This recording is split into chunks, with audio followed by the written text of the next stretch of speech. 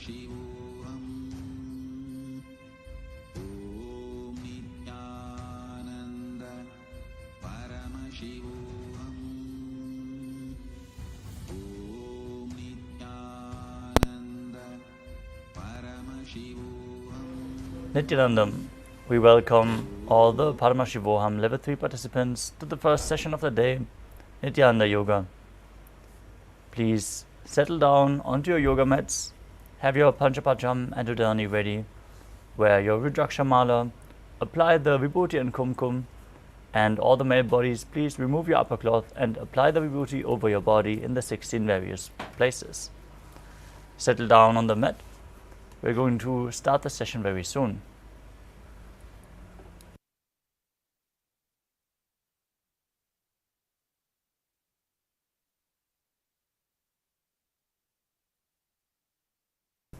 Now please settle down in a comfortable cross-legged position with your head, neck and spine in a straight line. Bring your hands in Namaskara Mudra in front of the heart center. Close your eyes, take a deep breath as we chant the Sadguru Vandanam. Nithyanandam Paramasukhadam Kevalam Jnanamurtim Dvandvatitam Gaganasadrisham Tattvamasyaadilaksham Ekam Nityam Vimalavachalam Sarvadhi Sakshibhutam Bhavatitam Trigunarahitam Sadgurum Tam Namami. Next we will chant the Shiva Mula Mantra, Om Ham Haum Shivaya Namaha, 11 times internally. Keep your hand in Namaskara Mudra in front of the heart center.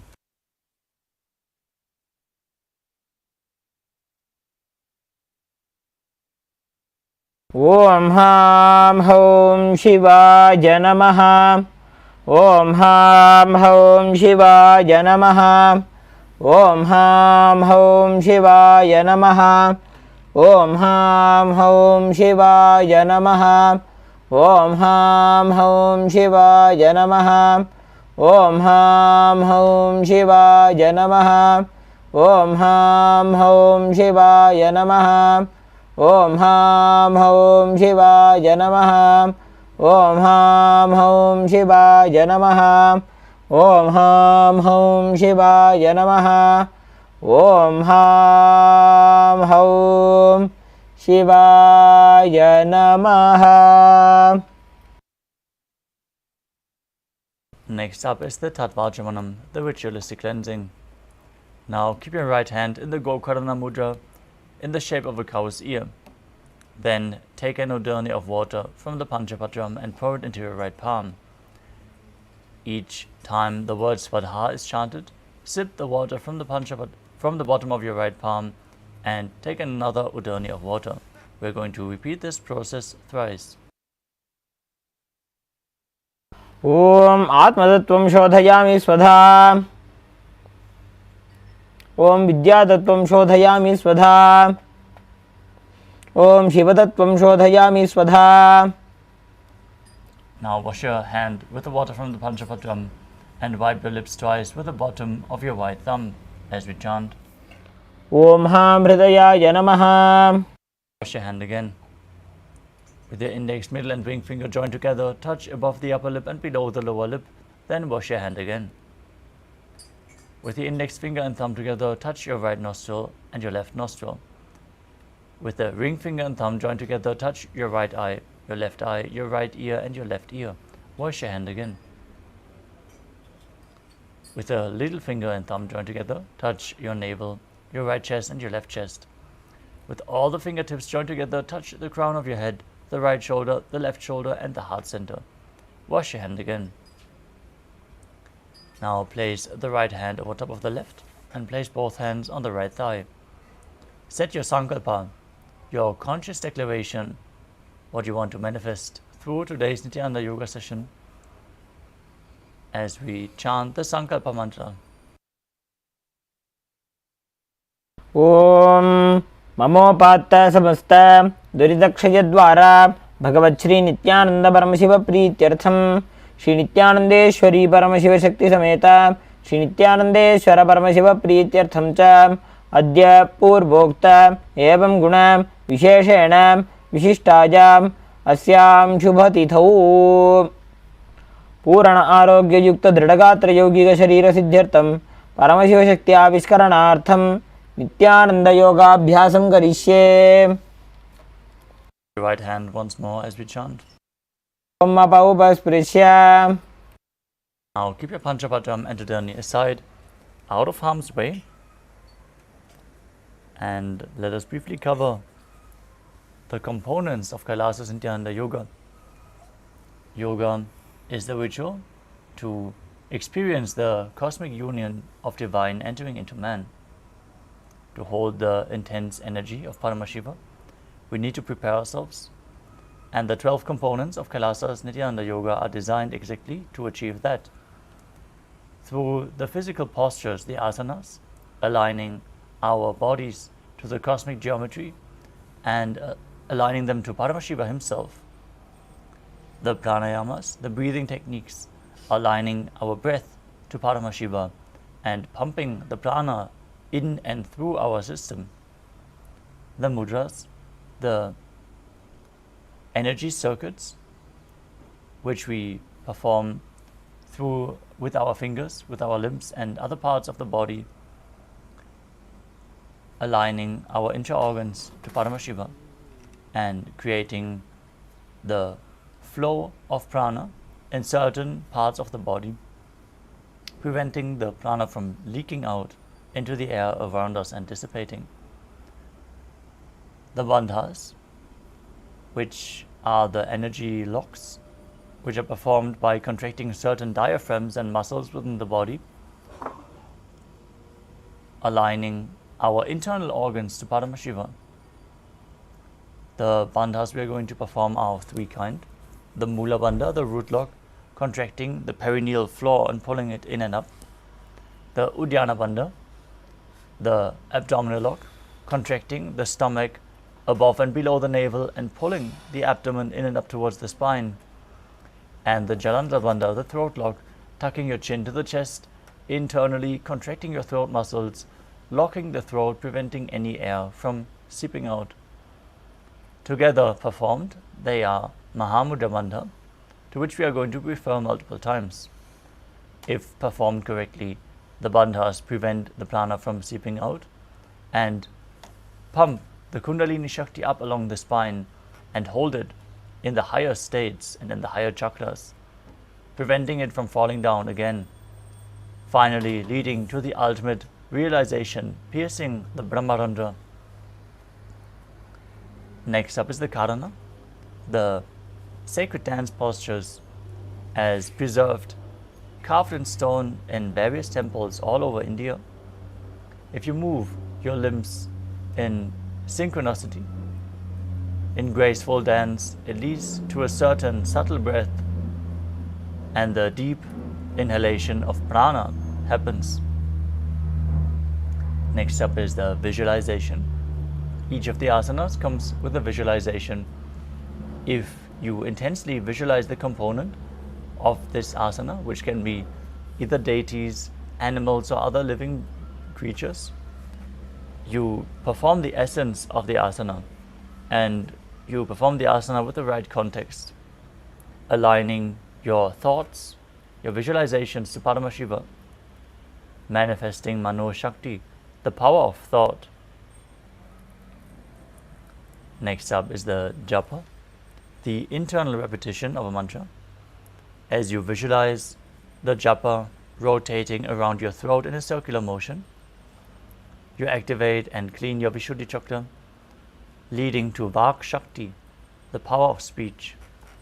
As your speech is aligned to Paramashiva himself, whatever you declare manifests as reality. The next component is the chanting, the external chanting of the sacred mantras and the scriptural references of all the asanas. Our Acharya is going to chant the scriptural references, the words of Mahadeva himself, providing the highest possible energy, ambience for the asana practice. As during yoga, you're receptive to the external energies, so providing the right space leads to the resorption of more and more energy. The next component is weightlifting.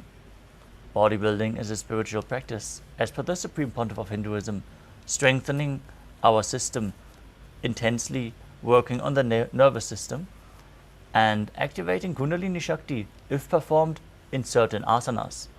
That is why we are going to point out which asanas to hold weights to intensify the asana practice. Next up is mandala, the visual representation of devatas. In this case, we are having the Shri Yamcha projected in the background, which is a representation of all the gods and goddesses. If you gaze at it intensely and gently, like you would gaze at a rose, it reflects from the macrocosmos into your microcosmos and leads to the formation of the subtle brain grooves, which make you hold the cosmic energy which is poured over you during the darshan and manifested during the performance of Nithyananda Yoga for a longer period of time, leading to a permanent transformation.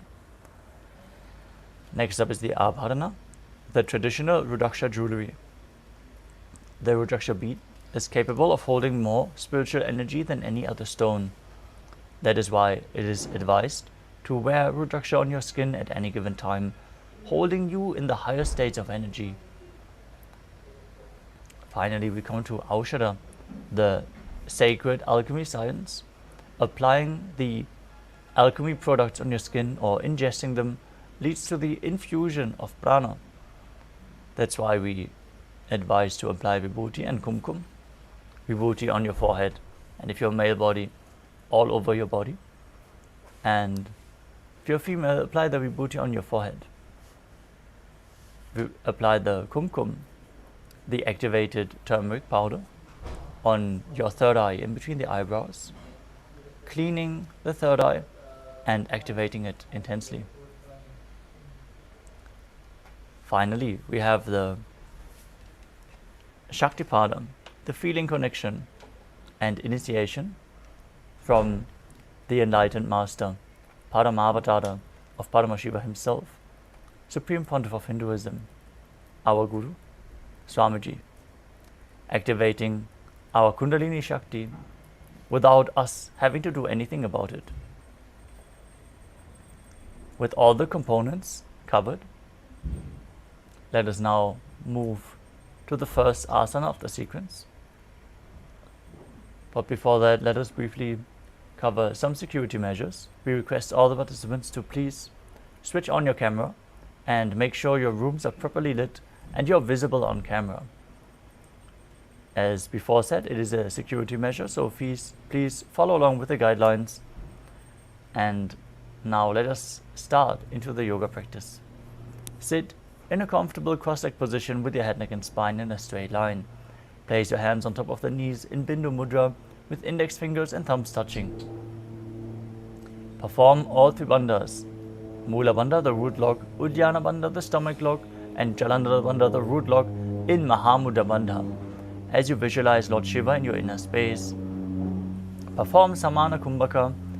Inhale deeply into your stomach and hold your breath there. As you then engage all three bandhas and visualize a flame rising up your spine. Internally chant the Japa Soham and visualize it rotating around your throat in Sukhasana. तत्सुखासनमित्युक्तमशक्तस्तत्समाचरेत्. Next up is Padmatasana. Now bring your legs into Padmasana with the feet placed on opposite thighs. Join your hands together in Anjali Mudra and raise them up above your head. Keep your elbows straight, engage all three bandhas and visualize yourself as Mount Kailash. भक्षे Mahadev पर्वतासनमङ्गलम्. Next up is Halipavasana. Now bring the soles of the feet together in front and hold the left hand by the right behind your back. Place your forehead on the ground behind the heels. Engage all three bandhas and gaze to your nose, visualizing Swamiji in your inner space. विधि आहु में जानो उभय पगदली संपुटिठानो. Next up is Nagi Pavasana. As you keep the soles of the feet together, the feet extended away from the body, stretch your arms out, cup your palms and place them on the mat in front of the feet as you place your forehead on the ground behind the heels. Engage your Uddiyana Bandhas, gaze to your nose and visualize yourself as a snake in Nagi Pavasana.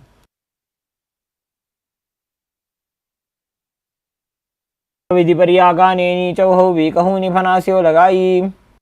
Next up is Kokilasana. Now hold onto the big toes of the feet in Prana Mudra as you stretch your legs straight, forwards and up. Then cross them into Padmasana and lean forward as you place your elbows down on the mat, still holding onto the big toes, engaging all the bandhas and visualizing yourself as a bird. अन्यदासनं वक्षे येन सिद्धो भवे नरः. Next up is Nityasana. Now place your ankles and knees on top of each other.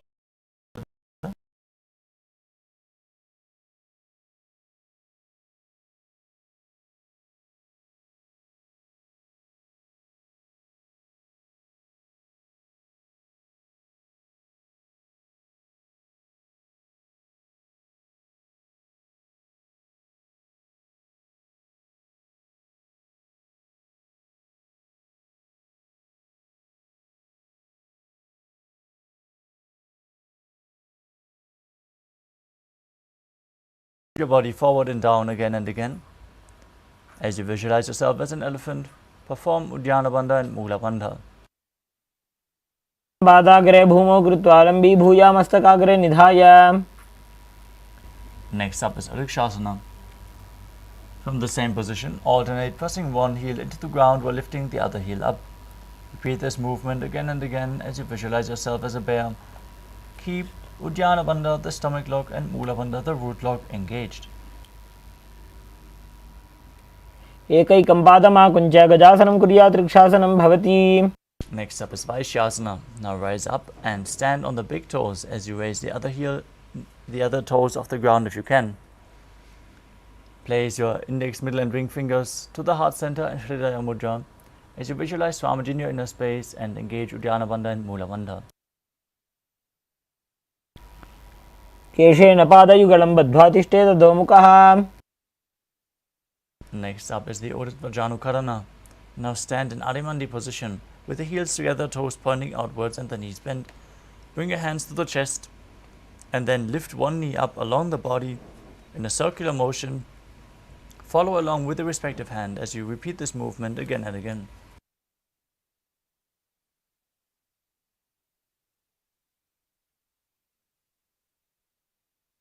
The next asana is Badalingasana. Now interlace your fingers from the outside in Sarvashankari Mudra. Hold on to one knee and pull it in towards your chest. Visualize yourself as holding a baby as you're applying Mahamudra Bandha. एकं जानु ओरसि आलिङ्ग्य स्थातव्यं बाललिङ्गनं भवति. Next up is Padapitanasana. Now hold on to one foot and pull it behind towards your buttocks, holding it with both hands. Visualize Swamiji in your inner space as you engage all the bandhas. स्थित्वा एकस्मिन् पादतले कराभ्यां वेष्टयेत् तनुम्. The next asana is Natarajasana.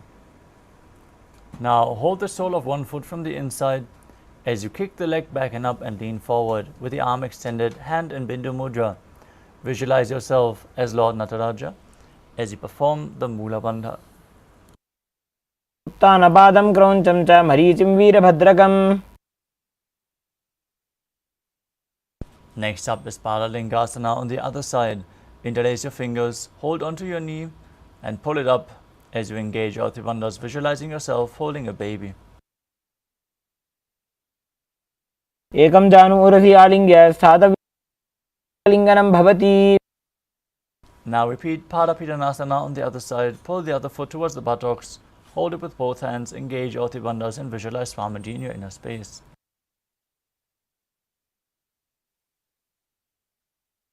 स्थित्वा एकस्मिन् पादतले कराभ्यां वेष्टयेत् तनुम्. Now repeat Natarajasana on the other side. Hold onto the other foot from the inside. Lean forward. Hand in Bindu Mudra. Visualize yourself dancing as Lord Nataraja. तानपादं क्रौञ्चं च मरीचिं वीरभद्रकम्.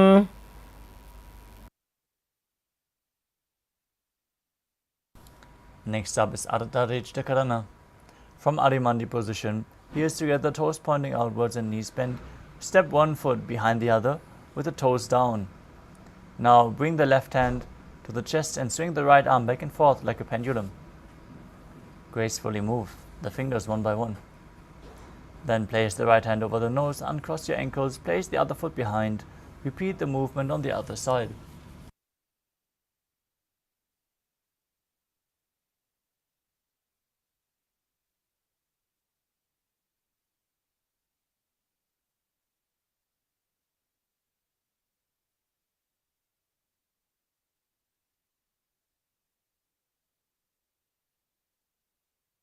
Next up is the skeleton dance. Now visualize your bone structure as you shake your body intensely. Hold the visualization of being mere bones as you dance wildly.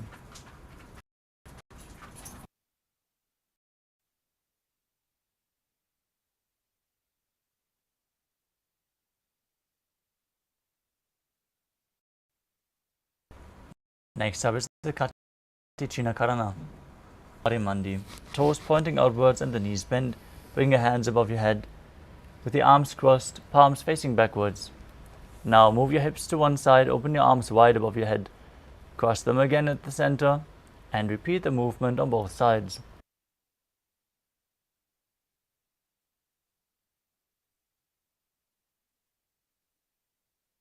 The next asana is Tadasana. As you stand tall, on the tips of the toes, raise your hands up above your head. Engage your earthly wonders as you visualize yourself as a palm tree and internally chant the japa Shivoham. महामुद्राबद्ध कोनो ताड़ासन विभेदकान्. Next up is Uttanasana. From a standing position, lean forward and bring your hands flat to the ground if you can. Try to reach as low as you can as you bring your head towards the knees. Visualize Swamiji in your inner space and keep breathing in the Samana Kumbhaka as you visualize a flame being kindled in your stomach rising up your spine. महामुद्राबद्ध कोनो ताड़ासन विभेदकान्. The next asana is Tadakshvasana. Now place your hands flat on the ground in front with shoulder width apart. As you step your feet back into a plank position, and then contract the perineal region and tuck your chin to the chest as you start rotating your head from side to side, visualizing Swamiji in your inner space. गजासनवस्थित्वा मस्तकं वारं वारं दक्षिणकुक्षिं सव्यकुक्षिं नजेत्. Next up is Bhujangasana. Now lower your body down onto your stomach, keep the toes pointing backwards, the hands at your chest level. As you raise your head up, using the strength of your lower back, try not to push yourself up but pull yourself up with your back muscles. As you open your mouth widely and inhale through the hollow of your throat in Bhujangani Mudra. Visualize yourself as a cobra as you perform the Mula Bandha. अंगुष्ठनाभिपर्यन्तम् अधोभूमौ विनिन्यसेत्. Next up is Shashasana. From a tall plank position, as you push your body back up, alternate bringing one knee in towards your chest back and forth. Visualize Swamiji in your inner space and perform the Mula Bandha as you breathe in Sahadra Kumbhaka, calmly through your nose, leading the prana along the spine and holding the breath on and off as per your control. Don't let your breathing be controlled by the moving patterns. गजासनसंस्थितौ जानुद्वयमाकुञ्च वारं वारं कर्तव्यं शशासनं भवति. Next up is Rathasana. From a tall plank position, place one foot in between the two hands. Simultaneously jump one foot back and bring the other one in between the hands, alternating again and again as you visualize yourself as a chariot.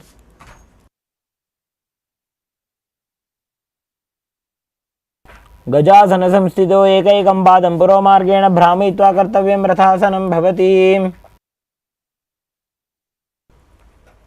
The next asana is Virabhadrasana. as you keep one foot flat on the ground with the toes pointing forward, knee at a 90-degree angle. Keep the other leg extended back, knees straight, toes pointing outwards. Now raise your arms up parallel, gaze to your third eye, and visualize yourself as Lord Virabhadra as you perform Uddiyana Bandha and Mula Bandha. Pull your stomach up.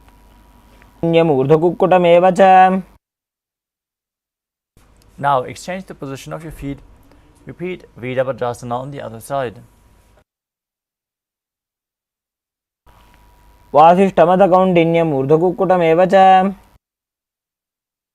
Next up is Vrikshasana, the tree posture. Now stand tall and bring one foot to the inner thigh of the other leg. As you join your hands in Anjali Mudra and raise them up above your head, elbows straight. Visualize yourself as a tree and perform Uddiyana Bandha and Mula Bandha.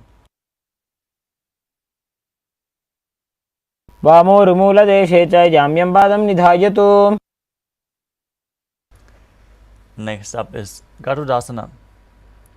Now bring the raised leg to the opposite hip and join your hands in Namaskara Mudra in front of the heart center as you visualize yourself as Lord Garuda with big wings on your back as you perform Garudasana.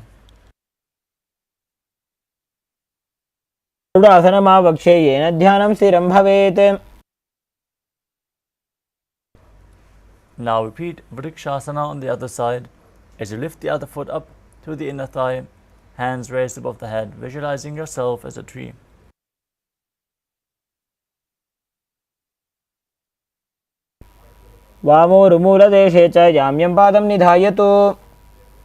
Bring the raised foot to the opposite hip, hands in Namaskara Mudra in front of the heart as you visualize yourself as Lord Garuda and Garudasana on the other side.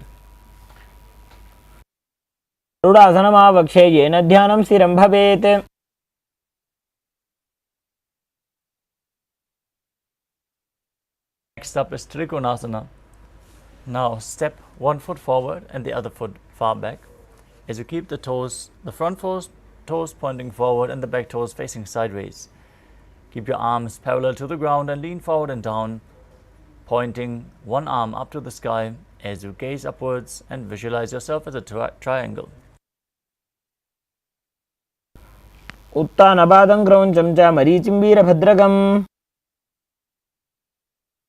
Now exchange the position of your feet. Bring your arms parallel to the ground and down as you repeat Trikonasana on the other side.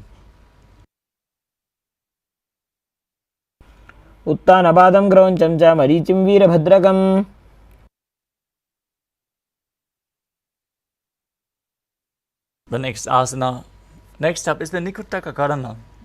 From Arimandi position with your heels together, toes pointing outwards and the knees bent, raise one heel off the mat. Bring your hands in front of the heart center with the palms facing each other. As you stomp the raised heel to the ground, lift the other heel up and exchange the position of your hands again and again.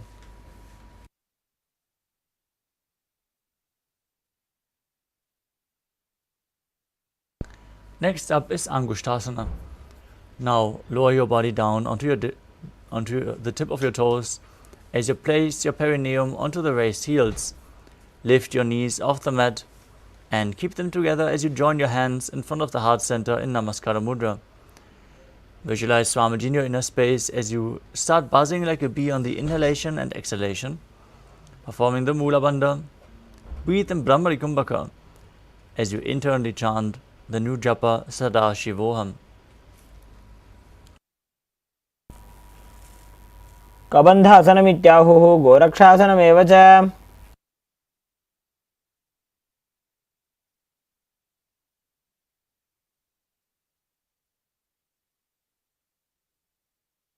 Next up is Saurasana.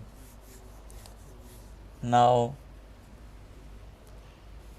from Angushtasana, extend one leg forward with the heel down, toes pointing up as you sit down on the perineum. Keep the hands at the side of your body, palms facing forward in Vara Mudra, fingers just touching the ground. Visualize Swamiji in your inner space and perform the Mula Bandha in Saurasana. प्रसार्य संस्थाप्य त्वैकपादकम्. Next up is Vidunanasana. As you maintain the same posture, lean forward and down and hold on to the big toe of the front foot in Prana Mudra. Now visualize Swamiji in your inner space and keep buzzing like a bee in Vitunanasana. गुल्भस्थितो पादमेकं प्रसार्य तत्पादाग्रं संसृज्य तत्करेण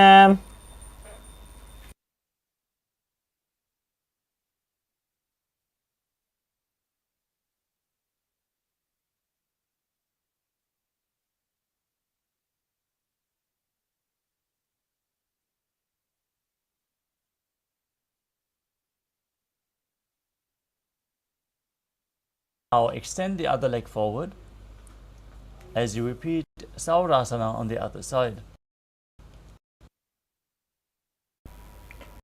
एकं पादतलं सप्तकम्. Now repeat Vitunanasana on the other side as you lean forward and down. Hold onto the big toe of the front foot and the back heel if you can. Balance in this position. Visualize Swamiji in your inner space. Don't forget to buzz like a bee in Brahmari Kumbhaka. गुल्भस्थितो पादमेकं प्रसार्य तत्पादाग्रं संसृज्य तत्करेण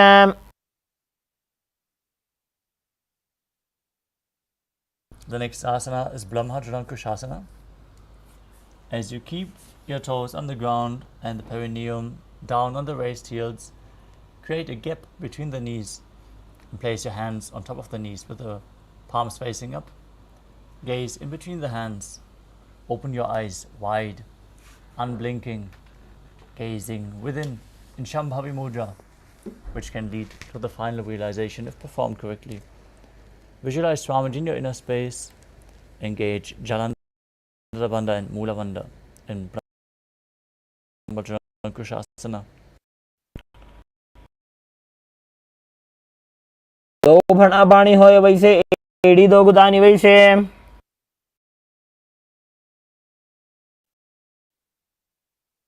Next up is Kapilasana on the heels, on top of the thighs. Pull your stomach in and up.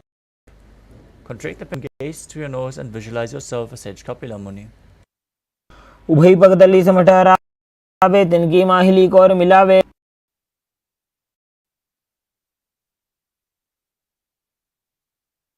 The next asana is Bhadra Gurakasana. Maintaining the same posture, shift your gaze to the third eye, your visualization to Swamiji and the Bandha to the Mula Bandha. दोबू पगदली संपुट करे कोरवार लिभु पर इधरे. Next up is Suryasana. As you sit with the toes down, heels up, keep your knees apart and off the ground. Join your thumbs and little fingers together in Padma Mudra and raise them up above your head, gazing in between the palms.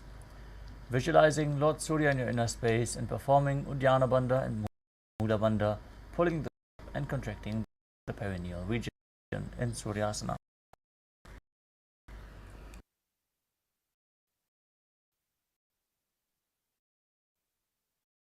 एड़ी दो पानी बैठक पर निठाने.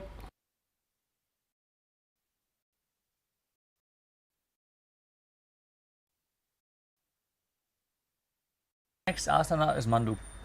Flat perineum on and lift your tongue up against the roof of your mouth.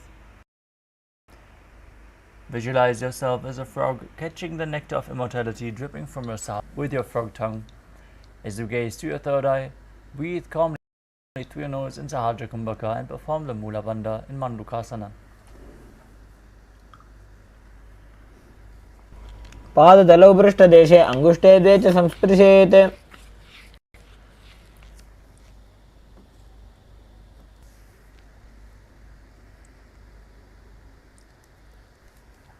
Next up is Uttana Mandukasana. Now sit with your toes flat, perineum on the heels in the same. Bring your hands behind your back and hold on to opposite shoulders as you press your elbows against your head. Gaze to your third eye. Visualize yourself as a frog as you perform Uddiyana Bandha and Mula Bandha.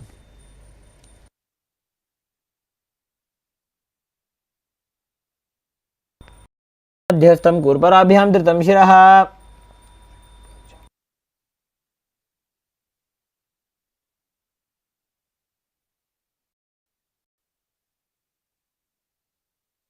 Next up is Simhasana. As you cross your ankles and sit on the feet, keep your knees wide, fingers spread on top, open your belly, stick out your tongue and exhale forcefully as you gaze to your nose and visualize yourself as a lion.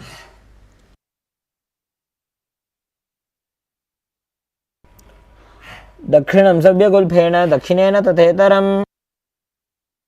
Next up is Bhadrasana. As you sit with the heels under the perineum and keep your knees wide, cross your hands behind your back and hold onto the big toes in Prana Mudra. As you gaze to the tip of your nose, visualize Swamiji in your inner space, return to buzzing like a bee in Brahmari Kumbhaka and perform the Jalandhara Bandha and the Mula Bandha. चवृषणस्याधो व्युत्क्रमेण समाहितः. Next up is Kaka Bhushan Asana. As you squat flat on the ground, the knees opened wide, bring your arms in and around the raised knees as you interlock your hands behind your back in Parashu Mudra. Try to reach your hands behind your back, push your hips wide open and torso forward as you gaze to your nose and visualize yourself as a crow. प्रथमे वैसक उकटठाने दोबू हाथ पगमीच आने. The next asana is Kani Pavasana. Now place your shoulder width apart. Bring your knees onto the back of your arms towards your armpits as you then lean forward and down and lift your feet off the mat. Visualize Swamiji in your inner space as you balance on your arms. आसन को गुण आशी होई तो आची होई.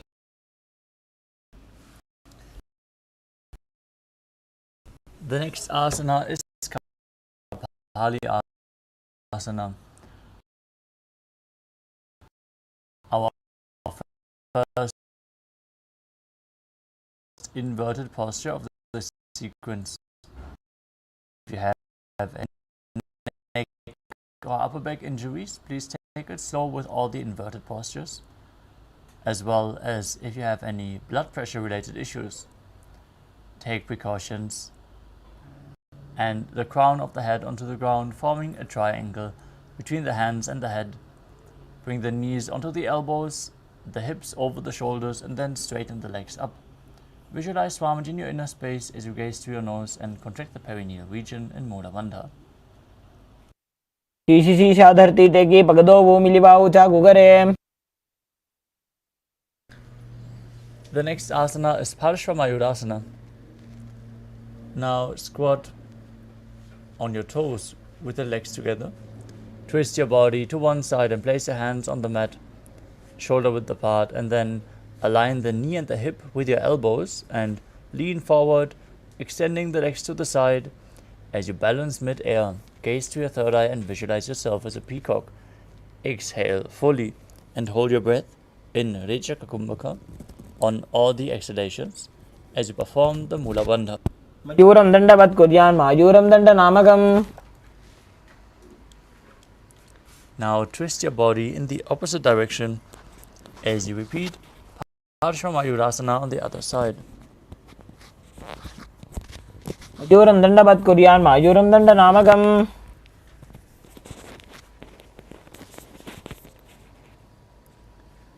The next asana is Bhairaganathasana. Place your hands flat on the mat in front, with the hands shoulder width apart. Step your feet far back into a tall plank position. As you step one foot outside the respective shoulder in between the two hands. Gaze to your third eye. Visualize yourself as Lord Kala Bhairava in Bhairaganathasana. आसन को गुण पीति जाई. Step the front foot back and bring the other one outside the shoulder in between the hands as you visualize yourself as Lord Kala Bhairava in Bhairaganathasana on the other side. आसन को गुण पीति जाई. Next up is Unmukha Pitasana. From Tadakshvasana, the plank position, bring your forearms on the ground and slightly walk your feet forward, raising your hips even higher. Gaze to your third eye. Visualize Swamiji in your inner space as you perform the Mula Bandha. भून्यस्तौ जानुनी हस्तौ चतुष्पदम वाङ्मुखम्. The next asana is Vashishthasana. Now rotate your body onto one arm as you raise the other one up towards the sky. Gaze up. Visualize yourself as Sage Vashishta. Perform the Mula Bandha. ऊर्ध्वकुक्कुटवासिष्ठमरीचिहलमत्स्यकम्. Now twist your body to the other side. Lift the arm up. Repeat Vashishthasana, balancing on the opposite arm.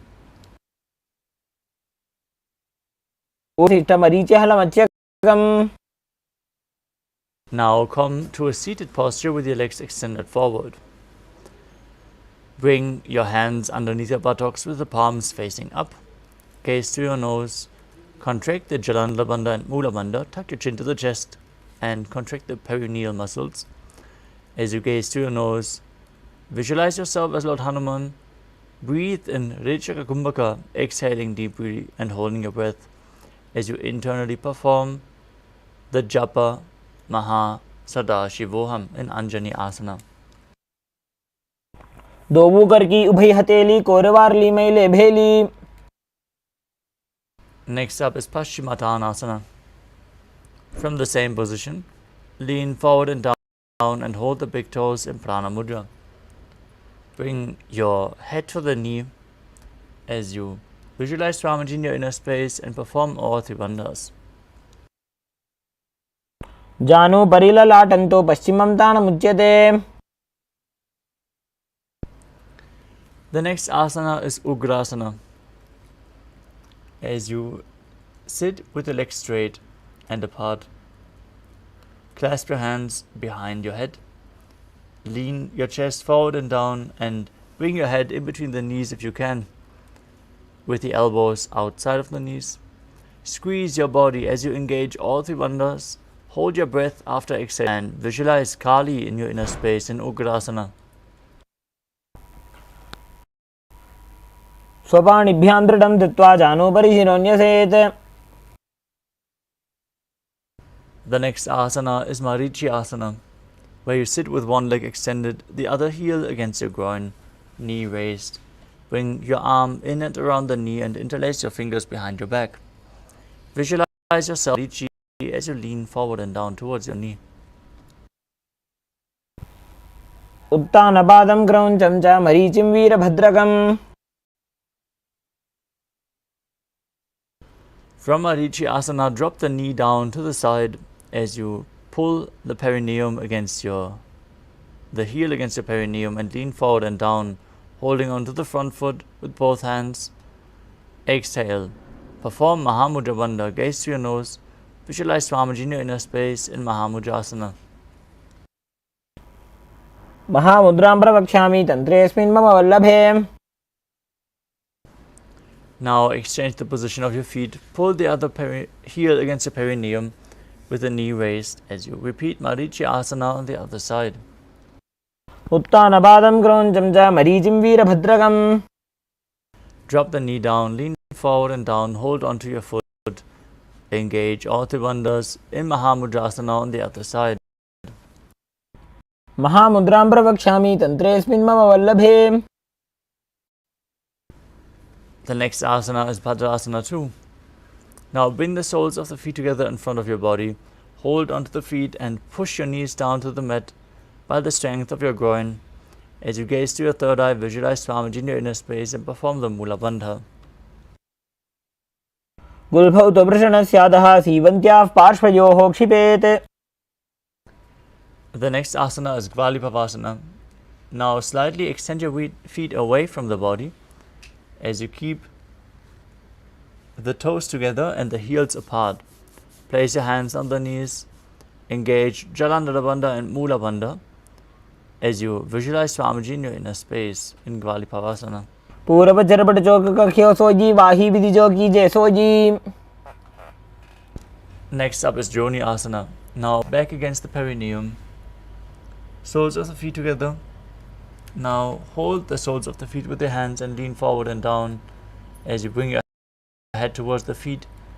Visualize the Yoni Mandala, the visual representation of Devi Paramashiva Shakti herself. Gaze to your nose and perform Rijaka Kumbhaka. दोवु भगदली संपुट के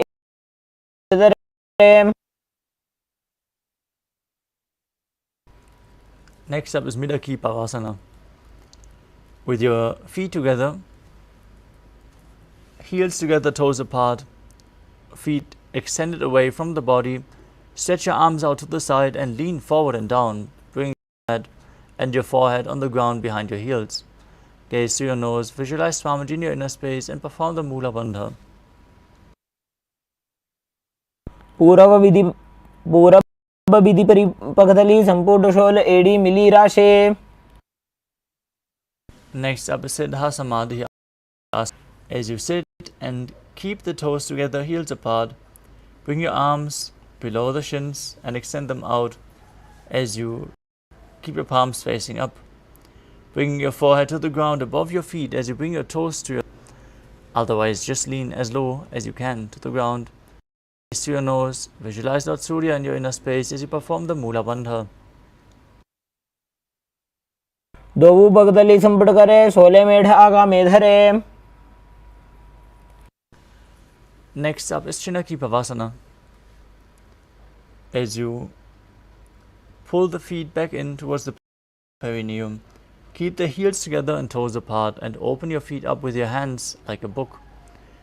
Press your elbows down onto your thighs. Bring the knees to the ground as you gaze to the nose and visualize Swamiji in your inner space. दो बगागी AD धरती मगिवा मेढ लगावे. Next up is Chadapata Chukasana. Now sit and bring the soles of the feet together with your heels at the perineum and place your hands on top of the knees, gently pushing them down to the ground. Gaze to your third eye, visualize Swamiji in your inner space and perform Uddiyana Bandha and Mula Bandha. दोवु भगदली संपुट धारे आगाने कर जारे पसारे. The next asana is Bhairavasana.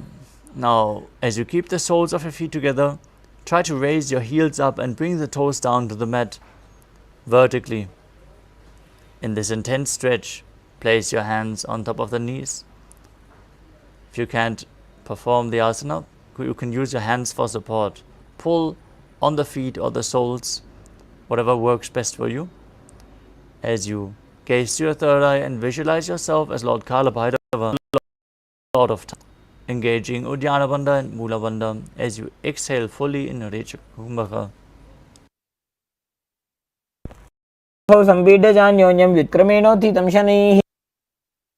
The next asana is Samanasana. Now press one heel against your perineum, the other foot up and bring the sole of the foot to your chest. Gaze to your third eye, visualize Swamiji in your inner space and perform the Mula Bandha. समानासनम् आवक्षे सिद्धमन्त्रादि साधनात्. Next up is Apanasana. Now place one foot on top of the respective shoulder, the other leg forward and up. Gaze to your third eye, visualize Swamiji in your inner space. Exhale fully in Rijaka Kumbhaka and perform the Mula. Pull and push the Kundalini Murna with your asana. केवलं पादमे कञ्च स्कन्धे चारोप्य यत्नतः.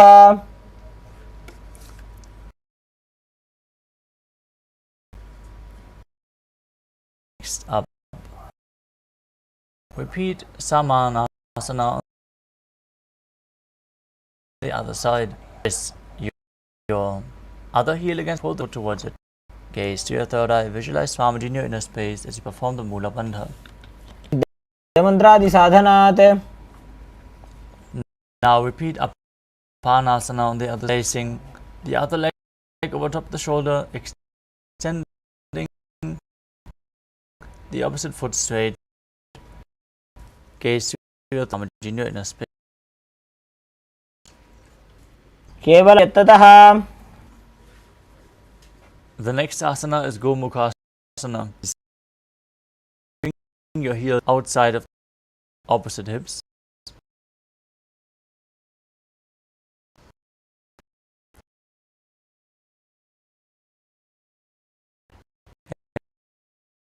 As you place both hands on top of the knee,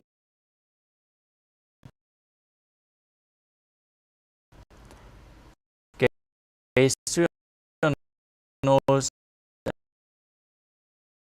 and visualize when you're in. Start breathing in Siddhkari Kumbhaka, hissing through your teeth while inhaling as you press your tongue against the palate of your mouth without touching the teeth from behind.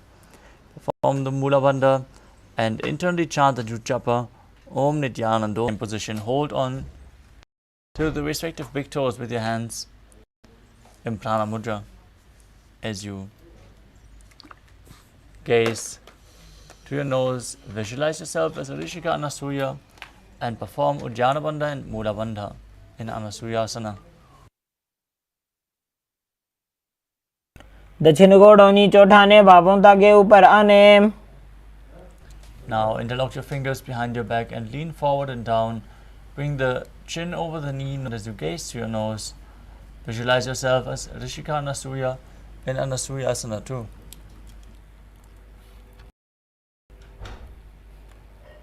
जीमणा गोदा की संधि उपरिड़ा वागोड़ा की संधि. The next asana is Garudasana too. Now with one heel against your perineum, the other foot placed flat on the ground in front with the knee raised against your chest. Keep your hands on the respective knees, gaze through your nose and visualize yourself as Lord Garuda. डावो बगमोड़ी एडी माहिलो गुल्फमूल द्वार नीचे दे.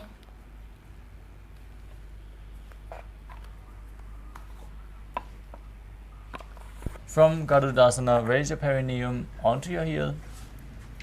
Bring the heel of the other foot onto the opposite foot as you interlock your fingers behind your neck. Twist your elbows outside the raised knee. Gaze to your third eye and visualize yourself as Sage Narada in Naradasana. पिष्टिज वाम पगदली केरी भूपरिता ही लगा वे फेरी.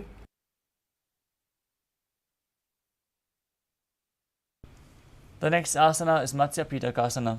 As you place one foot on top of the opposite thigh, keep that foot flat on the ground and hold onto the big toe and the shin of that leg. As you gaze to your nose, visualize Matsya, the fish avatar of Lord Vishnu. अमे नवामांगुष्टंतो गृहीतं मत्स्य पीठकम्.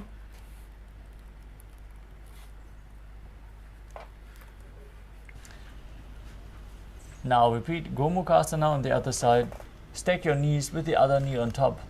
Heels outside the hips, hands on the knees. Gaze to your nose and visualize the face of a cow. सव्ये दक्षिणगुल्फं तो पृष्ठपार्श्वे नियोजयेत्. Now hold onto the big toes in Prana Mudra. Perform Ujjana Bandha and Mula Bandha and visualize yourself as Rishika Anasuya in Anasuyasana on the other side.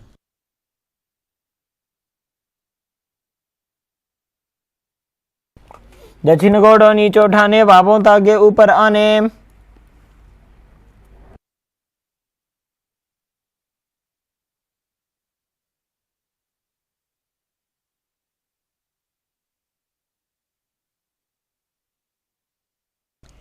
Put your fingers behind your back and lean forward and down as you repeat Anasuyasana too.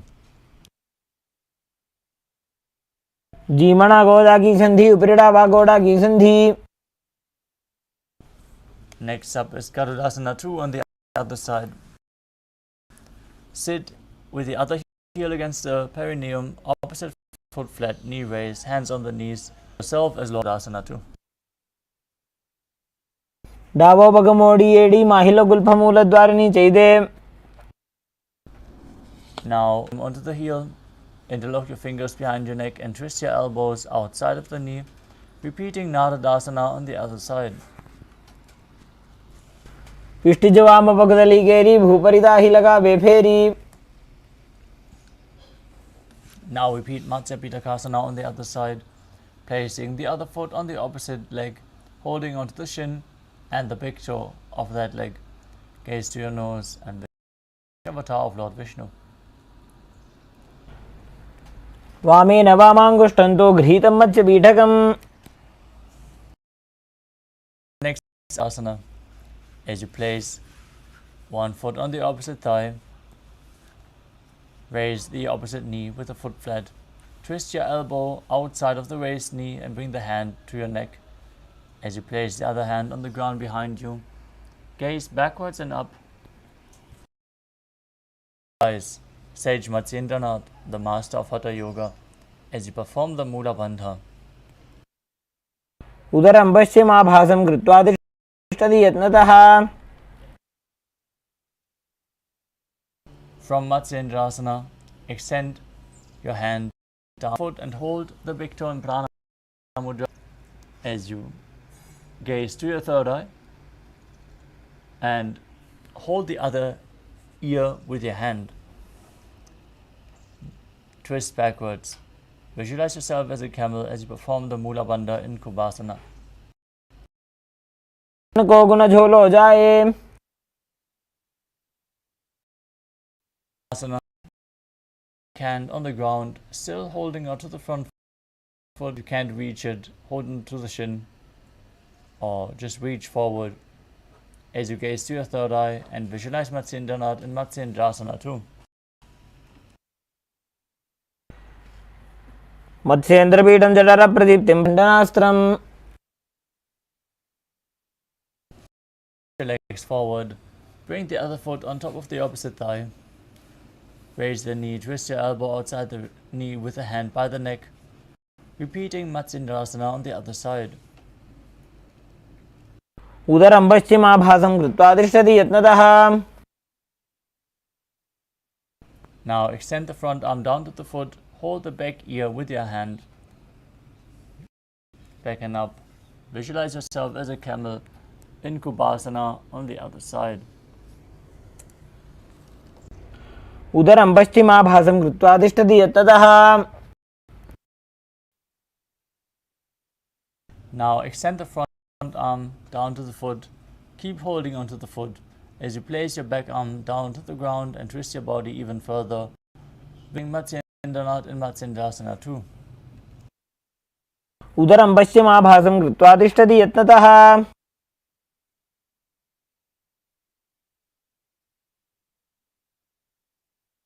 The next asana is Padmasana, the lotus posture. Now place your feet on top of opposite thighs as you place your hands on top of the knees. Gaze to your nose. Visualize yourself as Lord Shiva as you perform Sitali Kumbhaka, hissing through your teeth with your tongue pressed against the back of the teeth. Engage all three bandhas, Mahamudra Bandha, as you internally chant Om Nithyananda Paramashivam. आसनं द्विविधं प्रोक्तं पद्मं वज्रासनं तथा. The next asana is Padmasana too. As you sit and place your feet on top of opposite thighs, cross your arms in front of your body and hold onto the big toes in Prana Mudra. Gaze to your nose. Visualize yourself as Goddess Parvati, the consort of Lord Shiva, as you keep breathing in Sitari Kumbhaka and perform the Mula Bandha in Padmasana too. उत्तानौ चरणौ कृत्वा उरु संस्थो प्रयत्नतः.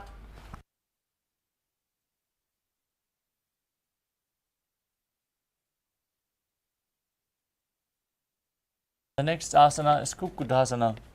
As you sit and put your hands in between the thighs and calves, place your palms on the ground and push your body up off the mat, visualizing yourself as a rooster, breathing calmly through your nose in Sahadra Kumbhaka. पद्मासनं सुसंस्थाप्य नान्वरोरन्तरे करौ. Next up is Bandha Keki Asana. From Padmasana, rise onto your knees. Place your hands on the ground with the fingers pointing towards your body. Lean forward with your elbows pressed against your navel as you lift your knees off the mat and balance on your arms. Visualize Swamiji in your inner space. धरामोष्टभ्यकरद्वयेन तत्कोर्प्रतिस्थापिता नाभिपार्श्वः.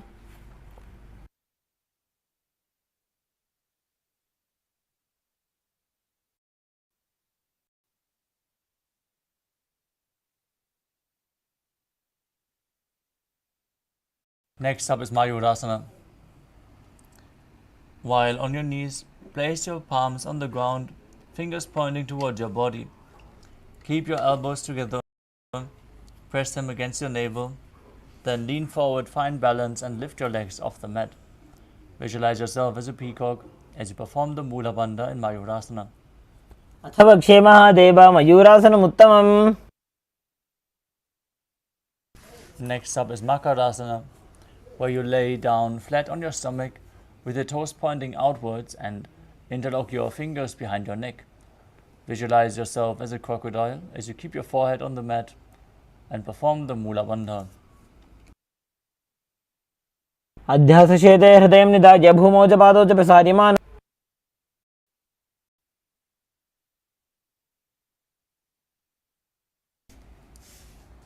The next asana is Shalabhasana.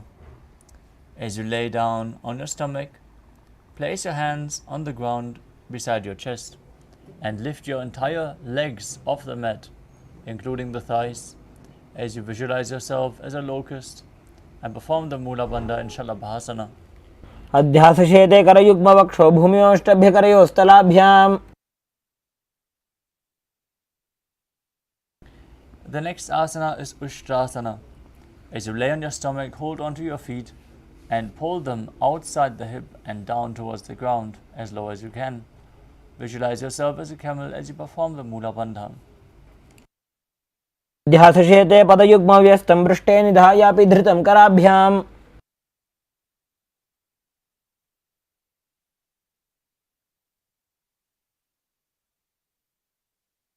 Next up is Dhanurasana.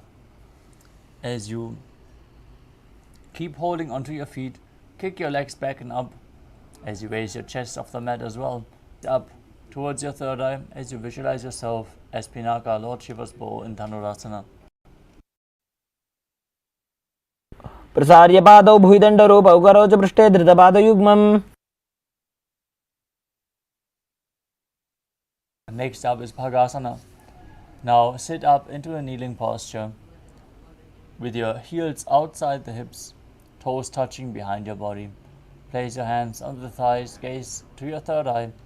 Visualize Swamiji in your inner space as you internally chant Om Nithyananda Paramashivoham in Bhagasana. उल्टा मोड़ी पाव दो वैसे बहुरो जुगति करे कैसे. Next up is Gohi Asana. We are setting up for another inverted posture. So take precautions. Position yourself in front of a wall if needed. Now, from a kneeling position, place your elbows on the ground, shoulder width apart. Interlock your fingers and place the crown of your head, holding your head with your hands. Now raise your hips up, walk your feet forward and align your hips with your shoulders as you lift your legs up, pulling your knees in towards your chest. Try to touch your knees to the chin. As you squeeze your body, visualize Swamiji and perform the Mula Bandha. दो हाथ की कोहनी जोजी पुनः कलाई जाने दोई. From Gohi Asana, extend your legs up straight into Shirshasana. Gaze to your nose, visualize Swamiji and perform the Mula Bandha. विपरीतं मण्डलं च द्विधैव विदितं हिनः.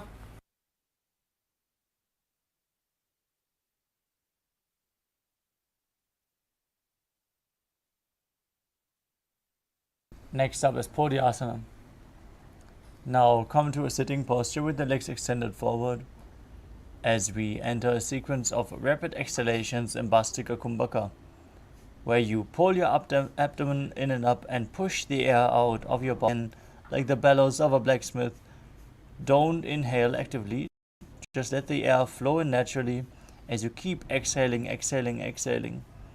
Now place your hands behind your calves as you pull your legs up. Try to bring them vertically with your head by the knees. Keep exhaling as you visualize Swamiji in your inner space. दो हाथ पग बाहर आने गोड़ा तरे काकसी ठाने. Next up is Palikasana. Now hold the opposite shoulders behind your back as you raise your feet off the mat in a 45-degree angle. Visualize yourself as a mace and gaze to your third eye, still breathing in Bastika Kumbhaka and Palikasana. उत्थानं शयनं कृत्वा पादौ मिलित्वा प्रसार्य. Next up is Naukasana.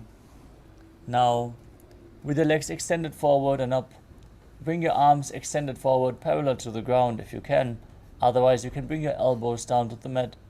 Visualize yourself as a boat as you perform the Mula Bandha and exhale and Bastrika Kumbhaka. उत्थानशयनं कुर्वराभ्यां भूमिं वष्टभ्याम्. Now, lift your feet towards your chest as you scoop the hands beneath and pull the feet close to your chest. Keep exhaling rapidly. Gaze to your nose and visualize yourself as Lord Rudra in Rudrasana. पगथली संपूर्ण करी हाथस्य पग ऊंचाई. The next asana is Unmukha Pitasana too. Breathe calmly as you lay down on your back with the feet flat on the ground, knees raised. Place your palms on the ground behind your heels. As you push your hips up, contract the perineal region. Gaze to your nose and visualize Swamiji breathing in Murcha Kumbhaka with the Jalandhara Bandha engaged, the throat lock engaged while exhaling. Force the air out through the throat lock, which is leading to a state of swooning. ऊर्ध्वे च जानुनी कृत्वा शवेत्वोर्ध्वमुखं तथा. Slowly lay down on your back. Keep your hands beside your hips with the palms facing up. Perform the Shakti Chalan Mudra.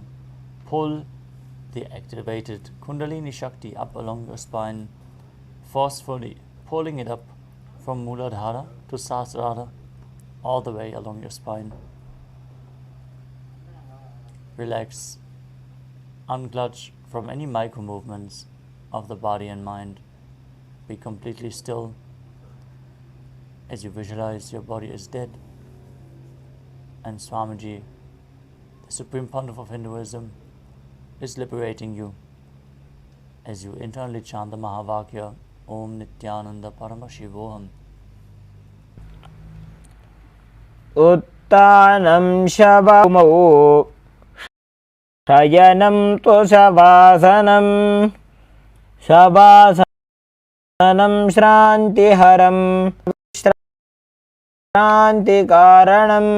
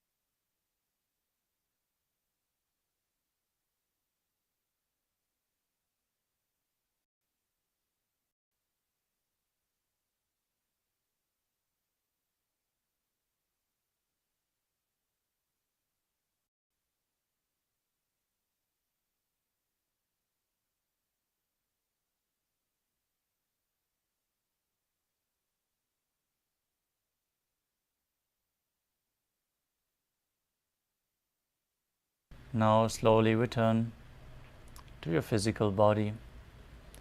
Start to wiggle your fingers and toes, your wrists and your ankles, your elbows and your knees. Pull your knees up towards your chest. Walk your body from side to side and return to a comfortable seated position.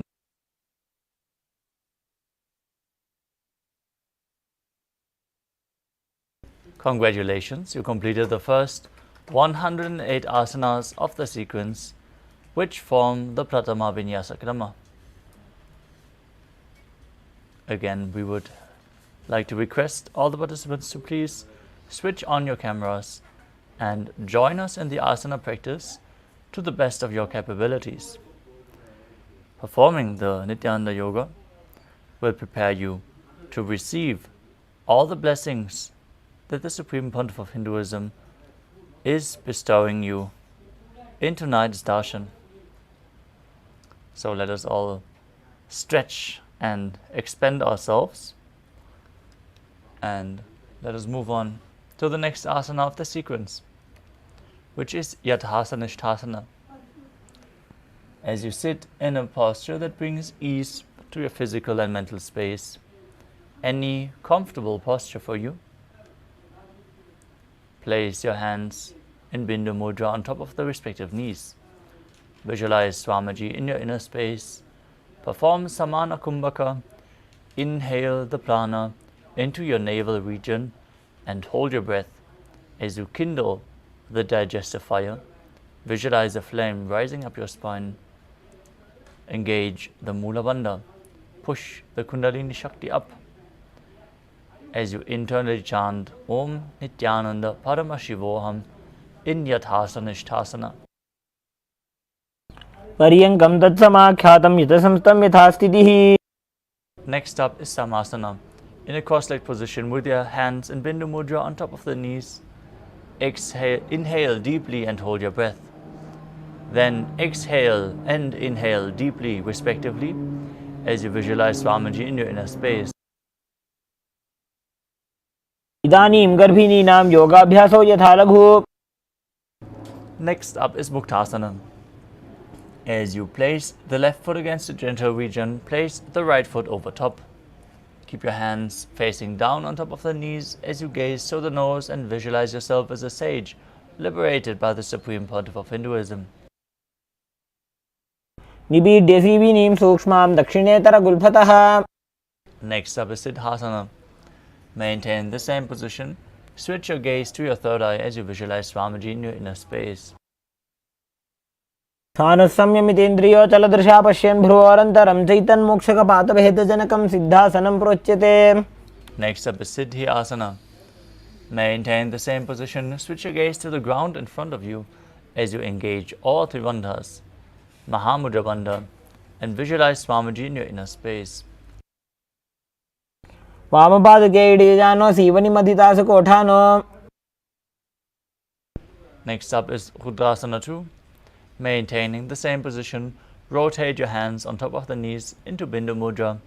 Gaze to your third eye and visualize yourself as Lord Rudra as you engage the Mula Bandha. वामचरण पर दक्षिण राखे एक जुगति ऐसे विधि दाखे. Next up is Santadunasana. Maintain the same position, shift your gaze to the nose and embody tranquility and an unshakable nature. Next up is Siddhasana 2. Now maintain one heel on top of the other as you bring your hands on top of each other, cupping one palm over the other, resembling a closed lotus flower in Samputa Mudra as you visualize Swamiji in your inner space. Rujukaya samasina siddhasana mudiritam. Next up is Bandha Yoni Asana. Now maintain one heel on top of the other as you set the Sankalpa of manifesting through the womb of creation in Bandha Yoni Asana. Prepare yourself to enter Shanmukhi Mudra, locking all the five senses with your hands. As you exhale deeply, bring the little finger and ring finger on top of the mouth, the middle finger closing your nose, the index finger closing your eyes, and the thumbs locking your ears.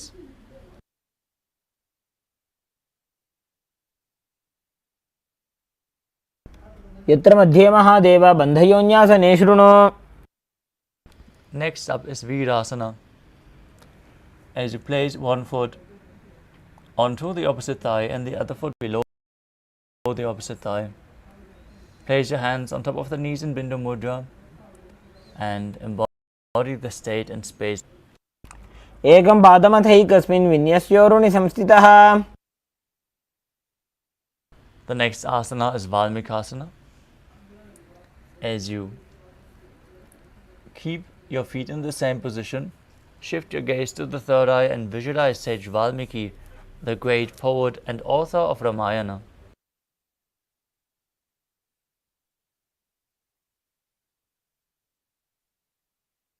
डावा पग की पगतली पुनियेड़ी है जो ये.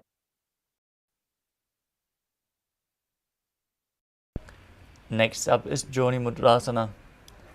As you keep your legs in the same position, rotate your hands on top of the knees, placing them flat.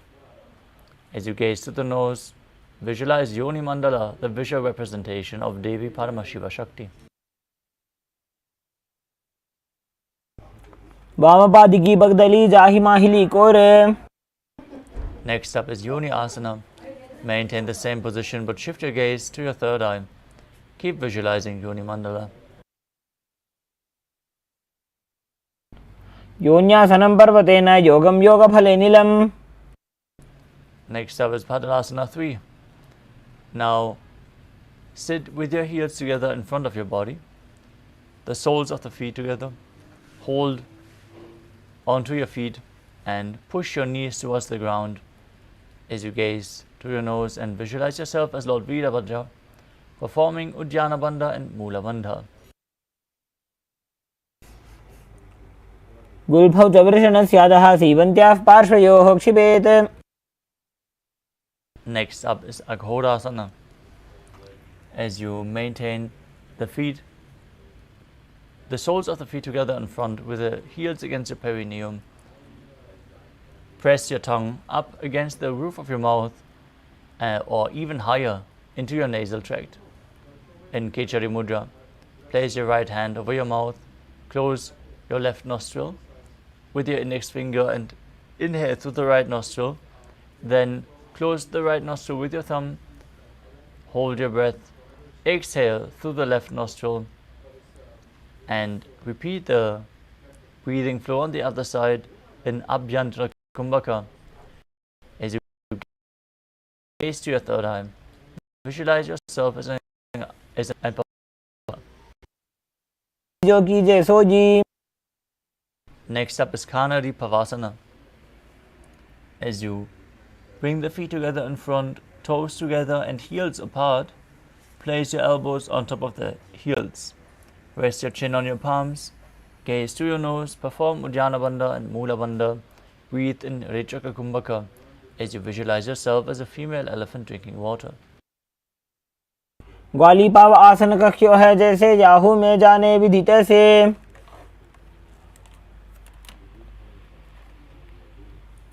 The next asana is Padasana. As you sit with your knees raised, arms between the thighs and calves, interlace your fingers in front and raise your feet off the mat. Gaze to your nose, visualize Swamiji in your inner space as you breathe in Rijika Kumbhaka and perform the Mula Bandha. ततोर्ध्वम्रे च चेत् वायुं मृदुनिश्वास संयुतम्.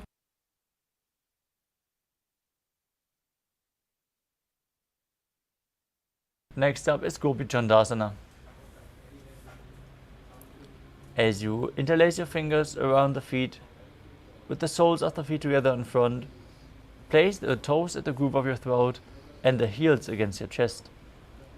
Place your chin on the hands, gaze to your nose as you embody the state and space of a king in Gopi Chandasana.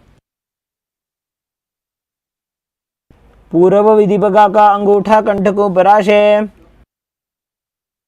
Next up is Uttanasana. Now sit with the soles of the feet together, insert your hands underneath the legs and hold onto the feet with interlocked fingers. Bring your feet up to your chest, the head down, the chin touching the soles, gaze to your nose and visualize your body free from any defects. दो भूपगदली संपुटाने उभय हस्तकरी व्रत हिताने. From the same position, lift the feet even higher in front of your face with the interlocked fingers above your forehead. Visualize yourself excelling in everything as you perform the Mula Bandha in Vishishthasana. दो भूपगदली जोड़ी संपुट करे. Next up is Pujasana. From a seated position, lift both legs over top of the respective shoulders. Bring your arms underneath your legs and up, interlacing the fingers around the back of your neck. As you visualize yourself as a cobra, exhale fully and perform the Mula Bandha. शिरासनं तु विज्ञेयं कक्षासनमतः परम्. Next up is Kalyanasana. As you maintain a seated posture, raise your legs up, bring your elbows under the knees and wrap your arms around your back, clasping your palms behind your back. Gaze to the nose and visualize yourself as a beautiful, auspicious goddess. दो हाथ भगों नीचे आने, तिनको गोड़ा नीचे ठाने. Next up is Sankatasana. Now place the top of the left foot flat on the mat as you sit on top of the left heel.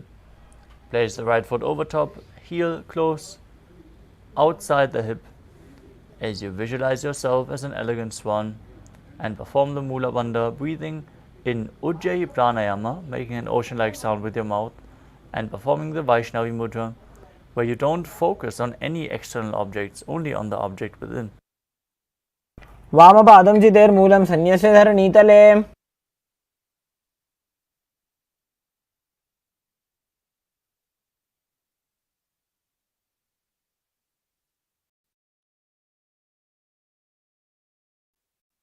The next asana is Dhenukasana. From Sankatasana, slide the left heel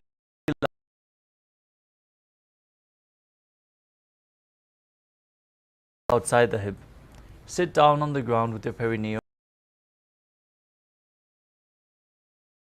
as you visualize the cow in your inner space and form Uddiyana Bandha and move your hands on knees.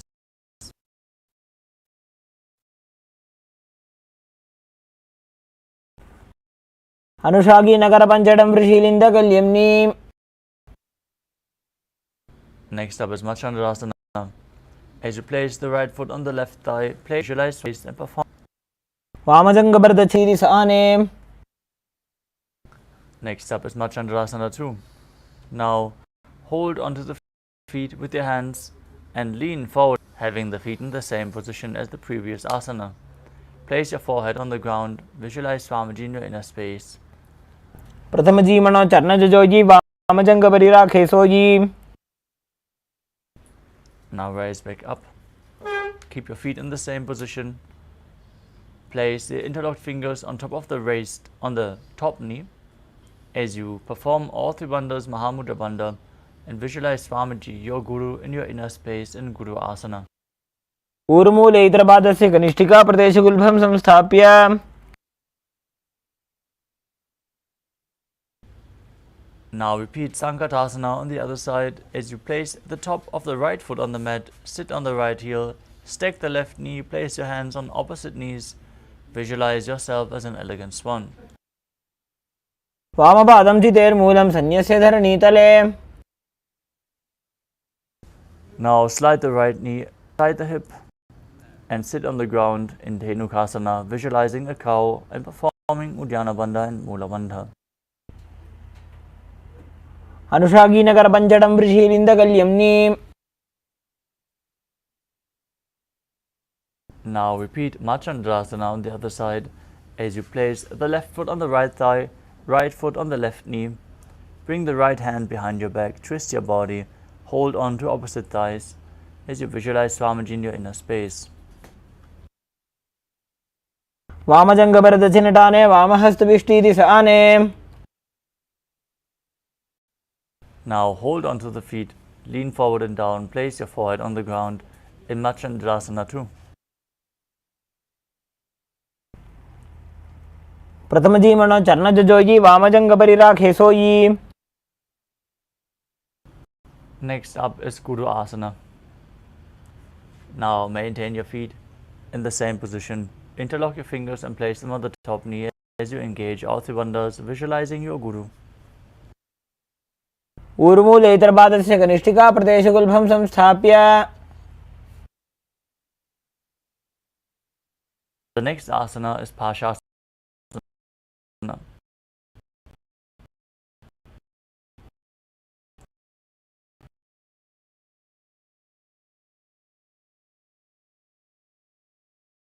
As you sit with the feet, knees raised to your chest, opposite the third energy in your inner space.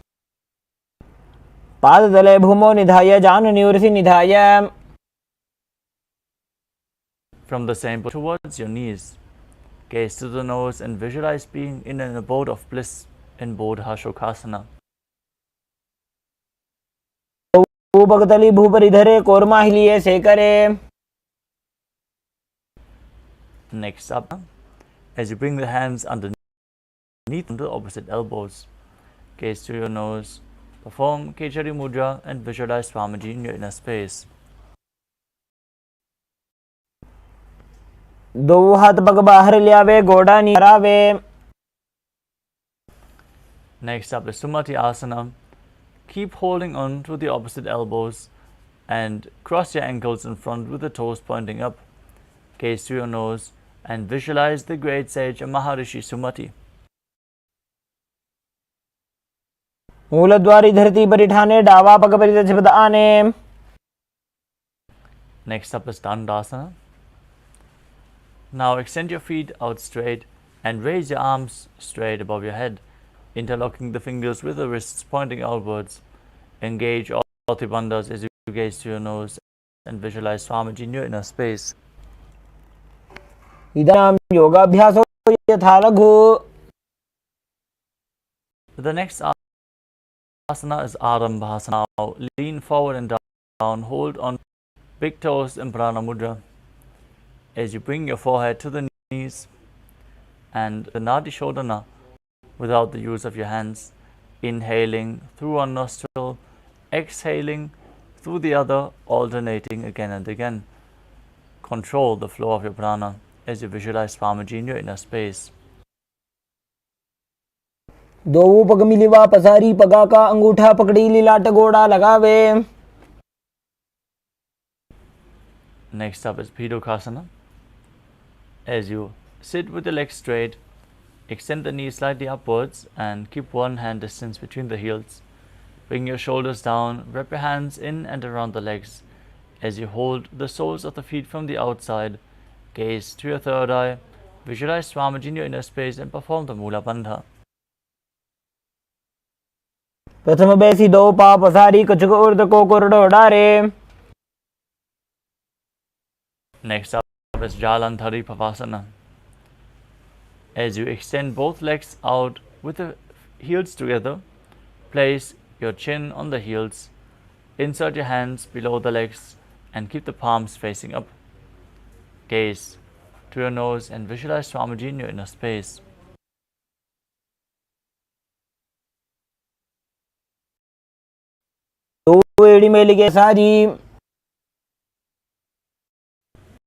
The next asana is Urdhva Paschimottanasana.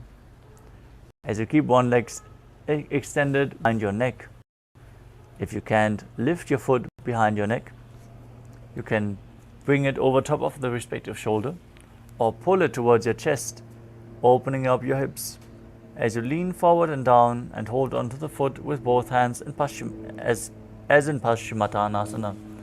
Gaze to your nose, visualize Swamiji in your inner space, perform the Mula Bandha. पश्चिमतानवत्संसिधिं कृत्वा एकं पादं ग्रीवायां धृत्वा तिष्ठेत्.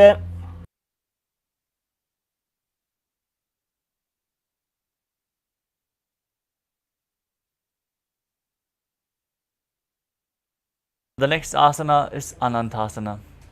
With your legs still behind your neck, lean backwards and lay flat on your back. Hold onto the foot with the opposite hand as you gaze to your nose and visualize you are eternal. Perform the pratyahara, where you visualize the prana flowing up along your body through the 9 various points as revealed by Mahadeva himself. The 9 points are the soles of the feet, the regenerative organs, the navel, the heart, the throat, the uvula, the center of the eyebrows, the top of the forehead, and the crown of your head. Perform the Mula Bandha and feel the prana flowing up along your body in Anantasana. उत्तानशयने एकैकं पायिग्रीवायां विन्यस्य. From Anantasana, roll onto the elbow of the hand holding onto the foot. Lay on your side as you gaze to the nose and feel in complete control in Ankushasana. उत्तानशयित एकैकं पादं ग्रीवायां कुर्वन्.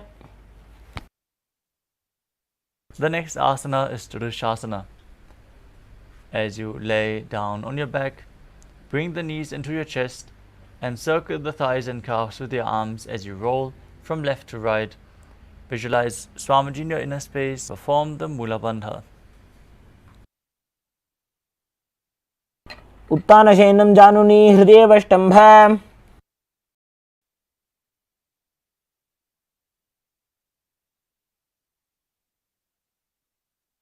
Now repeat Urdhva Paschimottanasana on the other side. Bring the other leg behind your neck, or however high you can pull it, and lean forward and down, holding onto the front foot.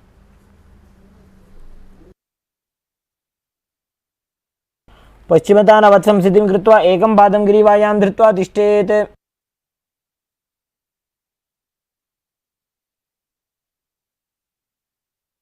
Now repeat Anantasana on the other side. As you lean back, still with the leg behind your neck, hold onto the foot and gaze to the nose as you visualize being infinite, endless, eternal. उत्तानशयनी एकैकं पायिग्रीवायां विन्यस्य. Now roll onto the side, lay on the elbow and gaze to the nose as you feel in complete control in Ankushasana on the other side. उत्तानशयित एकैकं कुर्वन्.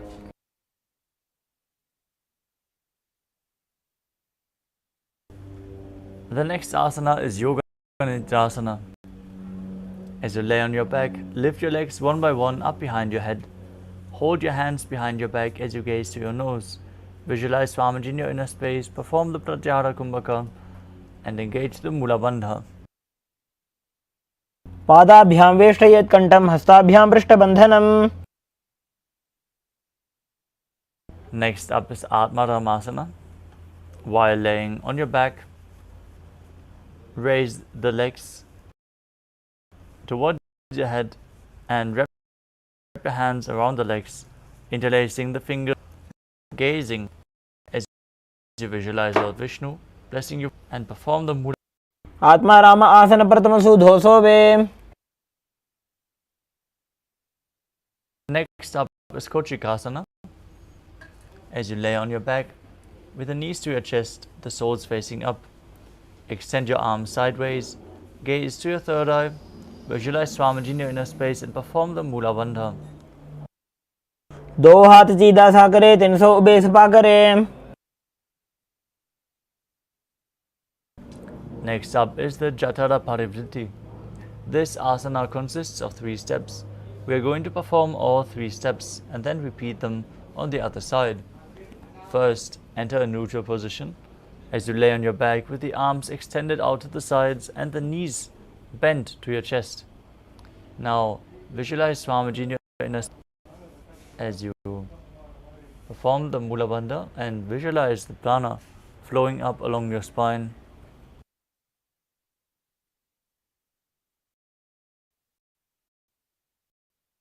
Then place one knee towards the ground on the side as you extend the opposite leg straight. This is the first step.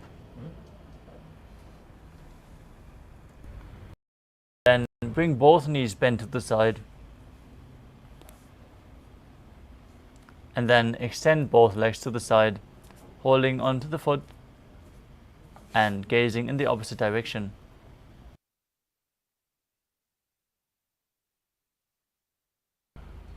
परिवृत्ति कुक्षिभागे त्रिदाहि परिकीर्तितः. Now we turn to the neutral posture.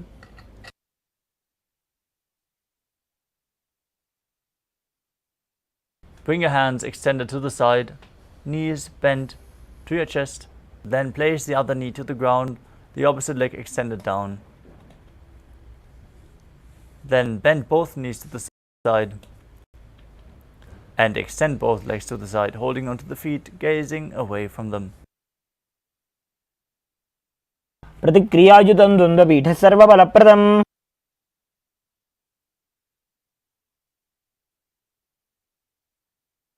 The next asana is Dvipada.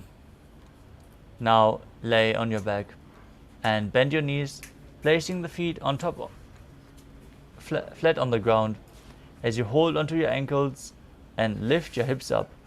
Gaze to your nose. Visualize yourself as sturdy as you breathe in Mudra Kumbhaka with Jalandhara Bandha and Mula Bandha engaged. प्रतिक्रियायुतं द्वन्द्वपीठः सर्वबलप्रदम्.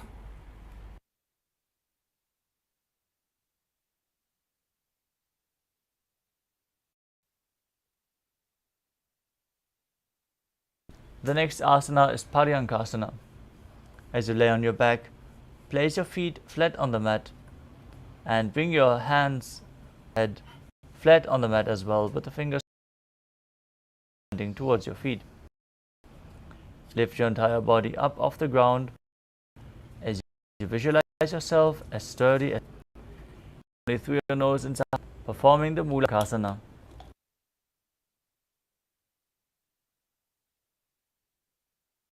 नशेनं हस्ततलाभ्यां भूमिं वष्टभ्याम्. Next up is Shvotanasana. As you lay on your back, pull your knees to the chest and place your hands on the respective shoulders. Move your hips in a circular motion as you visualize yourself as a dog playfully rolling around on its back. शरीरं संस्थाप्य जानुनी सम्मील्य नाभो वाणीय. Next up is the Viparita Karani. As you lie supine, bring your hands flat on the mat to support your balance. With the legs straight, as you visualize Swamiji in your inner space, start rotating your feet in a circular motion. Perform the Mocha Kumbhaka with Jalandhara Bandha and Mula Bandha engaged. भूतले सशिरो दत्त्वा चरणद्वयम्. Now stop the movement of your legs, be straight. Visualize Swamiji in your inner space in Viparita Karani too. Karni विपरीताख्या सर्वाधिव्याधिनाशिनी.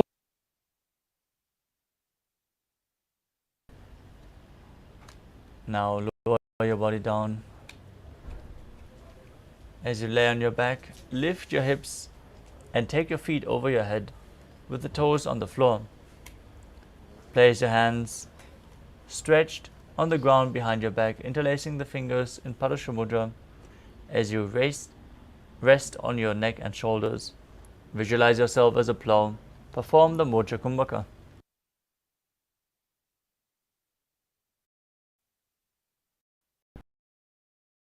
ग्रीवाकण्ठेन भूमिविष्टम्भ पादाग्रद्वयमूर्धमुन्नयेत्. The next Ashimatana. As you lay on your back, with the legs over your head, the toes on the ground, feet like is one of the 84 asanas revealed directly by Lord Paramashiva himself. Perform Jalandhara Bandha and Mula Bandha. शयित्वात् कुर्वीत शयितपश्चिमतानकम्. Next up is Supta Konasana. As you bring your hips over the shoulder level, open your legs wide to the side Visualize Swamiji in your inner space. Perform Moksha Kumbhaka. वृते कुक्षिभागे त्रिदाहि परिकीर्तितः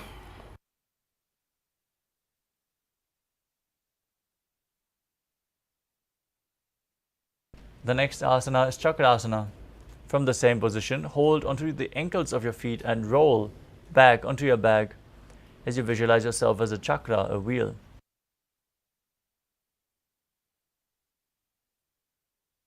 शवासनस्तद्वौ पादौ कुर्यान्मस्तकतः परौ. Next up is Supta Prasarita Parangushtasana. As you hold onto the big toes in Prana Mudra, with index and middle fingers, extend your arms and legs straight up and then open your legs wide to the side. As you visualize Swamiji in your inner space, perform Ujjayi Pranayama and engage the Mula Bandha. उत्तानपादं क्रौञ्चं च मरीचिं वीरभद्रकम्. The next asana is Supta Parangushtasana. Now join your feet again over top of your body, arms and legs straight.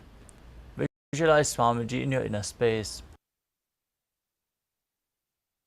उत्तानपादं क्रौञ्चं च मरीचिं वीरभद्रकम्. The next asana is Matsyasana.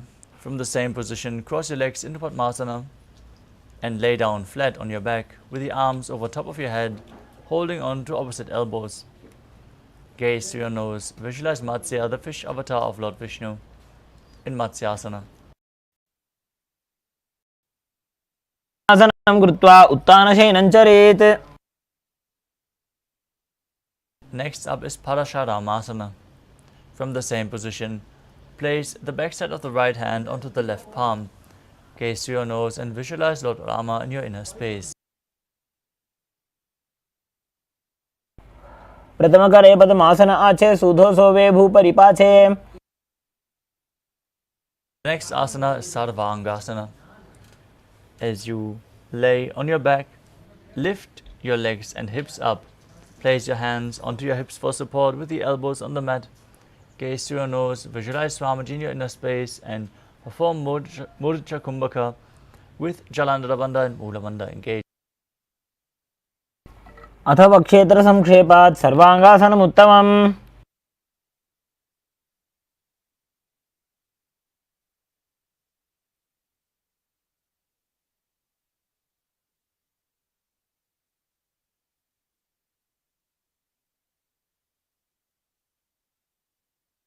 Next up is Vrishchikasana. As you lay on your back, keep one foot on the opposite thigh. Lift the other knee towards your head. As you extend both arms up above your head, poke your fingers forward, gaze to your third eye and visualize yourself as a scorpion. सुधो शीशिकेशिकी संधि सुदाखे.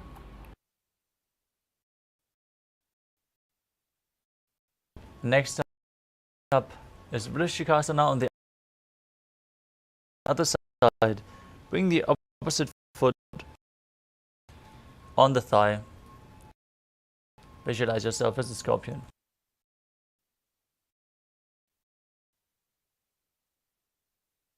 सुधो Asana is Vrishaparakshipanga, fingers behind your neck. Lift both legs off the ground and pull one knee in towards your chest back and forth without laying the feet down. Visualize Swamiji in your inner space as you perform the Mula Bandha and calmly breathe through your nose in Sahadra Kumbhaka. उत्तानशयनं कृत्वा अङ्गुलिभिः कन्दरां बद्ध्वा.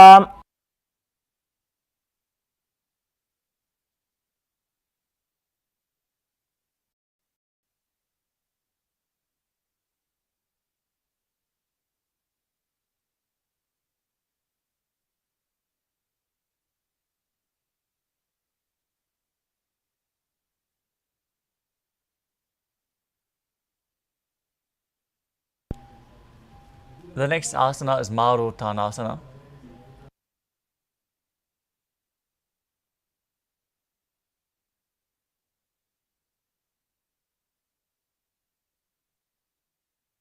As you lay on your back, keep the arms by the hips and pull your knees up towards your ears. alternatingly. Visualize space, perform the Mula Bandha. श्रोतानवत्संस्थि कृत्वा जानद्वयं पर्यायेन कर्णयोः संस्पृशेत्. The next asana is Vriksasana. As you lay on your back, place the soles of your feet flat to the ground, stand up and then sit back down while visualizing yourself as a wolf. पादतलाभ्यां भूमिं धृत्वा उत्तिष्ठेत्. The next asana is Lutasana. As you lay on your back, quickly throw your legs up above your head and completely roll over again and again. Finally, finishing in a prone position as you visualize Swamiji in your inner space. उत्तानशयनं पादौ शिर उल्लङ्घ्य.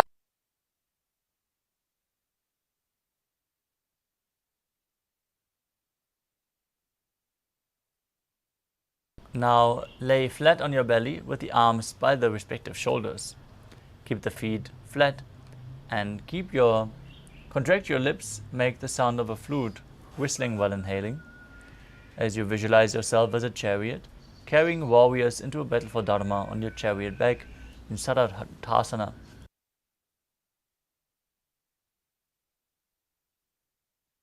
निब्जशयनं कृत्वा नाभिं भूमौ निधाय. Next up is Dehalyulanganasana. As you place your palms on the mat in a plank position, jump your legs forward and back in between the arms. Visualize yourself transcend body and mind as you perform the Mula Bandha. हस्ततलाभ्यां हस्तद्वयं बद्ध्वा तन्मध्ये चरणद्वयम् उड्डानैव बहिरानीय. Next up is Jatyasana. From a standing position, bend forward and place your hands on the mat. Walk back and forth as you visualize yourself as a wise 60-year-old elephant. अथ जात्यासनं वक्षे येन जातिस्मरो भवेत्. Next up is the Lolitika Karana. As you stand with the knees bent and the feet pointing outwards, bend your elbows and rotate your arms around the body as you open your chest widely back and move your head in all directions.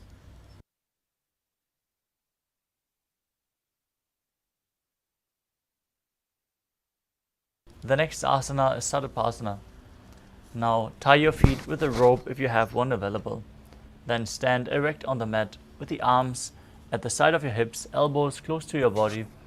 Visualize your Kundalini Devi rising and curling upwards around your body. Breathe calmly through your nose in Sahadra Kumbhaka and perform the Mula Bandha. अथ सर्पासनं वक्षे वायुपाणाय केवलं शरीरं दण्डवत् तिष्ठेत्. रज्जुबन्धस्तु पादयोः वायवी कुण्डली देवी कुण्डलाकारमङ्गुले. Now untie your legs if you tied them. As we move on to the next asana, which is Ushtra Sadhanasana. While standing, place all fingers on the mat and then stand on your hands, holding onto the toes from the front. Visualize yourself as a camel and start walking around as you perform the Mula Bandha. मुष्टिकनिष्ठिका प्रदेशेन भूमौ निधाय उपरि पादतले संस्थाप्य. The next asana is Ashvasana. While standing, place all fingers on the mat, stand on your hands and hold the toes from the outside and walk around on the mat visualizing yourself as a horse. मुष्टिकनिष्ठिका प्रदेशेन भूमौ निधाय उपरि पादतले संस्थाप्य.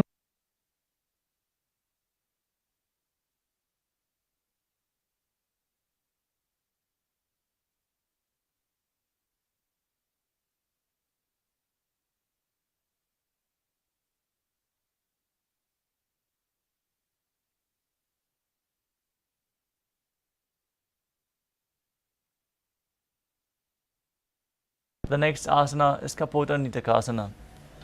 Now stand straight with your feet together, interlace your hands behind your back and pull them down towards your calves. Open up your chest.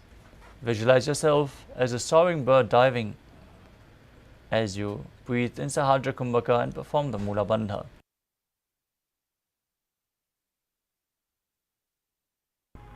पादतले भूमौ निधाय पृष्ठभागेन हस्तौ जङ्घापर्यन्तं नीत्वा. Next up is the Tala Pushpa Putam Karana. Now stand with your palms together in Namaskara Mudra. Gently bend your knees and keep the toes pointing outwards as you bow down to each side, opening up the palms, raising the knee and lowering the shoulder as you visualize you're holding a bouquet of flowers and offering it to Paramashiva.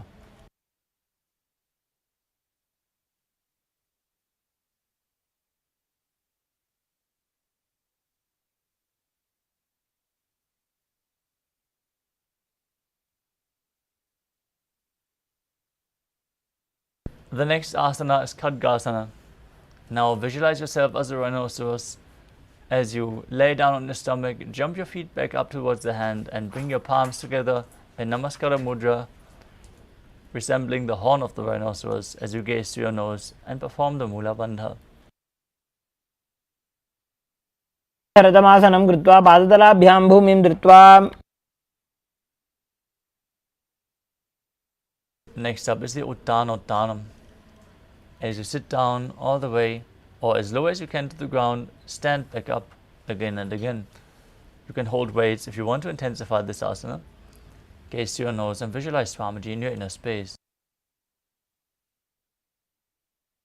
पुनः पुनः उत्थातव्यम् असितव्यम् इति उत्थानोत्थानं भवति. Next up is Musalasana. As you stand up straight, raise your arms over your head and jump repeatedly. As you visualize yourself as a maze, perform the Mula Bandha. सरलं स्थित्वा ऊर्ध्वं बाहु नयेत्. Next up is Utshirshakasana. From a standing position, pull the sole of one foot towards your chest as you sit down and stand back up with the other leg, interchanging the legs. Gaze to your nose, visualize Swamiji in your inner space, perform the Mula Bandha.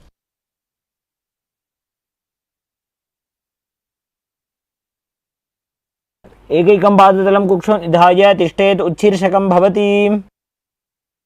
Next up is Parshvajanukarana.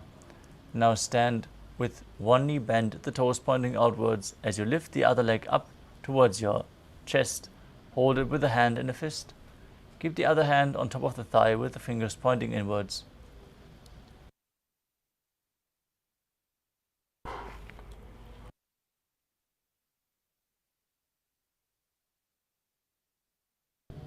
The next asana is Tandavasana.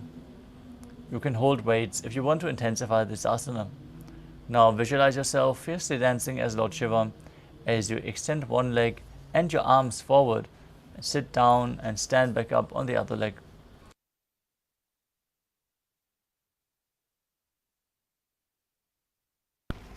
एकेन पादेन स्थातव्यं ताण्डवासनं भवति. Next up is Brahmanasana. As you place the left foot on the opposite thigh and stand erect on the mat like a rod, keep your hands by the sides, visualizing Lord Brahma blessing you from within. ब्राह्मणासनमावक्ष्ये यत्कृत्वा ब्राह्मणो भवेत्. Next up is Garudasana 3. As you stand straight, bring the left foot over top of the right leg and bring the toes behind outside of the thigh. As you cross your left arm below the right and bring your hands together in Namaskara Mudra. Visualize yourself as Lord Garuda as you perform the Mula Bandha. उत्तानकूर्मपीठं च संहिमस्गारुडमेव च. Next up is Ekapadasana. As you stand straight on the right leg, lift the left foot on the opposite thigh. Keep your hands relaxed by the knees as you visualize Swamiji in your inner space. दक्षाङ्घ्रिं वामपादस्य जङ्घोपरि निधाय च. Next up is Dhruvasana, the posta posture. Now visualize yourself as the north poster as you hold onto the big toe of one foot, extend it out and rotate on the standing leg. एकेन हस्तेन दण्डरूपस्य एकस्य पादस्य अग्रं धृत्वा. Next up is Trivikramasana. Now visualize Lord Vishnu blessing you from within. As you bring one leg behind your neck, if you can, otherwise bring it over your shoulder or up you from within. ग्रीवायां पादं संस्थाप्य स्थातव्यम् उत्थातव्यं त्रिविक्रमासनं भवति.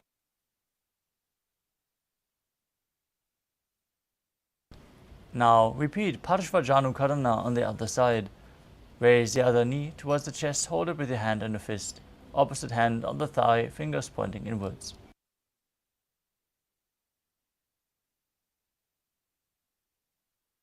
Repeat Tandavasana on the other side. Visualize yourself fiercely dancing as Lord Shiva.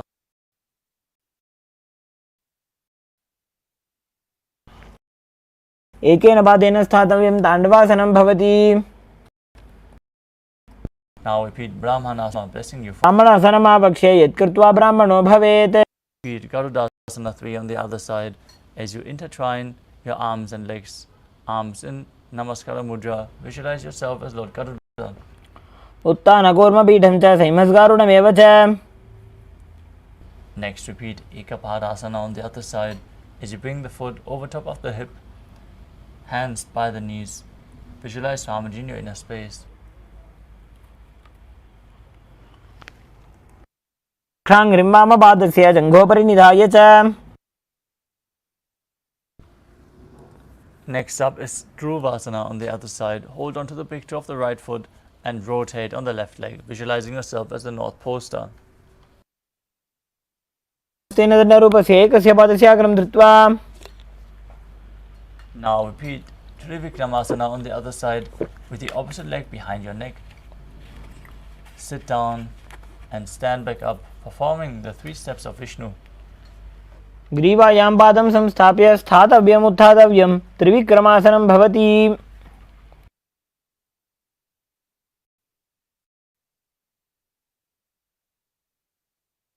Next up is the Samanaka Karana. Now stand straight with your hands slightly extended away from the body, heels touching, fingers apart.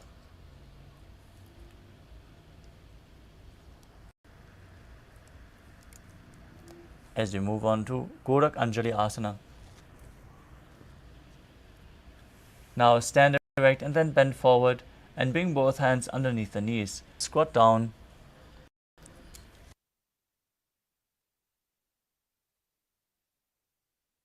Bringing the finger lock towards your navel. Visualize the great sage Goraknath, founder of the Natha Yoga Hindu Sampradaya. As you perform the Jivachala Kumbhaka, where you hold your breath and move the prana forcefully up and down within your system. Perform the Mula Bandha and internally chant the Mahavakya Om Nithyananda Paramashivoham. प्रथम ही उभो होए बाहुरी नीचो पुनि होवे दोऊ कर दोऊ जंघा मडिनी की with पोछे.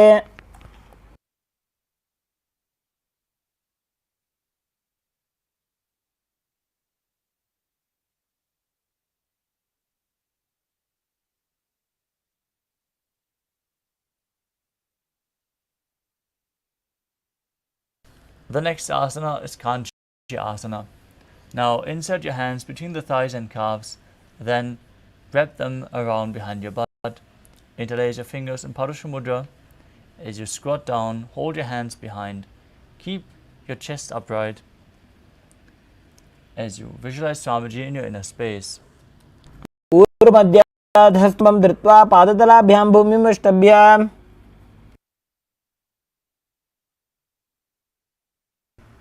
Next up is Bhairo asana. As you bring your feet together and sit in a squatting posture with your heels touching the perineum, hold the hands behind your back and sit upright as you gaze at your navel. Visualize Bhagavan Kala, the Lord of Time. दो पग की थलिया की माहिली को और मिलाई.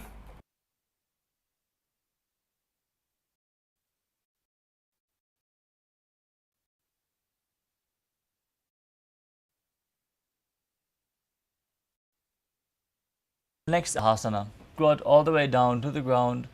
Keep your feet together, toes apart. Bring your elbows up close to your head and join palms over your back with the fingers pointing down in Anjali Mudra.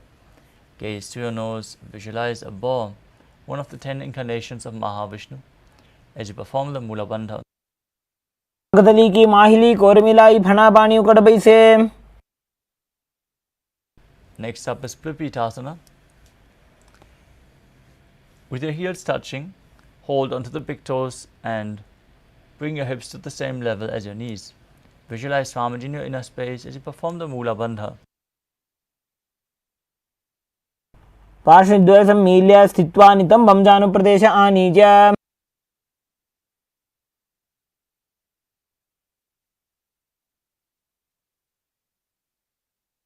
The next asana is Bakasana. Now place your hands on the mat with the fingers wide. Place your knees onto the back of your arms. As you lean forward, lift your feet off the mat and visualize yourself as a crow in Bakasana. हस्ताभ्याम अवनिमवष्टभ्याम. Next up is Sushtanga Kapali Asana. As you kneel down, place your head on the ground and spread your palms for support. Raise your body onto your head, your legs into Padmasana, and gaze through your nose as you visualize Swamiji in your inner space. आसन को गुण कपाल आछो होई. Next up is Guptasana. As you keep the toes flat, toes touching behind your body, sitting in between the heels. Gaze through your nose, keep your hands on the thighs and visualize you're sitting in the secret seat with Paramashiva and Guru in Guptasana. जानोर्वोरन्तरे पादौ कृत्वा पादौ च गोपजेत. The next asana is Vrikshasana too. Now place your hands on the ground, fingers wide. Lift your body up straight into a handstand. This asana should be practiced to purify the 7 chakras. You can use the support of a wall or if you have a partner by your side that can aid you. Visualize yourself as a tree with deep roots growing into the ground. सप्तचक्रक्षालनाय vrikshasana विशेषकान्. Next up is Shiva Asana. In a handstand position, gaze to your third eye and join your feet and hands closer together as you visualize tejas flowing to your third eye. दो पग जोड़ी माही Gulf मिलाए. Next up is Matsyasana 2. Place your hand on the ground, shoulder width apart, and stretch your legs back into a plank position. Then lower your body down and push it back up again and again as you visualize yourself as a fish in Matsyasana 2. निव्जं शयनं कुर्परो पार्श्वभागाय मूर्धकृत्य.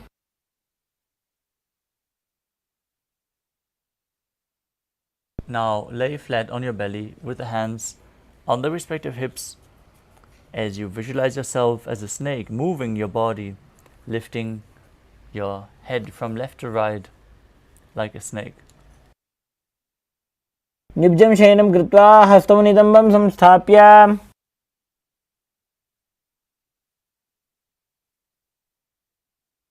The next asana is Niralambanasana.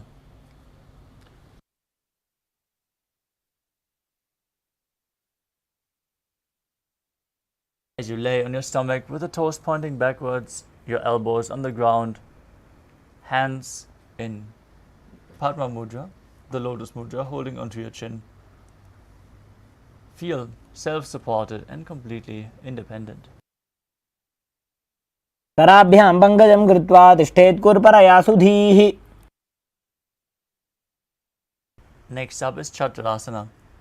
As you lay on your stomach, place your hands flat on the mat in front, straighten your arms and bend your knees as you bring your feet towards your upper back. Lift up your head and chest. Visualize yourself as an umbrella protecting your Guru from the sun rays as you perform the Mula Bandha.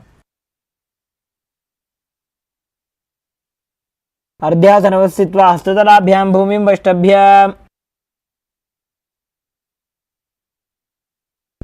Next up is Vajrasana. As you sit on your knees with the tops of the feet flat on the mat, lean forward and down. Stretch your arms away from your body as you place your forehead on the ground in front. Nose and visualize yourself as a weapon of Indra, symbolizing your indestructibility. इदानीं गर्भिणीनां योगाभ्यासो यथा लघु. Next up is Meshasana. As you place your hands flat on the mat, raise your hips up high. Alternate striking the ground with your hands, experiencing yourself as powerful as a ram. गजासन संस्थितो एकैकं बाहुं भूमौ ताडयेत्.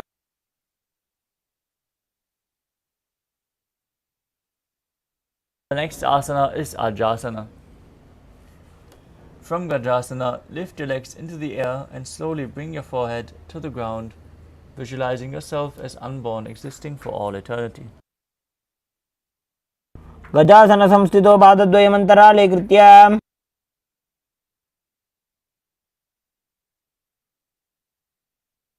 The next asana is Dhanantarasana. As you sit on your heels with the legs together, interlace your fingers around the toes. Pull your feet towards your perineum and then place your hands on the respective knees. Keep your spine straight, gaze to your nose and visualize Swamiji in your inner space as you breathe in the Ujjayi Pranayama.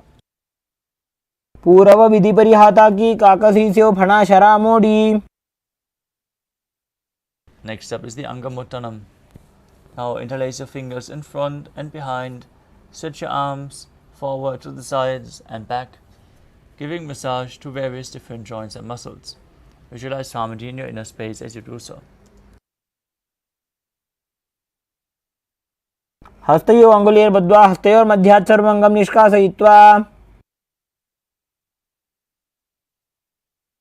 And next up is Garudasana form. As you sit on your heels in Vajrasana, turn your feet outwards to the side. Visualize yourself as Lord Garuda flying Lord Vishnu and Lakshmi on his back.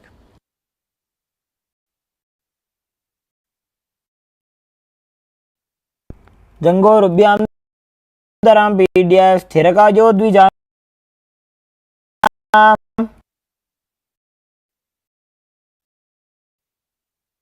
Next up is Ananda Mandira.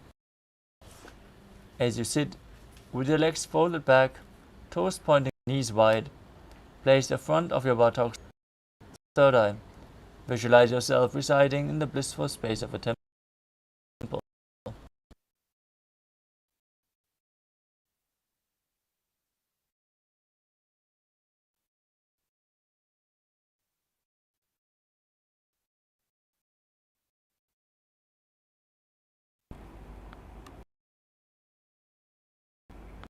अथवा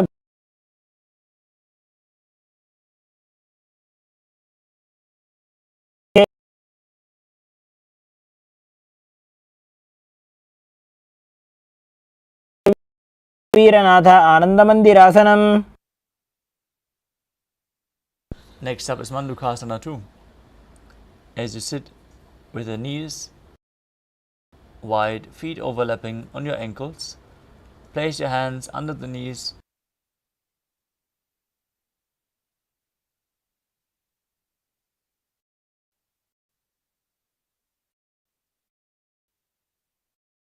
Next up is Narasimhasana. As you keep your toes on the mat, heels up and together, place your perineum on the heels, palms on the ground, thumb, base of the hand. As you visualize Narasimha, the lion man avatar of Lord Vishnu. दो भणावाणी होय वैसे एड़ी में.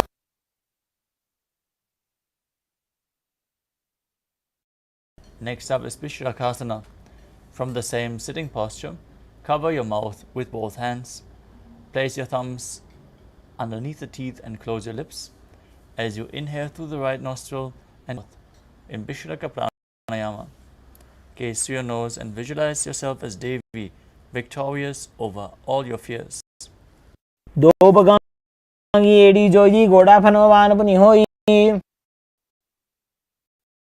Makadasana. With the soles of your feet together, the top of your feet on the ground. Sit on your heels and bend your elbows. Bring your toes to your armpits as you imitate as if you are a monkey stretching itself. Gaze to your third eye. Visualize yourself as a playful monkey as you perform the Mula Bandha. द्वौपकतली संपुट आने तिनकी पिष्टि भूमि परिठाने. Next up is Vajrasangadasana. Now stand on your toes with the soles of the feet together. Sit on your heels, knees wide off the floor. Hold onto your elbows behind your back as you gaze to your nose and embody diamond-like strength for you and your Sangha, your spiritual community. प्रथम पणा पाणी होय वैसे दो एड़ी गुदानी वैसे.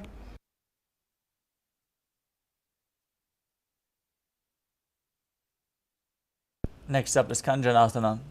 As you keep your toes down, ankles crossed behind. As you sit down on the heels, place your palms on the mat to the sides. Gaze to your nose and visualize perfect health beyond any and all physical or mental ailments as you perform Uddiyana Bandha and खञ्जनासनमावक्षे यत्कृत्वा सुस्थिरो भवेत्. Next up is Kurmasana. With your toes, your feet, and place your perineum onto the back of the heels. Keep your knees wide on the floor. Rest your hands on the knees as you gaze to your nose. Visualize a turtle with a stable body and mind to live for hundreds of years. अल्पौ च वर्षणस्याधौ व्युत्क्रमेण समाहितौ. The next asana is Yoga Asana. From the same sitting posture, gaze to your nose and visualize space. गुदं नियम्य गुल्फाभ्यां व्युत्क्रमेण समाहितः. Next up is Vidyogasana. Stand on your knees and cross your ankles behind with the feet near the opposite knee. Hold your calves with your fingers inside, thumbs outside. Gaze to your third eye and visualize a space of eternal oneness, Advaita, with your Guru. वामौ उभौ होई गोड़ा आड़ा राखे दोई.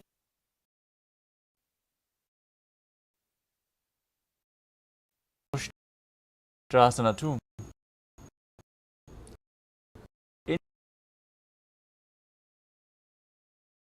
In position, bend back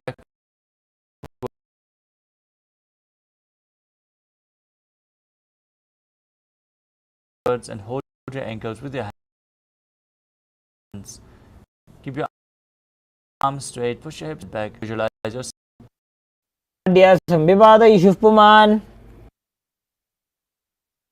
Next up is Jatyasana 2. With your heels together, hands on the soles of the feet, slowly lean back. Bring your elbows down to the mat as you lean back and touch your back onto the ground and rise back up. You can use the support of your hands if needed. As you repeat this again and again, gaze to your nose and visualize the healing and liberation of all causal subtle forms of your body.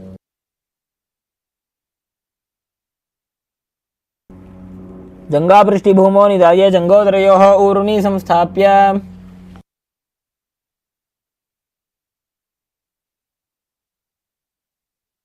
The next asana is Kapotasana. From Viratasana, raise your hips even higher. Bring your forearms to the mat and hold the back of your heels, bringing your head in between the feet as you visualize yourself. Perform the Mula Bandha. रुदण्डग्रन्थिदाढ्या संविपातयिषुः पुमान्. Next asana is Vadasana. As you stand upright on the knees with the toes tucked, hold your arms with opposite hands and gaze to your nose. This is the boon-fulfilling posture. Receive your boon from Paramashiva. भूमौ संस्थाप्य हस्ताभ्यां बाहु परस्परं धृत्वा. The next asana is Varahasana 2. As you keep your knees together, toes tucked, lean forward, bring your head onto your hands, hold your head with your hands as you rest your perineum onto the raised heels and visualize yourself as Varaha, the boar avatar of Lord Vishnu. सूर्यं चन्द्रं भेदनानि आसनानि निकथ्य. Next up is Mundasana. Now place your elbows on the width apart, fingers, and place your head on the mat, supporting it with your hands. Walk your feet forward until your hips align with the shoulders, and then raise your feet up straight above your body. Gaze to the nose. Visualize yourself as a lob tree as you perform the Mula Bandha in Mundasana. अधो मुंडासनं वक्षे सर्वेषां प्राणिनां सुखम्. Next up is Andhasana. Now place your head in between the knees. Hold your head with elbows outside the knees.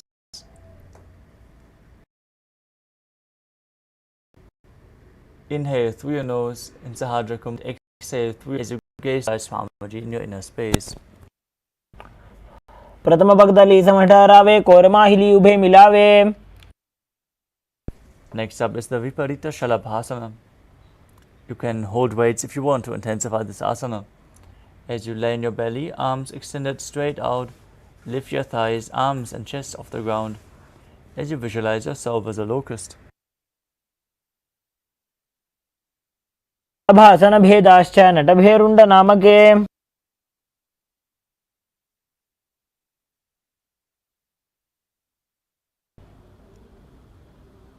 Next up is Kapalasana, the skull posture.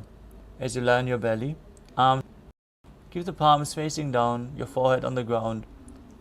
Keep your chest on the mat as you lift your legs up, joined together.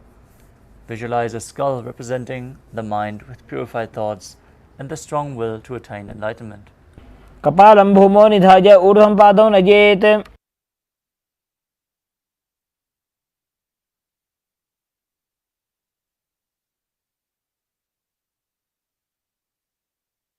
The next asana is Akashaka Bhotasana. As you lay on your stomach with the hands by the sides, lift your legs up over your head. As you slowly place your feet on the mat in front of your head, keep your palms flat on the mat behind as you visualize yourself as a free and open dove. उष्ट्रासने स्थित्वा चरणौ भूमेरुत्थाप्य.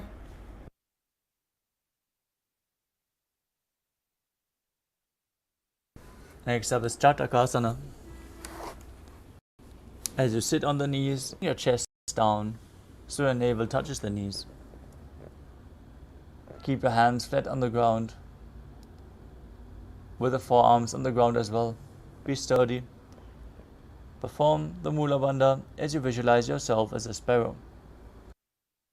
कूर्परपर्यन्तौ हस्तौ धरामोष्टभ्य. Next up is Vrishchikasana too. As you kneel down, place your hands and elbows on the mat, raise your legs and bend your back to touch your feet onto your head. Visualize yourself as a scorpion in Vrishchikasana too. क्षेपपुच्छ प्रतिमाङ्ग्रिभाषिणी धृत्वा स्वशीर्षे चिबुकं विधार्यकौ.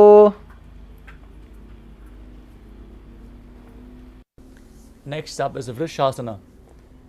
As you place your perineum down on the right heel, keep the left foot outside of the hip with the toes pointing outwards. Keep your hands in front of the body.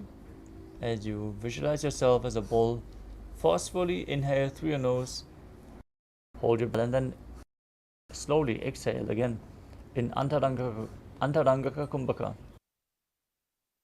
यामे गुल्भे भागे बद.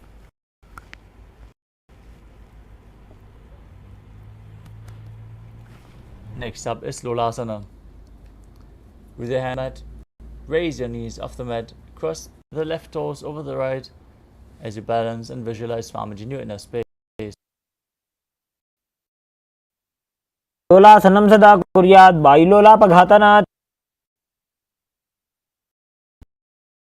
Now place your perineum down on the left heel with the right foot outside the hip as you visualize yourself as a bull in Vrishasana on the other side. यामे वामभागे पदे. Next up is Balagunasana. Now place the toes of the left foot down to the ground and sit on the left heel with the right foot flat, knee raised to the chest, hands on the respective knees. Visualize Balagunahai, one of the 84 siddhas in your inner space. आगारजाई. Next, As you squat with the feet flat on the mat, bring your elbows under the thighs and wrap your hands around the shin. Hold onto your ankles from the outside as you visualize yourself as the entire planet. पादतले भूमौ निधाय संस्थाप्य जानुमध्ये कुर्पौ स्थाप्य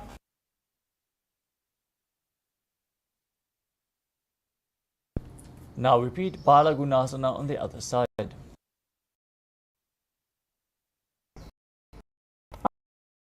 आसन कोगुण जल विकार जायी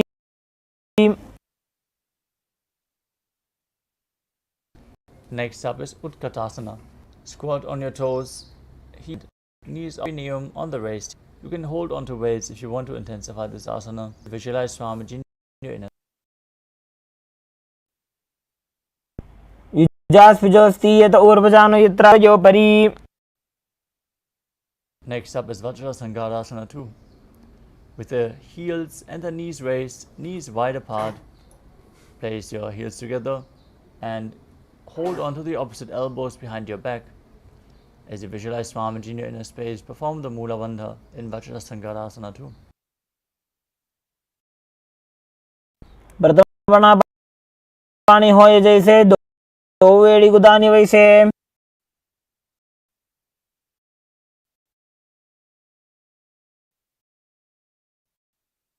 Next up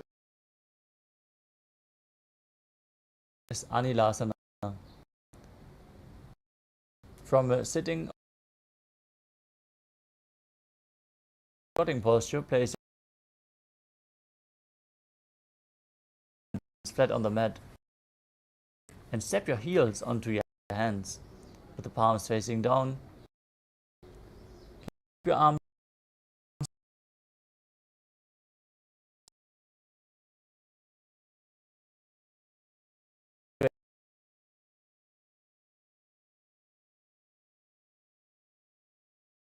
visualize you're able to live off of air alone as you perform the Mula Bandha. दो हाथ भूमि पर ठान लगाने. Hands as you wrap your hands. सतलयो हो पादतले. Next up is Kukkutuddanasana. As you place your palm, raise both into the air and let them fall back. Visualize yourself as a rooster. हस्ततले भूमौ कृत्वा पादतले च ऊर्ध्वमुड्डानं कृत्वा.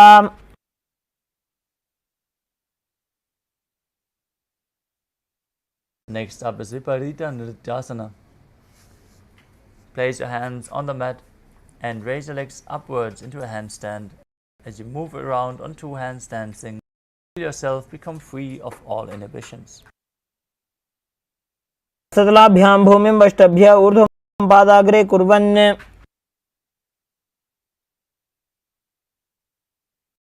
Next up, now separate one palm down to the mat with the arm straight, the other hand on your ear.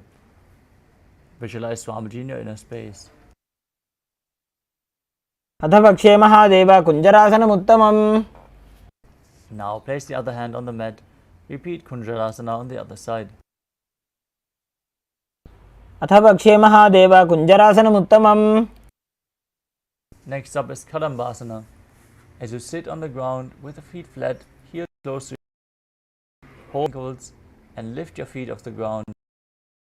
Serve as a Kadamba tree, a pious tree that promotes a long life. पार्श्वीभ्यां भूमिं वष्टभ्य. Next up is Pavana Muktasana. As you sit with your heels at the perineum, hold the knees with opposite hands and pull them close to your chest. Visualize any release from or balance within your system as you perform the Mula Bandha. ध्वजोस्तु पाणयोः पाणिं लात्वा स्वस्वनितम्बके. Next up is Chakorasana. As you sit and lift one leg behind your head or over top of your shoulder, neck. You can also pull it up to required.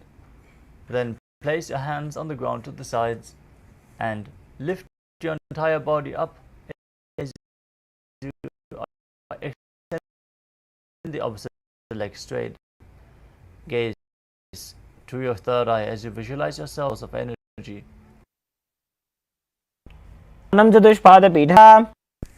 Next up is Dhanurasana 2. Now hold on to the big toes in Prana Mudra as you pull one foot towards the ear, extending the other leg straight. Visualize yourself as a bow as you perform the Mula Bandha. पादांगुष्टौ तु पाणिभ्यां गृहीत्वा श्रवणावधि. Next up is Ashtavakrasana. Now place your hands flat on the mat and bring one leg over top of the respective shoulder, hooking the other foot over top, extending the legs out to the side. As you lift your body up and balance, visualize yourself as a flying crane. Perform the Mula Bandha. वासिष्ठमथ कौण्डिन्यम् ऊर्ध्वकुक्कुटमेव च. Next up is Pranasana. Now place the right foot on the left thigh and push the right knee down to the mat as you bring the left shoulder underneath the raised knee with the hand flat on the mat. Gaze to your third eye and visualize you're immortal, able to exist solely in prana.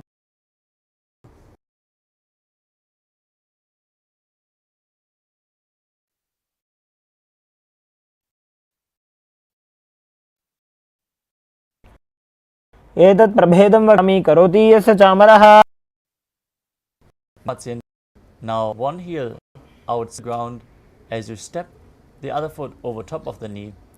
Twist your elbow around the knee and bring the hand underneath. भ्यां धृत्यते यास्तु पार्श्वमत्स्येन्द्रमुत्तमम्.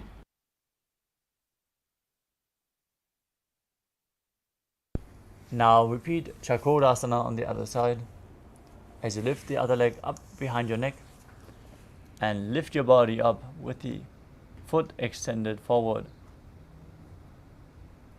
पूर्वदानं चतुष्पादपीठं वज्रासनं तथा.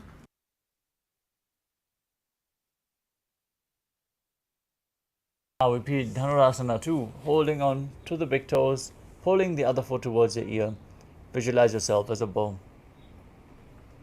पादांगुष्टौ तु पाणिभ्यां गृहीत्वा श्रवणावधि.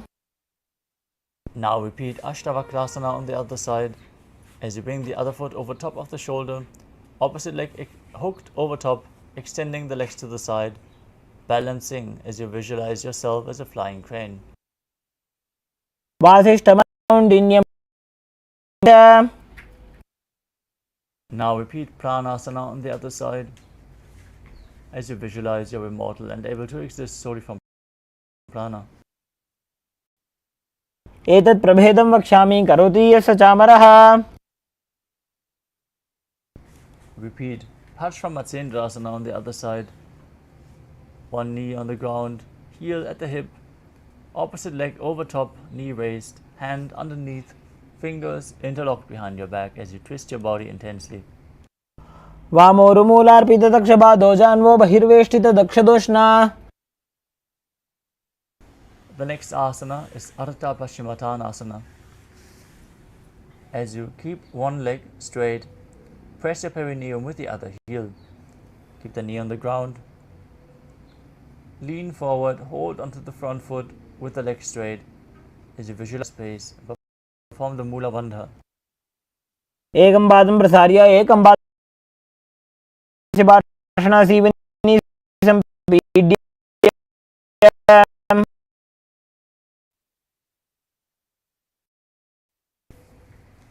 Next up is your side of the hip. Hold the sword and blade in front of your face. Visualize. वासिष्ठमथ कौण्डिन्यम् ऊर्ध्वकुक्कुटमेव च. Now repeat Ardha Paschimottanasana on the other side. Lean forward, hold the foot with the opposite heel against the perineum.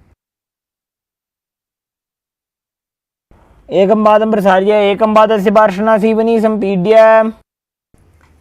Now repeat Kraunchasana on the other side. Extend the leg up with the opposite of the hip, visualizing yourself as a crane. उत्तानपादं क्रौञ्चं च मरीचिं वीरभद्रकम्. The next asana is Swastikasana. Now sit in a cross-legged position with the soles of the feet between the thighs and calves. Keep your spine straight, hands on the knees, gaze to the nose, and embody peace, well-being, good fortune, and prosperity as you visualize the swastika. जानोर्वोरन्तरे सम्यक् कृत्वा पादतले उभे. Now maintain the same position with your feet in between the thighs and calves as you place your hands over top of the heels and gaze to the nose, visualizing Sage Goraknath, the founder of the Natha Yoga Hindu Sampradaya, as you perform Jalandhara Bandha and Mula Bandha. जानोर्वोरन्तरे पादौ उत्तानो व्यक्तसंस्थितौ. The next asana is Bhagasana 2. Now maintain the same sitting posture. Gaze to your third eye, visualize Swamiji in your inner space, perform the Mula Bandha, and meditate on Arihanta, the enlightened one, as you prepare yourselves to enter Shanmukhi Mudra. Exhale, then close your mouth with ring and little fingers, the nose with the middle fingers, the eyes with the index fingers, and the ears with the thumbs. वामपार्श्व उदं संस्थाप्य दक्षाङ्घ्रिवामजगने. Next up is Yogasana 2. Now place your feet on top of the opposite knees. Then place your hands on the ground beside you with the palms facing up. Spine straight, gaze to your nose, visualize Swamiji in your inner space. As you breathe in Kakachansha Kumbhaka with a rolled up tongue, keeping your mouth in the shape of the beak of a crow, as you inhale through the rolled up tongue and exhale through your nose.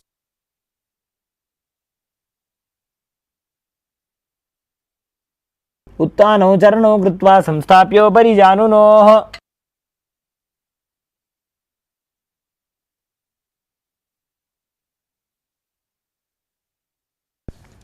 Next up is Urdhva Kukutasana. From the same position, rotate your hands outside of your body, place the palms down and raise your body off the mat. Visualize yourself as a rooster as you perform the Mula Bandha. वासिष्ठमदकौण्डिन्यम् ऊर्ध्वकुक्कुटमेव च. Next up is Siddha Hadatali Asana. As you sit in Padmasana, bring both hands in between the thighs and calves and place them flat on the mat without lifting your body up. Gaze to your nose, visualize Swamiji, perform the Mula Bandha. प्रथम पद्मासन को करे हस्तुदो वो गोड़ासन धरे. The next asana is Hamsasana. From the same position, push your body off the mat and balance on your hands. Keep the arms straight, gaze to your nose, visualize yourself as an elegant swan as you breathe in Kakachantra Kumbhaka, perform the Mula Bandha, and internally chant the Mahavakya, Om Nithyananda Paramashivoham. Kukkutasana स्थित्वा स्कन्धपर्यन्तं ऊरूनि नीत्वा.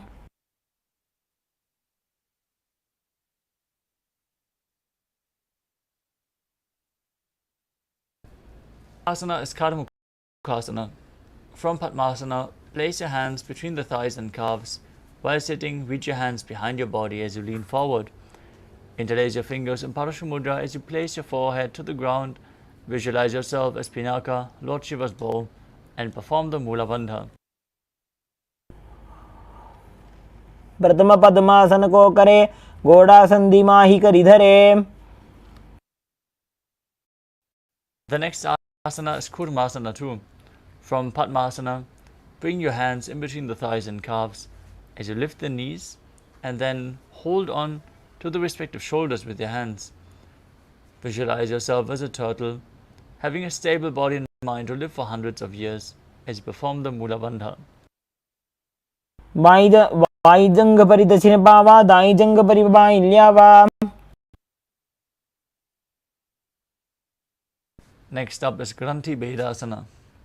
As you maintain the same position, tuck your chin to the chest, gaze to your nose, and rejoice, knowing you're sitting in Shiva's secret knot posture. अथ पक्षे नीलकण्ठ ग्रन्थिभेदासनं शुभम्. Next up is Uttana Kurmasana. From the same position, with your hands underneath the thighs and calves in Padmasana, roll onto your back. Gaze body a turtle laying on its back.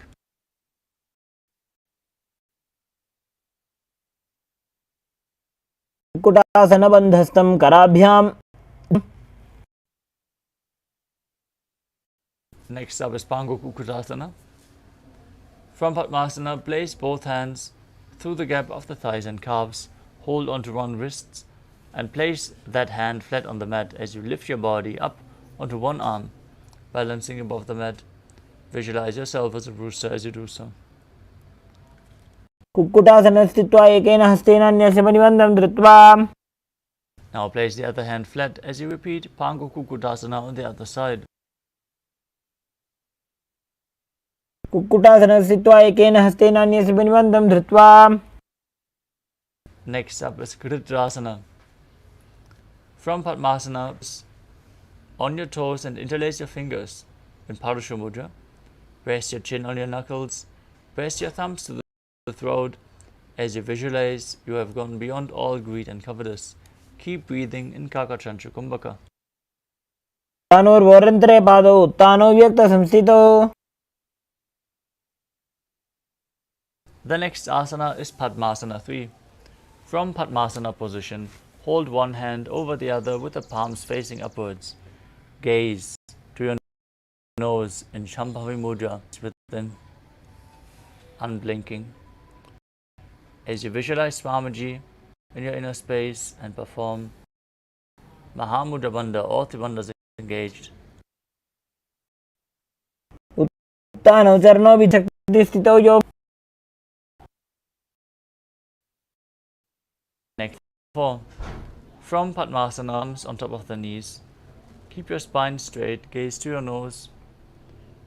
Visualize Paramashiva in your inner space as you perform the Mula Bandha and Shakya internally. Om Nithyananda Paramashivoham. पद्मासनं कुर्यात् प्राणवायु प्रसिद्धये. Next up is Karmukasana 2. From Padmasana, keep one hand on top of the knee and hook the other hand around the big toe in Prana Mudra, rotating the foot and the big toe. Pull the elbow as if you're pulling a bowstring back as you visualize yourself as Pinaka, Lord Shiva's bow. Repeat the movement on the other. अथान्यासनं वक्ष्ये योगपूरकरक्षणात्. Next up is Karmukasana 3. From Padmasana, cross your arms behind your back and hold on to the big toes in Prana Mudra. Gaze through your nose, visualize yourself as Pinaka, Lord Shiva's bow, as you perform Mahamudra Bandha. कार्मुकासनमाक्षित्य उदरे पूरयेत् सुखम्. Maintain Karmukasana 3 as you lift your chest up, gaze to your third eye, and visualize yourself as the action of Paramashiva's third eye, destroying anything you come across in Tridhasana.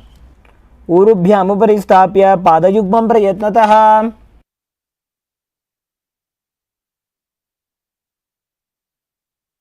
Next up is Nagarasana. From Karmukasana 3, roll onto your back. Try to hold on to your big toes if you can, as you visualize yourself as a snake to your nose and perform the Mula Bandha. Calmly breathe in Sahadra Kumbhaka as you do so. प्रथम पद्मासन को उठाने, दो हाथ पाछाने आने. Now free your arms and legs. As you pull your knees to the chest, raise the feet off the ground, embrace your knees. Interlock your fingers in Parusha Mudra. As you touch your head to the knees, squeeze your body into a ball in Kandukasana. वेत्रासने स्थित्वा हस्तपादान् निष्कुष्य.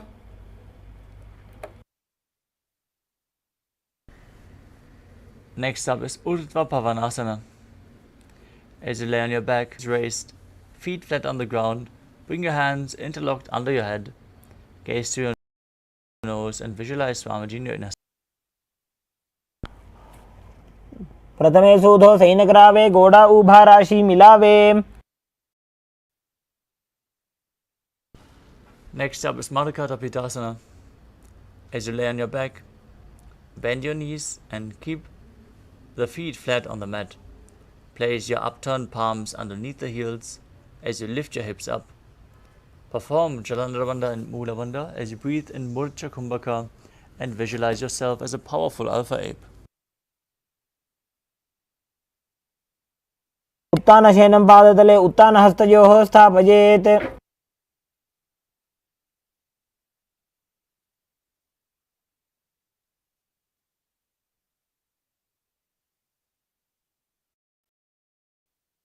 Next up is Uttana Shikhipitakasana. As you lie supine, raise your hips up, support your hips with your hands placed at the waist, elbows bearing the weight of your body. Tuck your chin to the chest, contract the perineal region, gaze to your nose and visualize Swamiji in your inner space. जङ्घोरुबलहीनश्चेत् उत्तानशिखिपीठकम्. Next up is now lie supine, raise your hips and legs up as you bring your arms flat to the mat, point your legs up, visualize yourself blissfully traversing Nalaka Loka unscathed.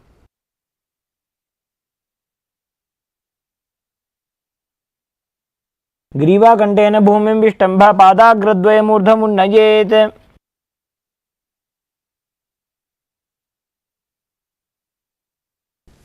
Next up is Tiryanukasana. As you bring your hands to the lower back, straighten your legs and lower and angle them, keeping your core engaged as you visualize yourself as a boat crossing the ocean of samsara. नौकावत् स्थित्वात् ऊर्ध्वं पादाग्रद्वयं नयेत्. Now place your hands back down to the mat. Keep your legs straight, pointing up. Be straight as a flagpole, as the Kailasa flag, respected across all nations in Vajrasana. तिर्यन् नौकावते ग्रीवापृष्ठगोर्परैः भूमिं वष्टभ्य. Now gently lower your body down to the mat. Lay flat, hands at your hips, palms facing up. Perform the Shakti Chalan Mudra, Kundalini Shakti, up from Muladhara to Sahasrara Chakra. Visualize your body as dead, and Swamiji, the Supreme Pontiff of Hinduism, is liberating you. As you internally chant the Mahavakya, Om Nithyananda Paramashivoham, in Mrita.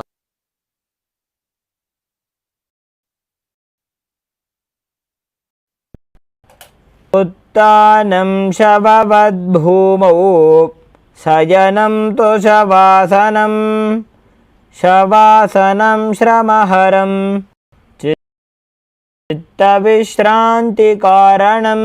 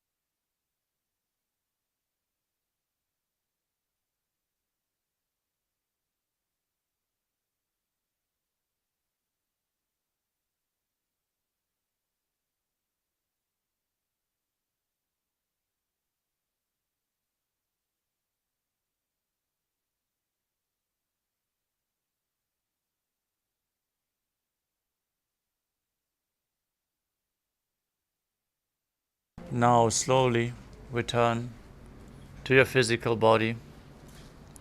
Start to wiggle your fingers and toes, your wrists and your elbows and your knees. Pull your knees up to your chest and rock your body from side to side. Slowly return to a comfortable seated position.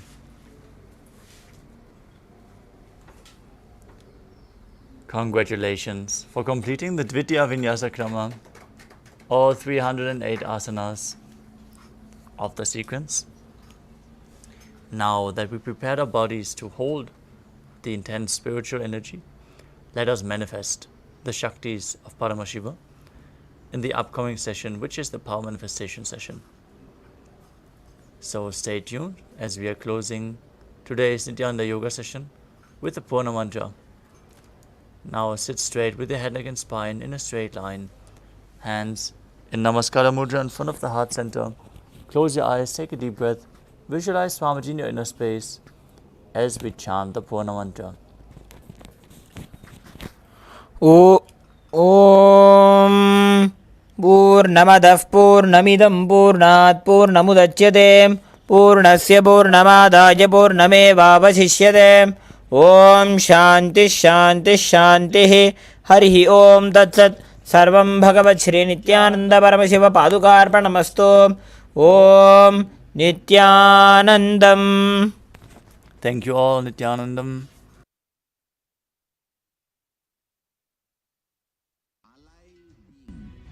Drop your form into his form and dissolve.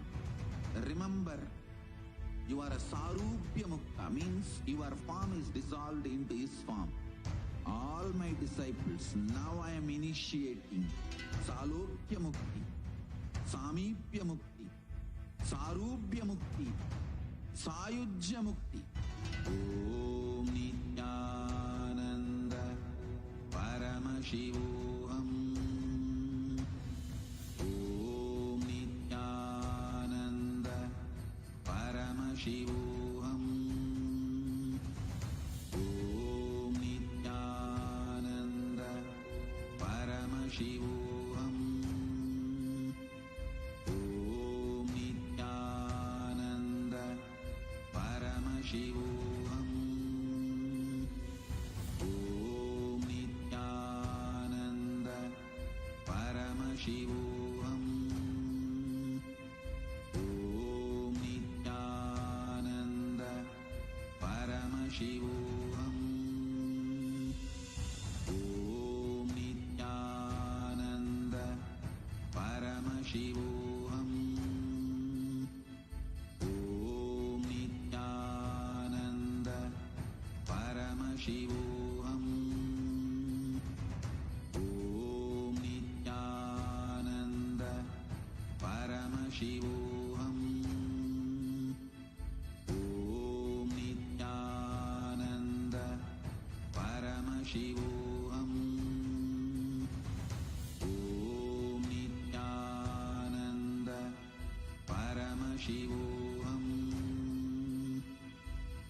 Om Nithyananda Paramashivoham.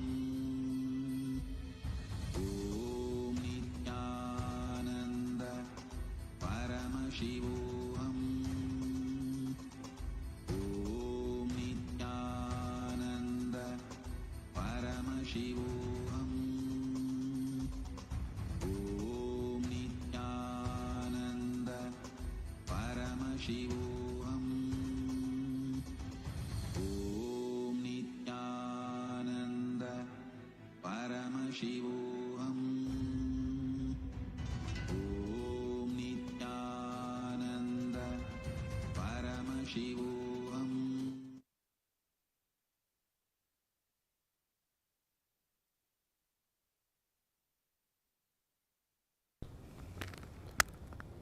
नित्यानन्दं परमसुखदं केवलं ज्ञानमूर्तिं द्वन्द्वातीतं गहनसदृशं तत्त्वमस्याधिलक्ष्यम् एकं नित्यं विमलमचलं सर्वदी साक्षिभूतं भावातीतं त्रिगुणरहितं सद्गुरुं तं Namami.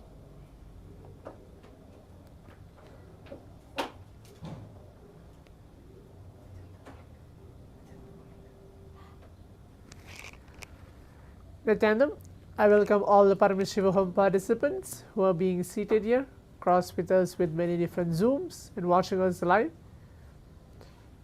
We're entering to the power manifestation today, the 21 minutes of intense manifesting the powers of Paramashiva.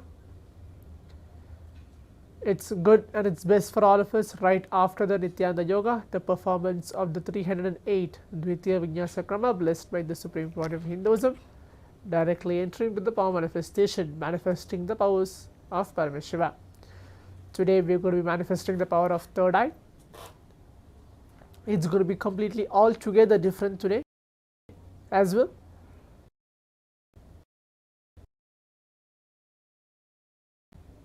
So let's give a few minutes for all the participants to please be seated.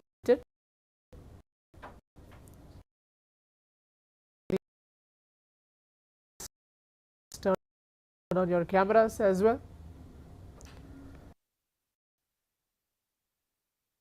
Please be seated.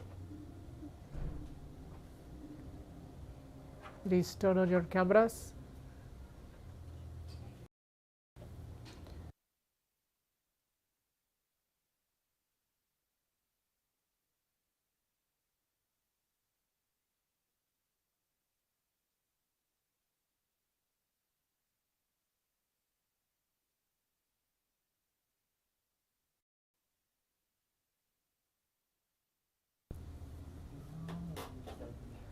Today we are going to manifest something unique through the third eye awakening today. Please be seated. It's good to see Bigyanaya, Pavanaya, Zudo Wong and many other participants as well. Please be seated and please turn on your camera.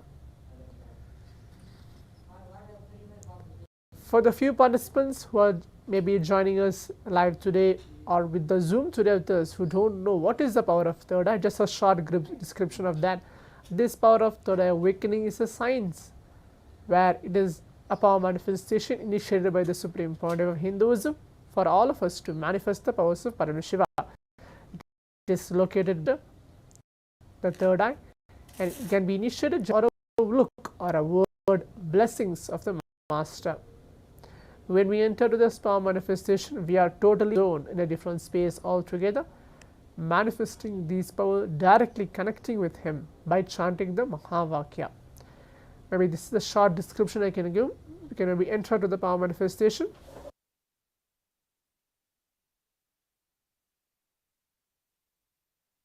Yes, now requesting all the participants to please bring your eye bands, pen and paper, and please be seated. If you don't have an eye band, it's fine. Something to blindfold yourself as well, please bring that and please be seated. Let's give few seconds for that.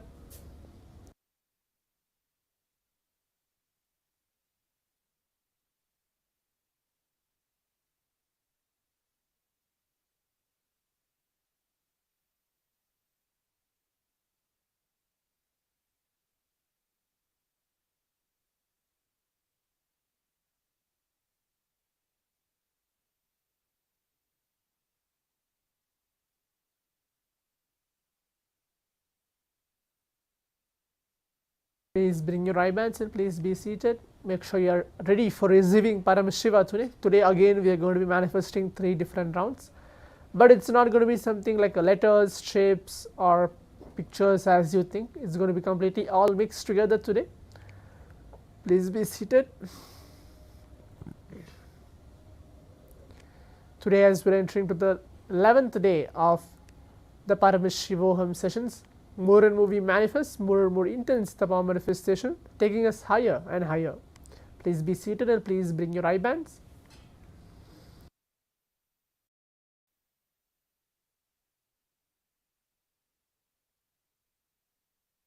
Yes, now I will be reciting the Shastra Pramana, the scriptural reference to manifest the power of third eye.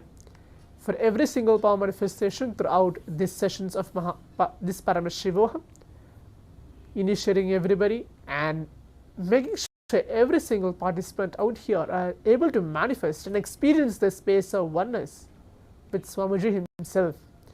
Now the Shastra Pramana is for revealing, authenticating, validating this science of power manifestation is real, and it has been there 60,000 years ago, where Bhagavan Paramashivam himself, who is the first person to manifest this very same power, including coming down to the level of even Swamiji, our own beloved Guru, the Supreme Pontiff of Hinduism, even manifested this very same power, getting trained by his Guru.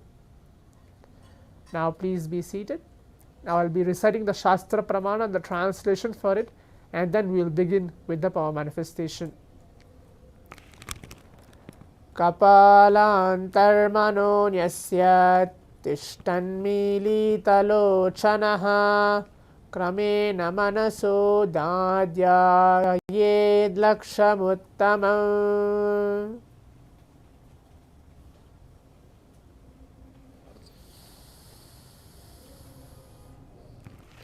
Yes, this is a verse from the Vijnana Bhairava Tantra, Sutra 34, Dharana 11, where Bhagavan Paramashivam himself described about this power manifestation, the power of third eye. The translation goes for this verse is by fixing the mind on your inner space within the crown center, sitting stably without any movement, with your eyes closed, having succession beyond any mind, sitting as Paramashiva when you connect, attaining the space of oneness with the source Paramashiva himself. Now do not blindfold yourself, keep your eye bands ready.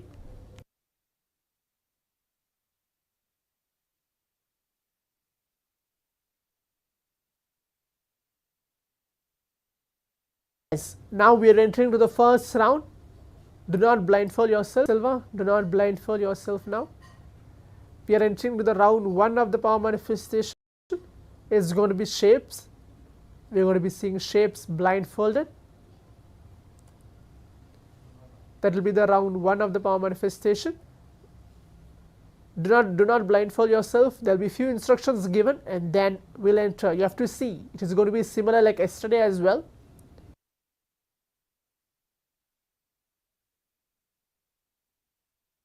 Yes. For those of you who attended in yesterday's power manifestation session for the power of third eye, we actually played a similar type of a game. Today, let's again play a game for this power manifestation. It's going to be something similar. The first round is going to be shapes. Hope all the participants are able to hear. Do not close your eyes now. Yes, I can see Chen Li as well joining us now. It's good. Do not close your eyes. It's again going to be a game. So please keep your eye bands ready and please give your listening.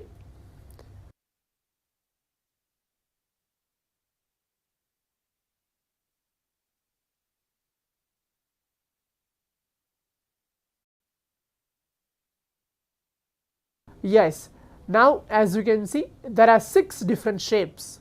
Okay, the first round is going to be shapes. Now I'm showing you 6 different shapes. You can see it's the shape of a circle, second shape is a shape of a rectangle, triangle, heart, and a star.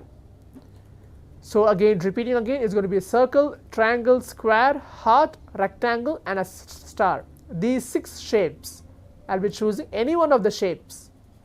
Okay, hope all the participants are able to hear. From these 6 shapes, I'll be choosing any one of the shape and projecting it to all of you for the round 1 of the power manifestation. Okay, so the round 1 is going to be shapes. The round 2 might be something else. It can be letters or it can be even numbers. The round 3 as well, it can be something else. But all 3 rounds today is going to be completely different.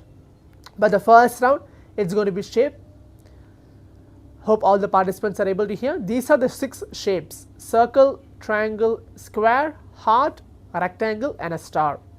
So from these, any one of the shapes I'll be choosing and projecting it to all of you once we are blindfolded.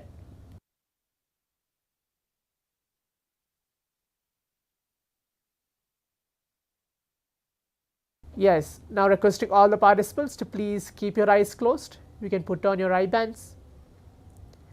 Visualize Paramashiva onto our inner space.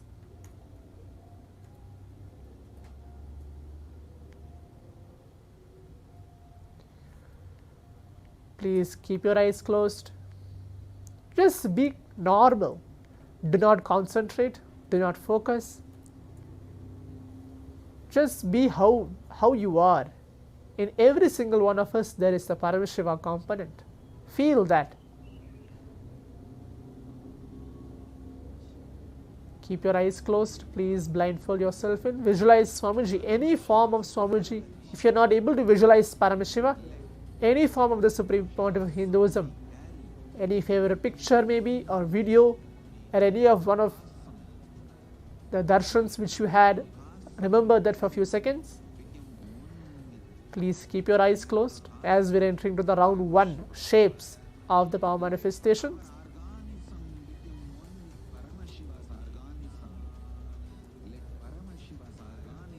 Start chanting the Mahavakya. Om Nithyananda Paramashivoham. Om Nithyananda Paramashivoham.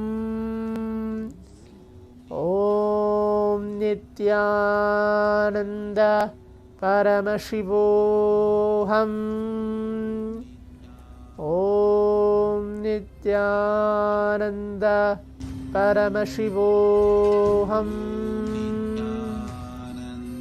Keep your eyes closed as we begin the round 1 of the power manifestation.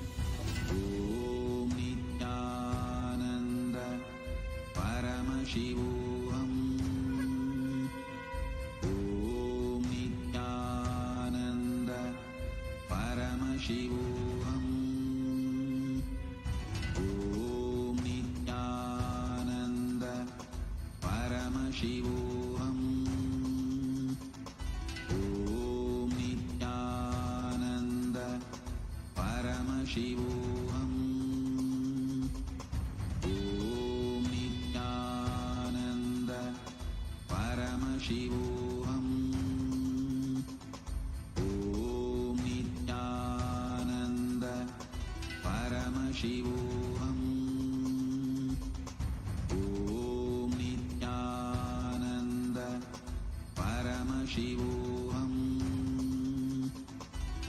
Om Nithyananda Paramashivoham. Om Nithyananda Paramashivoham. Om Nithyananda Paramashivoham. Om Nithyananda. We have 3 minutes for this round of power manifestation. Please keep your eyes closed. Just keep seeing what is getting revealed to you through your third eye. Do not open your eyes till I say. Keep chanting the Mahavakya. Paramashivoham. Om Nithyananda Paramashivoham. Om Nithyananda Paramashivoham. Om Nithyananda Paramashivoham. Om Nithyananda Paramashivoham.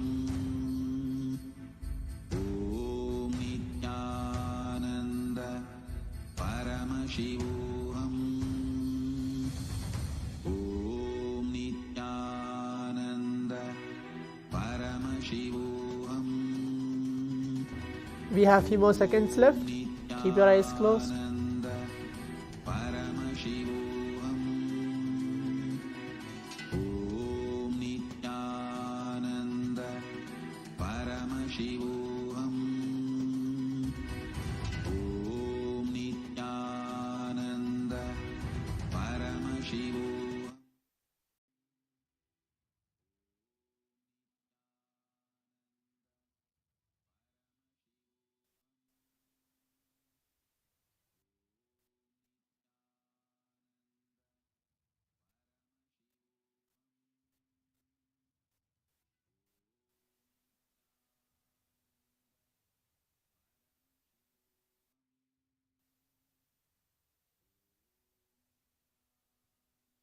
your eye bands.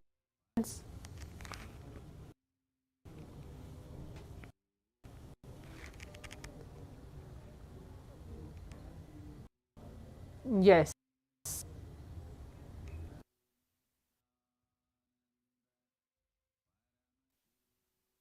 Now let's take few minutes of our time. Next process, the next step is going ahead and typing out our answers, telling what was your third eye. Please type whatever was revealed to you through your third eye. Please type out that. That will be the next step of the power manifestation. What is actual shape chosen for all of us for this round 1 of the power manifestation? Please type out your answers in the Zoom chat. Okay, John typed triangle. Okay, please type K triangle. Okay, circle. Zudo Wang, please type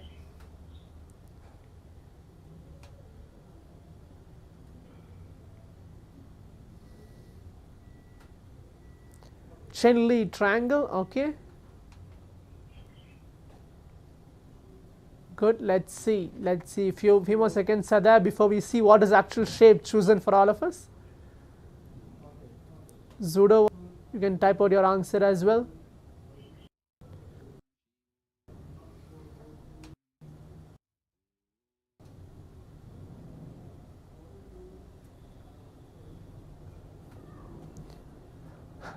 Zudo Wang is putting a message 5. Okay, 5-pointed stars, so that was revealed to you through your third eye. That's great.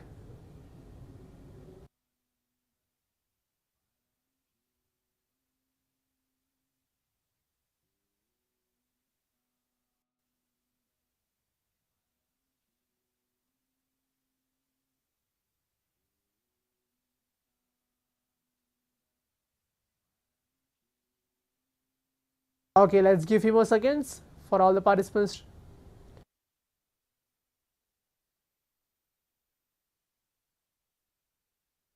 Yes, now as all the participants can see, the shapes which was chosen for all of us for this round 1 of the power manifestation is triangle. So I think so most of the participants have got it. Chen Li, you have manifested. Pavan K, you have manifested. John Dolly, you have manifested 3 round.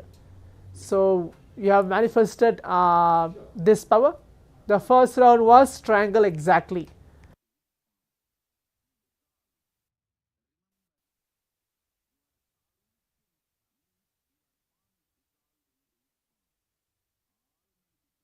Lucas Silva is putting a message. I saw circle and star before the time of a circle. Okay, it's fine, yeah. But the round 1 is triangle was chosen for all of this for manifestation. So I think so 3 or 4 participants have manifested this round of the power manifestation.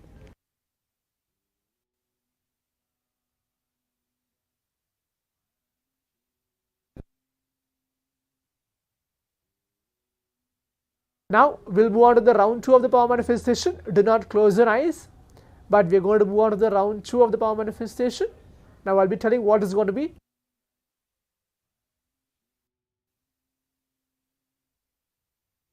Yes, so round 2 of the power manifestation is going to be again 6 different numbers. The first one was 6 different shapes. For the round 2 is going to be again 6 different numbers. Hope all the participants are able to see. Let's give few seconds for that. I'll be choosing any one of the number from these 6 numbers. The number is going to be 7, 1 and 4, 9 and 6. From any one of these numbers. Hope all the participants are able to understand. From any one of the 6 numbers, 7, 1 and 4, 8, 9 and 6. So now round 1 we have successfully completed the shapes. Round 2 is going to be numbers. So I'll be choosing any one of these numbers and projecting it to all of you for this round 2 of the power manifestation.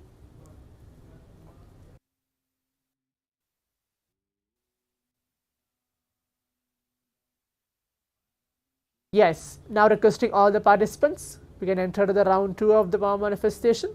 Please close your eyes. Please put on your eye bands.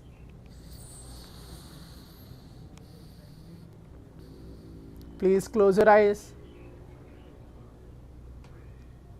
It's good to see Alex joining us for this round 2. Please close your eyes. Put on your eye band.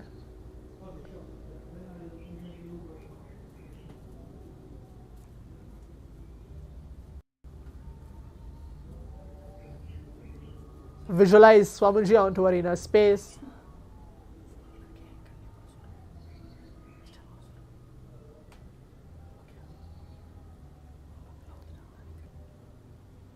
Start chanting the Mahavakya. Om Nithyananda Paramashivoham. Om Nithyananda Paramashivoham. Keep your eyes. Keep chanting the Mahavakya as we have again 3 minutes for this round of power manifestation. It's going to be number. The first round was shapes and the second round is going to be number. I'll be choosing any one of the number from the number 7 and 4, 8, 9 and 6 from any one of these 6 numbers. Let's begin the power manifestation.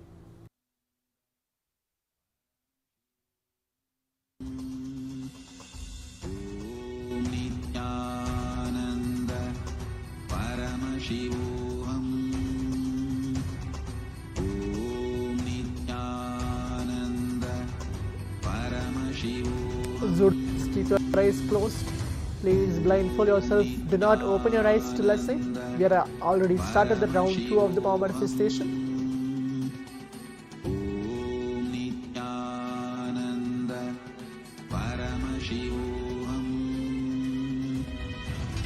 Om Nithyananda Paramashivoham.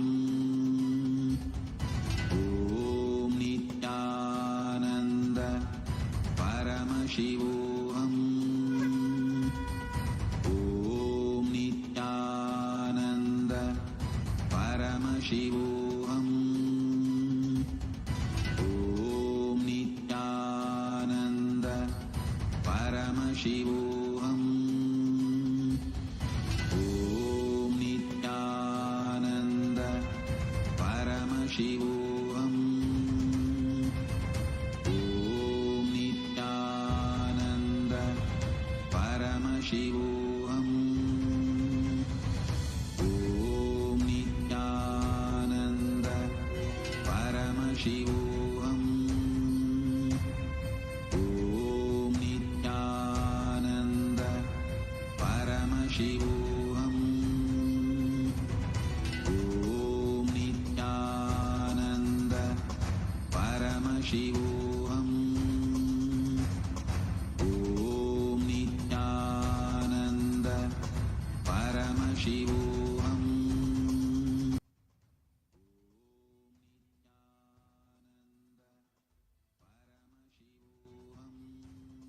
Yes, now the round 2 of the power manifestation has been completed. Let's take a few minutes of our time. We are moving on to the next step of the power manifestation. Please open your eyes. Take off our eye bands. Please open your eyes.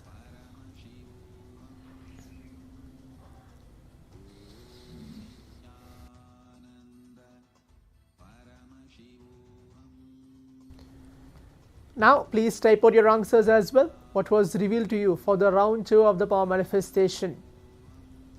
What number was chosen for you for the round 2 of the power manifestation? Okay, I can see John Dolly 7, Chenli 4. Okay, Pavan KS 6. Okay, Lucas Silva, yeah, please type out your answers as well.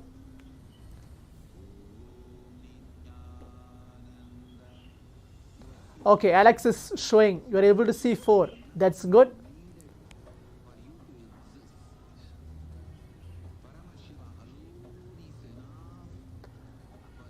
Shri Parabrahmananda 9. Okay.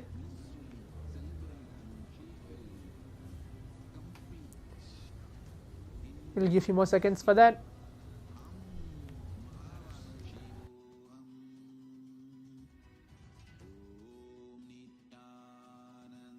Yes, now you can see the number chosen for all of us for the round 2 of the power manifestation is the number 4. Chinli Aya, I think so you have manifested. Alex, yes, congratulations. I think so you are jumping around there. You are able to see that you have manifested the number 4. Good. Lucas Silva, you put a message. I missed the time to close my eyes. Okay, yeah. We are going to have again one more round. Maybe you can enter to the round 3 and manifest for yourself this time. Chinli Aya, you got both round correct, the first round and the second round. So let's give a best try for yourself for the third round as well. Okay, now we'll move on to the third round of the power manifestation. Do not close your eyes. Let's see what's going to be there.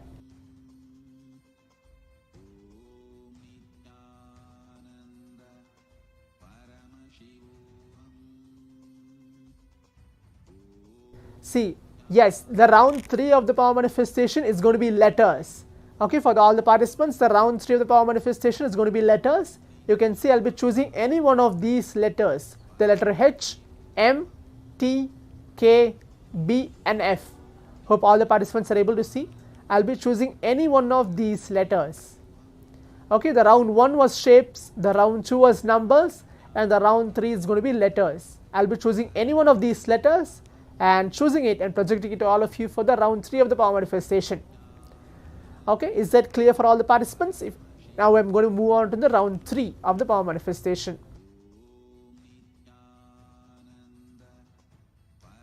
Now please close your eyes, visualize Swamiji onto our inner space, put on our eye bands. Please keep your eyes closed. Zudo Wangaya, I think so you have missed a second round. Please participate for the second round. Lucas Silvaya, you can participate for the second round as the third round as well now. Please keep your eyes closed.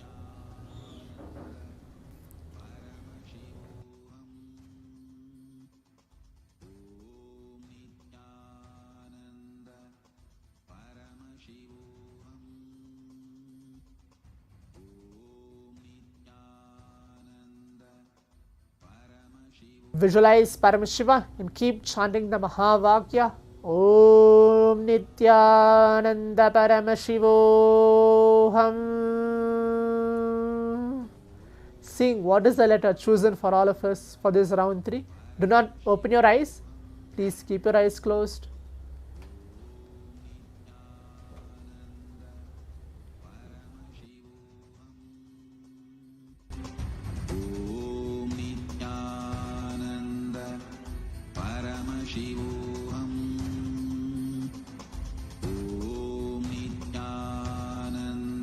It will be quick this time. The third round will have only 1 minute for this round. It's going to be completely quick. Let us see how much can we manifest.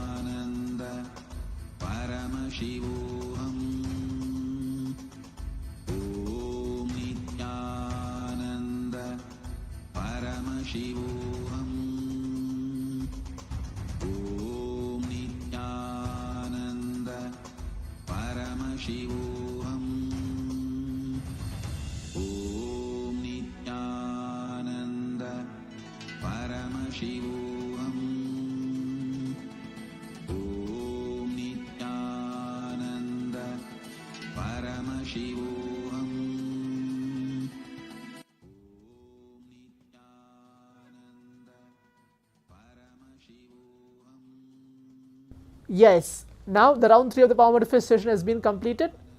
Now please take off your eye bands. Please open your eyes. Please open your eyes.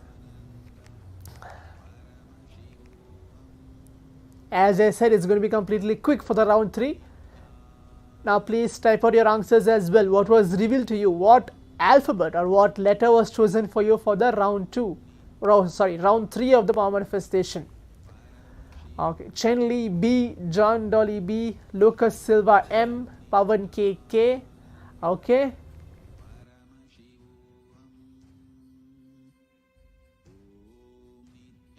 Please leave the message. Alex T. Okay, Alex is telling T. Okay.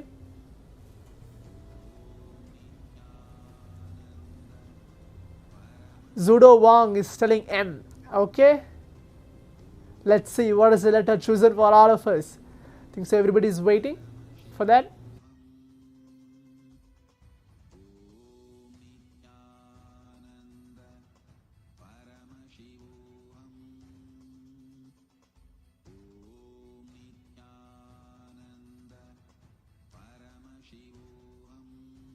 Yes. Now all the participants can see. The letter chosen for all of us was the letter K. I think so. Pavanaya, you got it. Zudo Wong, you got it. Okay, Ramesh Munisami is putting a message B. Okay, good, you are joining for the third round. But the letter chosen for all of us was the letter K. Chinli Aya and Pavan K, I think so. You have manifested 2 rounds for this power manifestation. You got it both rounds correct, except the 1 round. It's good that you have manifested. John Dolly Aya as well. You have got at least, I think so, 1 round you have manifested. Lucas Silva also, Aya, you got 1 round manifested this round. Good. Moral movie manifests power. Moral movie takes closer for all of us for the Paramashiva, the space of Paramashiva. All the participants enjoyed this power manifestation. Intense 21 minutes manifesting the shares and finally numbers as well. All 3 rounds. Hope all the participants enjoyed. Maybe you can leave Chinli Aya, what you are feeling, you can leave the message as well on the Zoom chat. And Pavan K Aya, Lucas Silva Aya, what is your experience or what you are able to see, what you are feeling when you are manifesting? You can leave that message as well on the Zoom chat, what you are able to feel.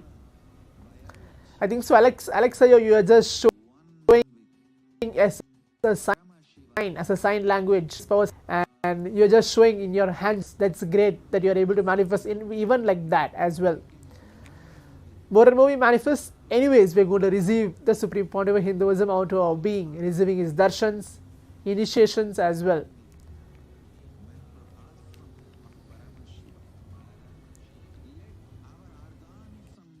Like this kind of power manifestation, we are going to be having many, maybe tomorrow, day after tomorrow, many different new type of power manifestation.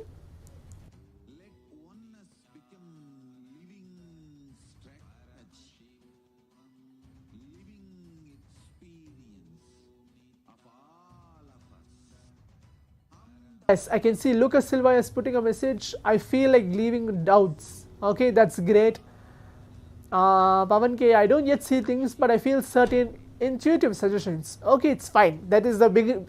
That's how you will start manifesting actually. When you're seeing some intuitive suggestions, or you're able to feel something as well. So that's great. Even to describe that, you're able to see some intuitive suggestions as well. Okay. What about you, Chelli Aya? What about you? We're going to be having many different rounds of this. Maybe we're going to be decreasing the time as well with for the next coming sessions. Not having 3 minutes or 2 minutes. We're going to be having different rounds of power manifestations. Okay, John Dolly is putting a message. Sometimes I see ropes around certain letters or numbers. That's fine. The Supreme Pontiff of Hinduism very beautifully tells that every single one of us are unique, and Paramashiva component in every one of us are unique as well. When you have doubts, just surrender. John Dolly Aya, when you have doubts to manifest, you are saying, I have doubts sometimes. Just surrender at Swamiji. Just leave it as it is. Let the doubt comes, or you're feeling confused whether should I choose this or should I choose that, whatever it is, just drop that at Swamiji's feet and just see. When you close your eyes, when you take few seconds and remembering Swamiji, what is the first thing which is appearing? Just tell that the straight go. That's it. And that's how the power manifestation is. It's not you doing, it's everything done directly by Swamiji himself. Okay, that's great. Chennai, I have not received any message from you. Maybe you can leave what you are able to feel when you are manifesting this. Maybe we are entering to the 11th day and tomorrow the 12th day. What you are able to feel during this intense 21 minutes of power manifestation.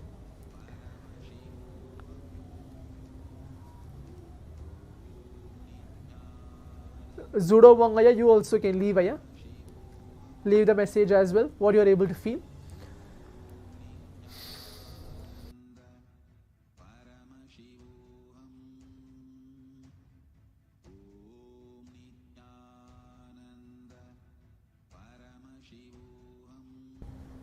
We have few minutes before we move on to the next session actually.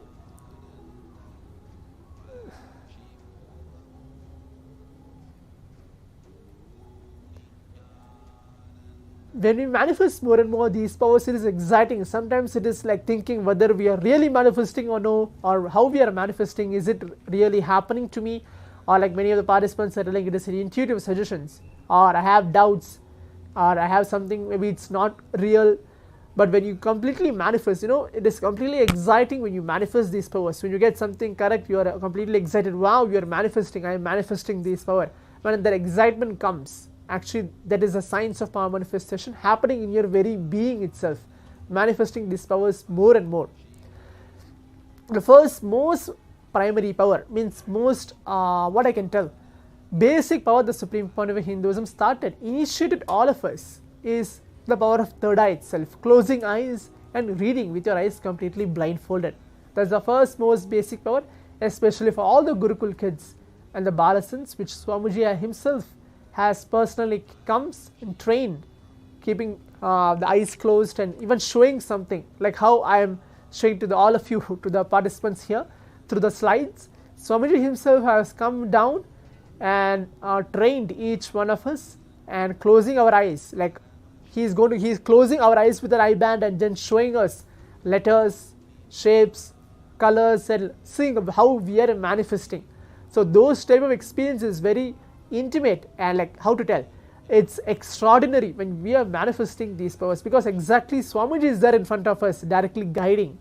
It is not like how we tell that, oh my god, we're closing our eyes, maybe sometimes I feel darkness, I don't see something coming, or how it is showing to me, whether it's 2-3 shapes are coming, everything is going on into our mind. When Supreme Pontiff of Hinduism tells, Swamiji very beautifully tells, when we are in zero thoughts, when we are in no thoughts, we are entering into Samadhi space, the space of Samadhi itself directly. When we are in having thoughts, we are actually going to the sleep state, like we are actually sleeping, and sometimes we are dreaming, thoughts comes and differs, goes here and there.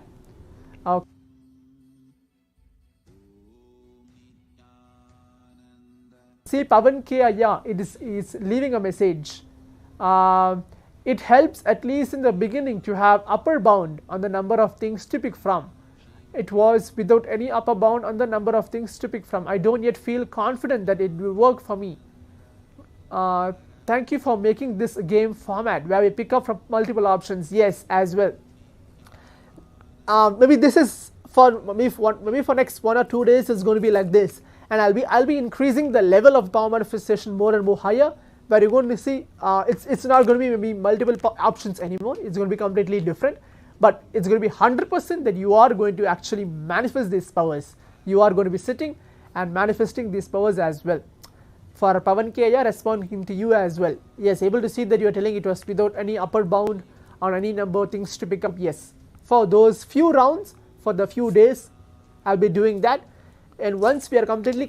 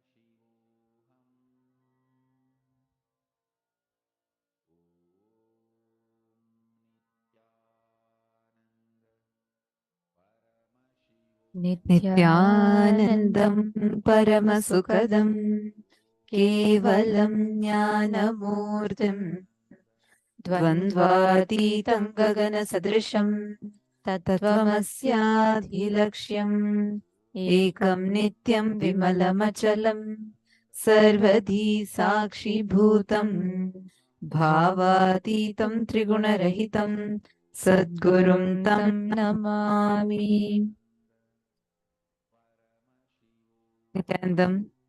Nithyanandam to all the participants that are here sitting with us today. How are all of you doing?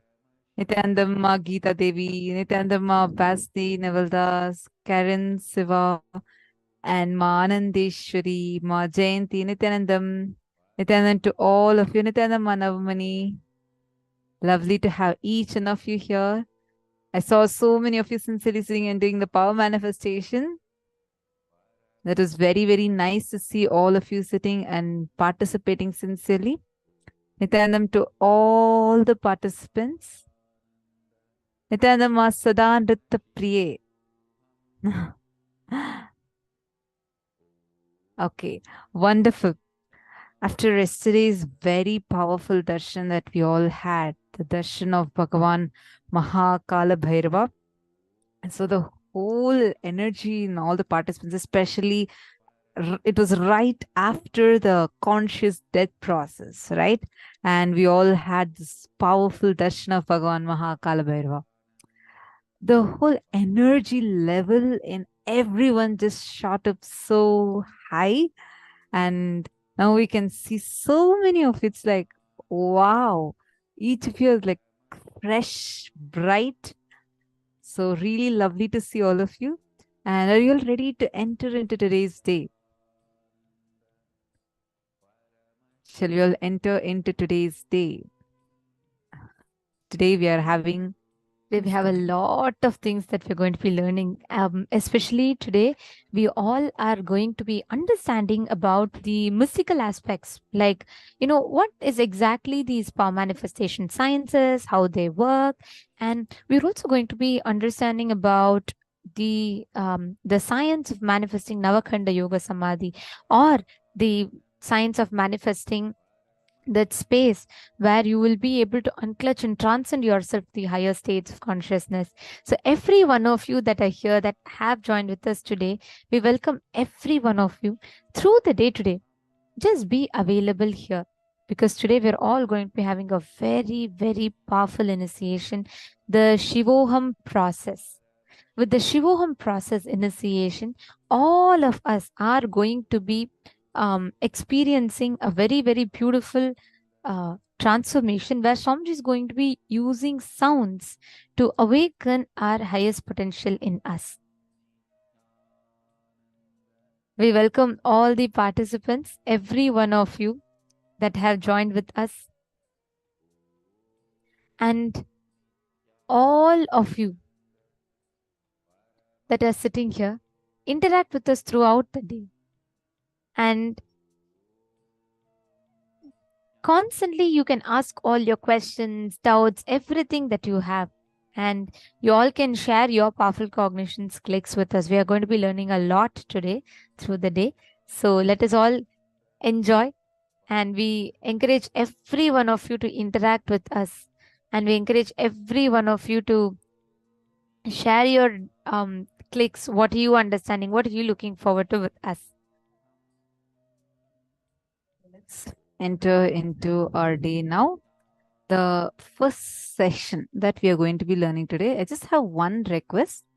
See, every session is planned such that you experience the best in the initiation. Like, if you see the whole day, whatever you're learning, it's all leading to the most important part of our day, which is Swamiji's darshan and the initiation. So I request all of you to sincerely listen. I just wanted to tell, Swamiji has condensed like the best programs, whether it is Inner Awakening or the NDY, NKY, the Dhyana Yoga program, or the Nitya Kriya Yoga program, or all the programs, like 21 days of Inner Awakening, Shivoham, Nithyanandoham, all these programs, Swamiji just condensed it, packed it, like a crash course, and gifted it to us through this Paramashivoham Level 3 and Paramashivoham programs. So whatever you are learning, whatever cognitions are being given to you, it's literally the best essence taken out and gifted to you.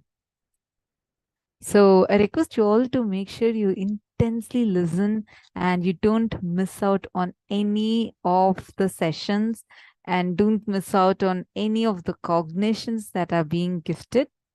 So throughout the day, any questions you may have, feel free to ask and participate intensely. This will make sure you receive the best of the program, best of the cognitions, and this will also ensure you get the initiation in the best possible way. If you want to invite any of your friends, family members, take a few minutes. You can call them right now.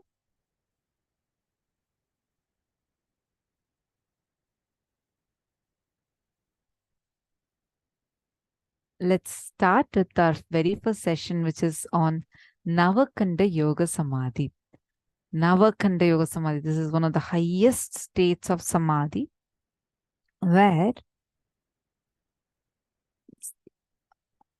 what we see, we all think we are able to see things, right? We understand that what we see is what that exists.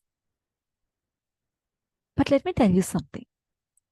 There are tons of things that even though you are not able to see, they are existing. I'll give you an example. As you're sitting right now in this room, wherever you're sitting, do you know how many waves are passing through you? You're able to see our video. That's because you are having that Wi-Fi network on, and that is passing a lot of radiation, but you're just not able to see it as it's beyond your visible range. You go to the microwave, you put some food in the microwave, you try to heat it up over there. In a minute or two, you have it hot, ready. But you do not see the radiation that it generates, but you see the effect of it. Even what we don't see, there are things existing because it's just beyond our human visible range. The 70 nanometers of light, 700 nanometers of light. This is the range where we see. This is our visible range. If the wavelength goes lesser, you call it as, like, for example, you don't see infrared radiations. You don't see the things that are below range. Nor you see ultraviolet rays. You don't see things that are above that range. We only see 70 nanometers to 700 nanometers of light. That's the visible range. Now, when our body starts going into higher and higher state of samadhi, at one point, your body goes to like such high frequency. There are some minor chakras in our body that has its energy level raising up. Now, what happens beyond this? What happens in the energy levels raise up? What happens to these 14 chakras? Swamiji is going to be revealing to us in this session how this state of samadhi is the highest state of samadhi. Let's listen to the revelation now from Swamiji on Navakanda Yoga Samadhi. निर्विकल्प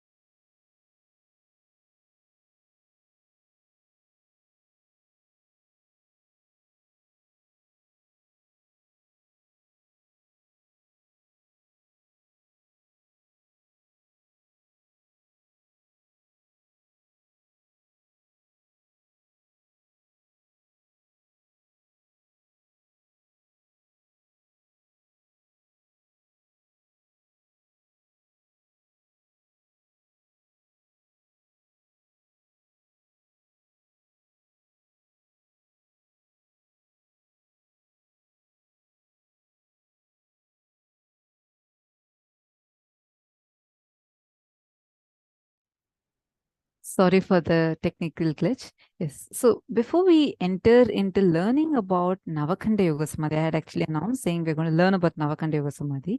But before we enter into that, we need to first and foremost understand how you can reach that state. See, today we are going to experience the Navakhanda Yoga Samadhi.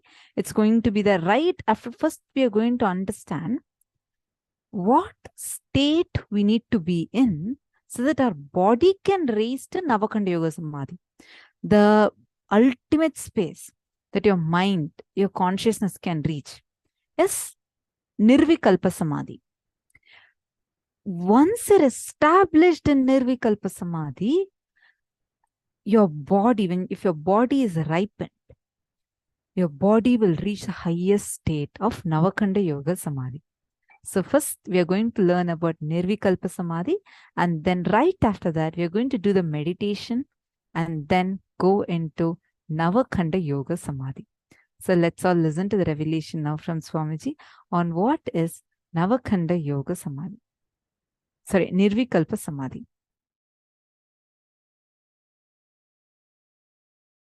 Nirvikalpa Samadhi is silence, soaked in silence, soaked inside the silence.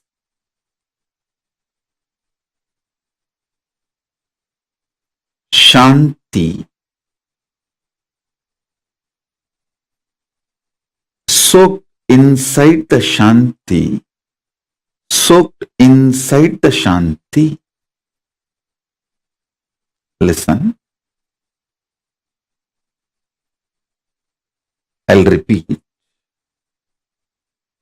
Nirvikalpa Samadhi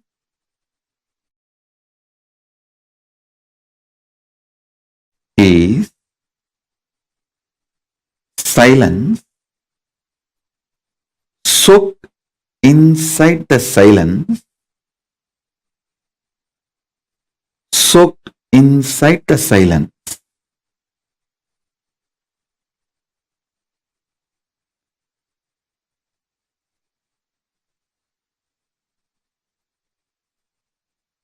Contemplate on it.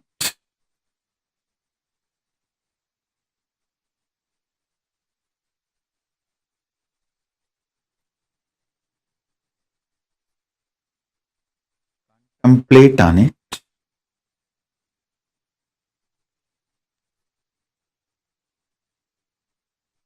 I'll initiate all of you into Nirvikalpa Samadhi as a living experience today.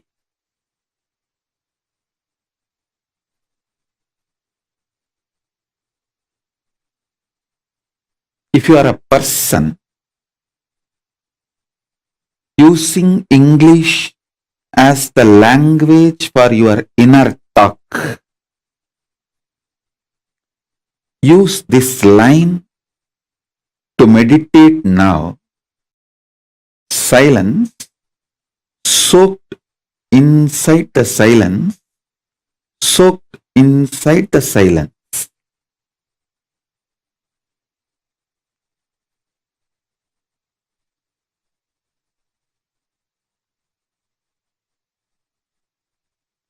Understand?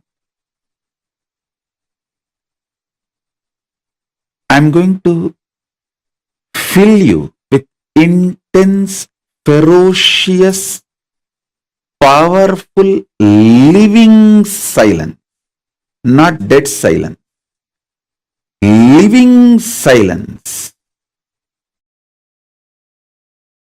The silence I am going to inject into your being will touch your Swadhisthana chakra, means it will just terrorize the patterns and fears in you. The fears and patterns will melt down like how the metals melt in the extreme heat.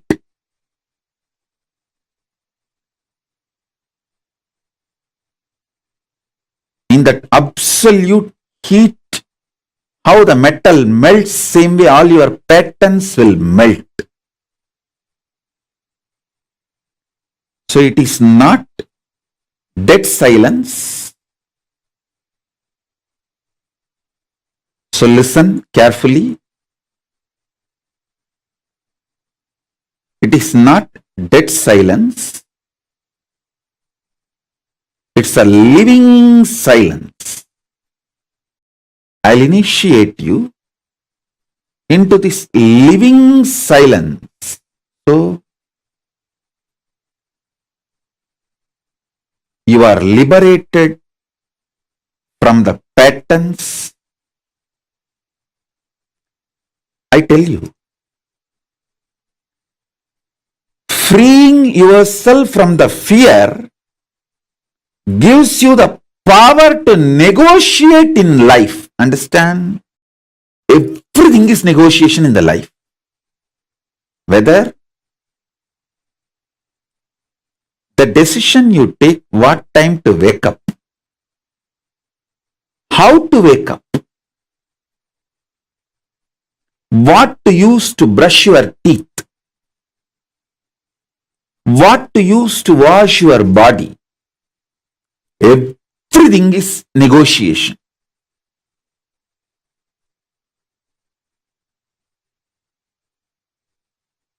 Whether you talk to yourself and convince yourself for some activity, or convince your spouse for something, convince your team, your boss, your subordinates, your assistants, everything is all about negotiation. It's all negotiation. All relationships are negotiation.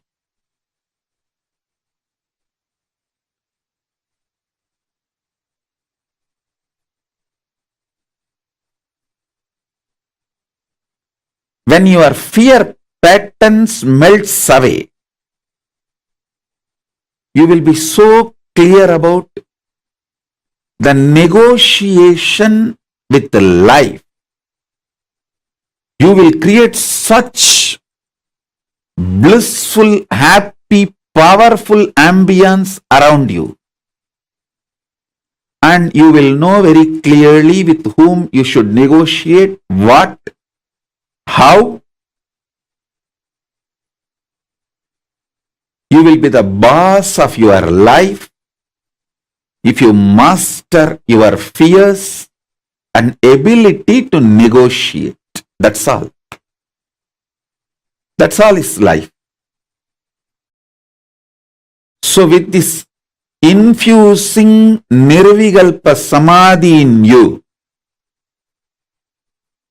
melting down your fears, I will empower you with the negotiation power. Negotiation skills.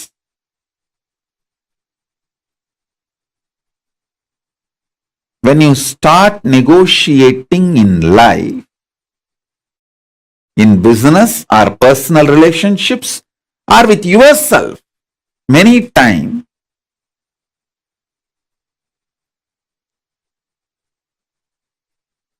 even what time to sleep, what time to wake up, if you learn how to negotiate with yourself, you will be successful in all the lifestyle I am teaching.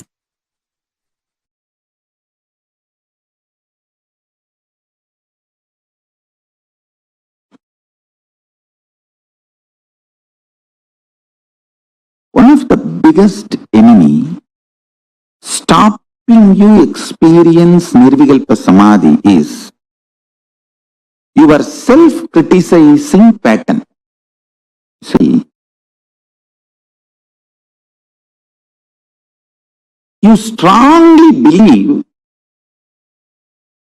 you have not achieved oneness Nirvikalpa Samadhi, unclutching, completion, because there is a definition for that state and that definition is not manifesting in you. You are such a, first of all, any person who thinks there is a definition for Nirvikalpa Samadhi, there is a definition for oneness, is a fool. Your mind cannot grasp even the definition. Forget about using the definition as the scale to measure whether you achieved it or not. You can do only one thing. Continuously remember to surrender, consciously declare to Mahadeva Paramashiva, I am consciously declaring. Manifesting in me only you can do.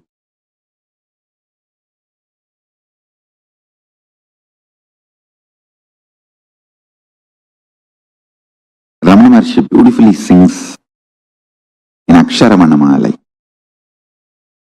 Aru kavenai andanai agattidil agilam vazhittidum Arunachala. Akambukum dirthum nagakkugai sirayai amarvittadengolo Arunachala. That whole scene is actually in Madhurabhava. One of the wives of Krishna, when she was with the parents but she was in love with Krishna, she doesn't know how to run away from the home and marry Krishna. So somehow she sends message to Krishna that, please take me with you. Then Krishna plans and goes, and as per his plan, he gets her and marries her. This is the exact scene, mood with which Bhagavan is describing at least the first few verses. Aru kavenai andanai agattidil agilam vazhittidum Arunachala.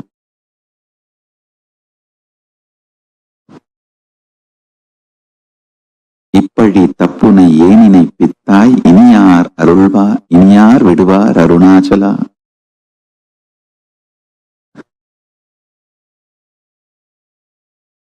Ahambuhum dirthum nagakkugai sirayai amarvittadengolo Arunachala.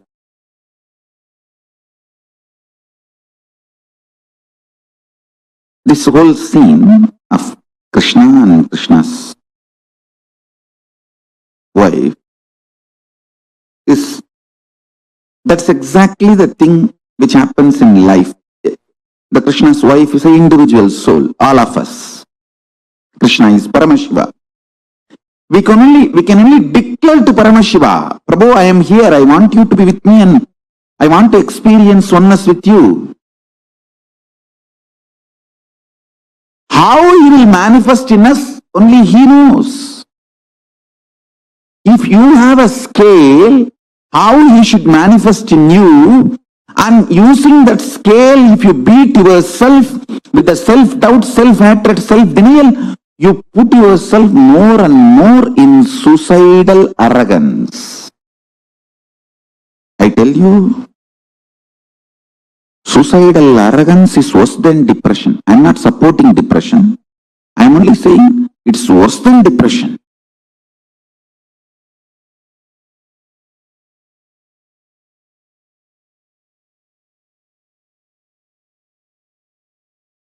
I'll tell you precisely, exactly right attitude. Declare to Paramashiva, Prabhu, really, I personally do not know much about the way you exist. But as per your declaration in Vedas and Agamas and my Guru's confirmation, I have some idea about how you exist. Whether that idea is complete or not, I do not know, but what I know as me, I surrender unto you. I offer me to you. Please, you take away me in you. You radiate. Let you alone exist. Let me experience absolute oneness, nirvikalpa samadhi, unclutching, complete completion, or whatever the highest state. I may not know the name or words to describe. Let me experience that. Declare it consciously. Remember one thing. Even if you are consciously enjoying somebody swimming, his brain activity, his neuron activity is mirrored in you. Even ordinary swimming, his neuron activities are mirrored in your brain. Can't you understand the great cosmic experience, existence, Paramashiva, when you surrender to him? Will his neuron activity not mirror in you? Don't you understand?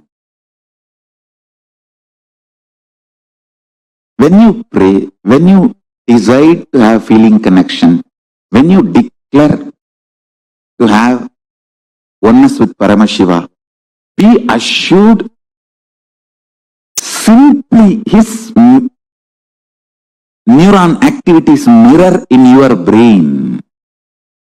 How it should, you don't put a condition. Once you surrender and declare, whatever is happening, decide to know very clearly that is he manifesting. If you are even feeling irritated, what can be done? That is the way he is manifesting. Whatever he is manifesting. Go with that peacefulness, Shanta Swarupa. Then he sinks deeper and deeper into your being. Your being sinks deeper and deeper into his existence.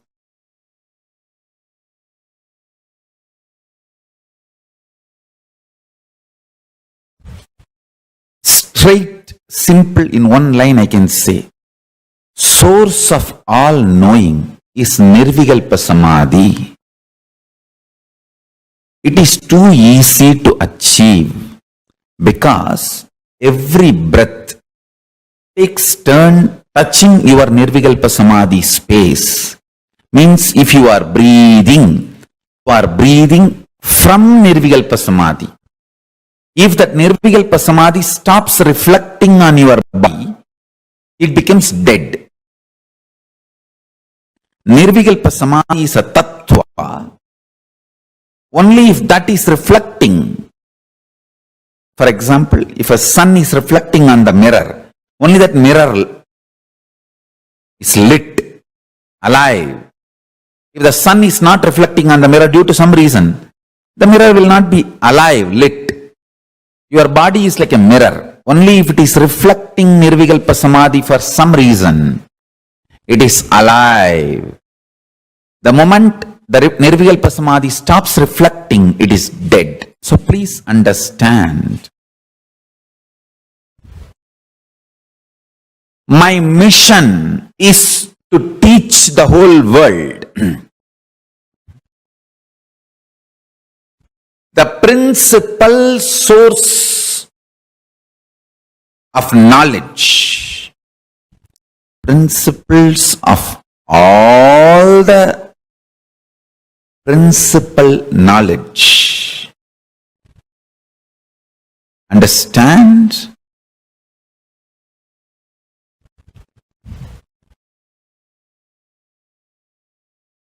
Is Nirvikalpa Samadhi.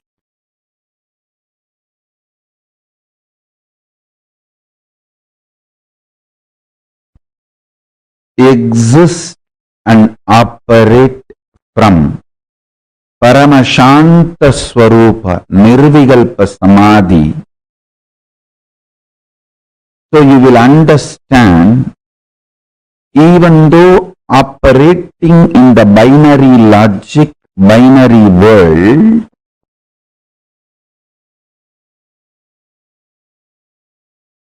the binariness of the world is not ultimate truth. Ultimate truth is more than the binariness of the world. Understand?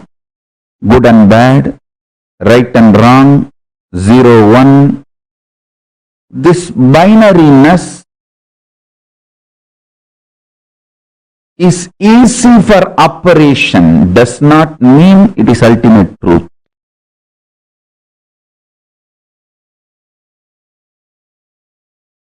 Only the higher science can refute what you know as science. If you operate from the Paramashanta Swarupa, Nirvikalpa Samadhi, you will understand the higher science. So you will know where the regular science which you know as science should be adopted, applied, and where it is inadequate. Listen to these three truths today Paramashiva is revealing. First, more and more operating from Nirvikalpa Samadhi will make you realize binary system with which this whole world is operating. Whatever you call as science, logic, rational, good, bad, right, wrong, everything, almost everything you know below the sun and above the sun is binary. Whatever human mind can conceive, consume, conceptualize, cognize, everything is binary. Good, bad, right, wrong, 0, 1, there or not, it's all binary. Even your third possibility is mixture of this binary. Existence of binary and denial of binary and mixture of binary only forms even your third, fourth, fifth component and cognition. To understand, operating from Nirvikalpa Samadhi will make you understand binary is easy way for coexistence but not ultimate truth. You should know how to coexist beautifully, easily, sweetly, happily, and you should know the ultimate truth. That is the uniqueness of your existence. People who learn only how to coexist happily may have power over the human society. Power over the human society is not always the truth of the existence.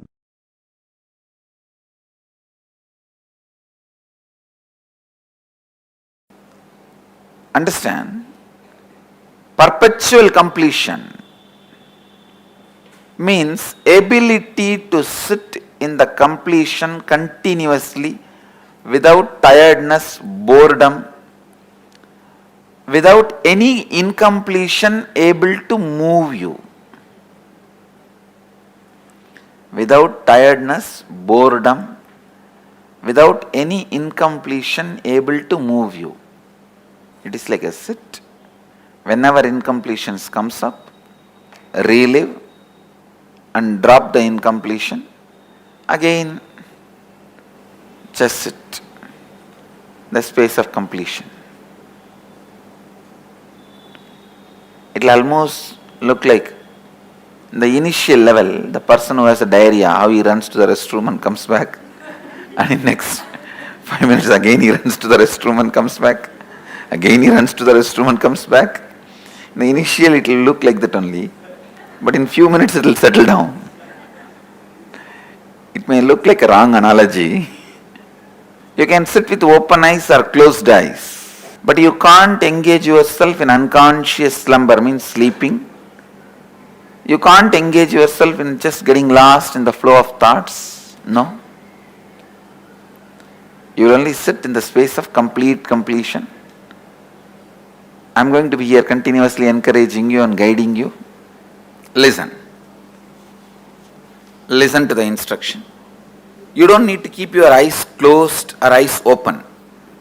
It's up to you. You want to keep your eyes open, keep it open.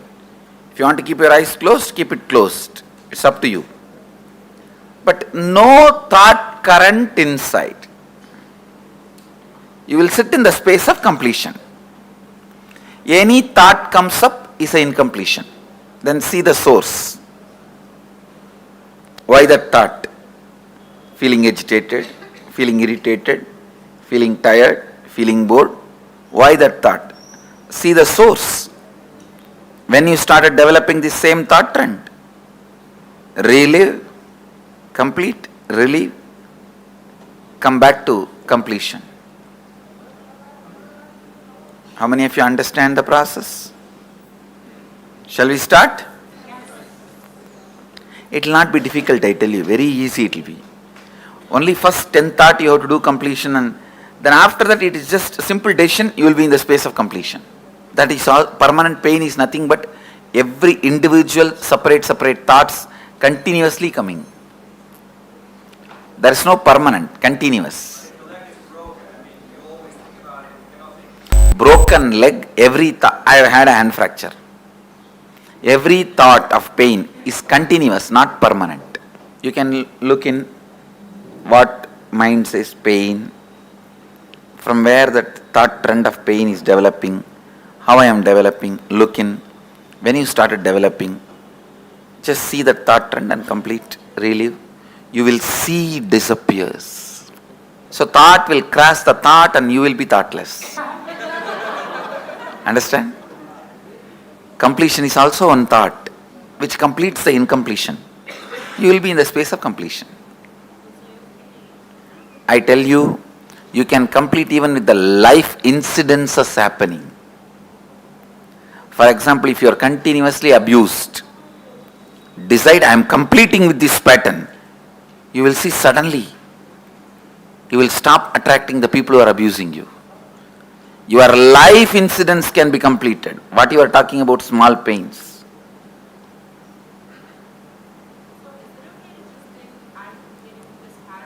Yes.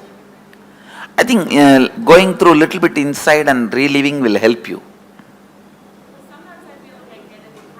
No, that hatred to go in is one more pattern.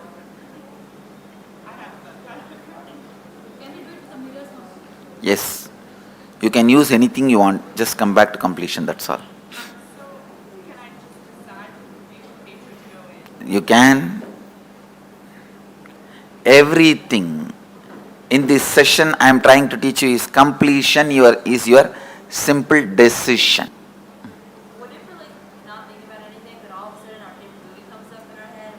That is incompletion. That is what I am telling. Run to the bathroom immediately. Take a diarrhea patient. Complete, drop, and come to the space of completion. Actually, I am teaching you to live in Nirvikalpa Samadhi. Perpetually living in Nirvikalpa Samadhi. Perpetually living in the space of Advaita. Perpetually living in the space of completion. That's what I am teaching you guys now. Say, all these days we pulled out many incompletions from inside and completed. Today, we are just looking, whoever comes to fight with you, you are going to fight with them. That's all. We don't call for Mahabharat war. Whoever comes on the way to fight with you, finish them. No, every thought is a powerlessness.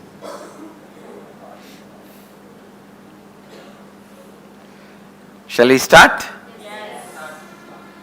You don't need to close your eyes or tie the ribbon. Just sit. If you want to close your eyes, you can close. If you want, you can pick up your mirror. Let's start. I bless you all to achieve complete completion.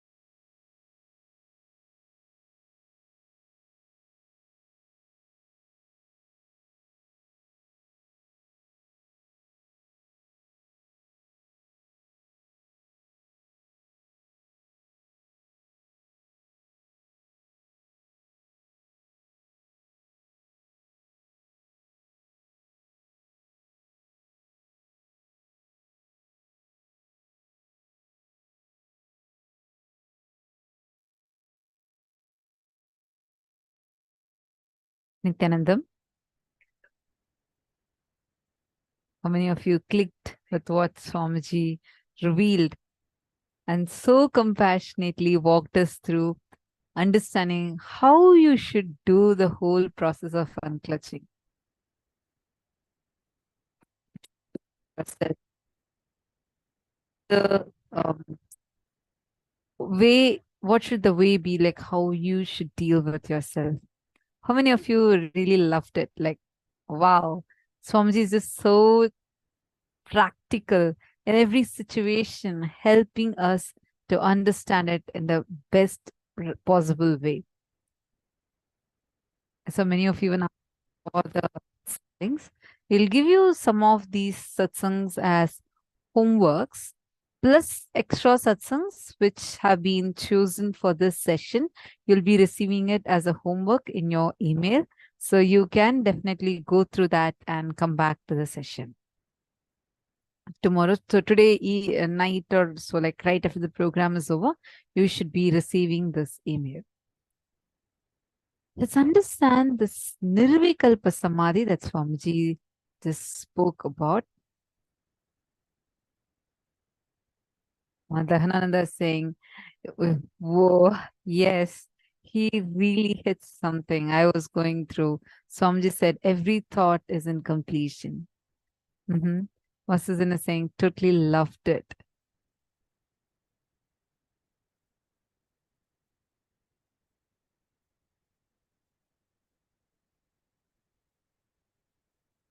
Swamiji is so cute. Mashu's and saying, yeah, and the way Swamiji, like gives us in a very practical way, you'll just feel like Swamiji just knows every bit of what's running in us and what is that exact point you will be struggling with. And it's just so powerful, right? Now let's just have a quick recap of what we learned.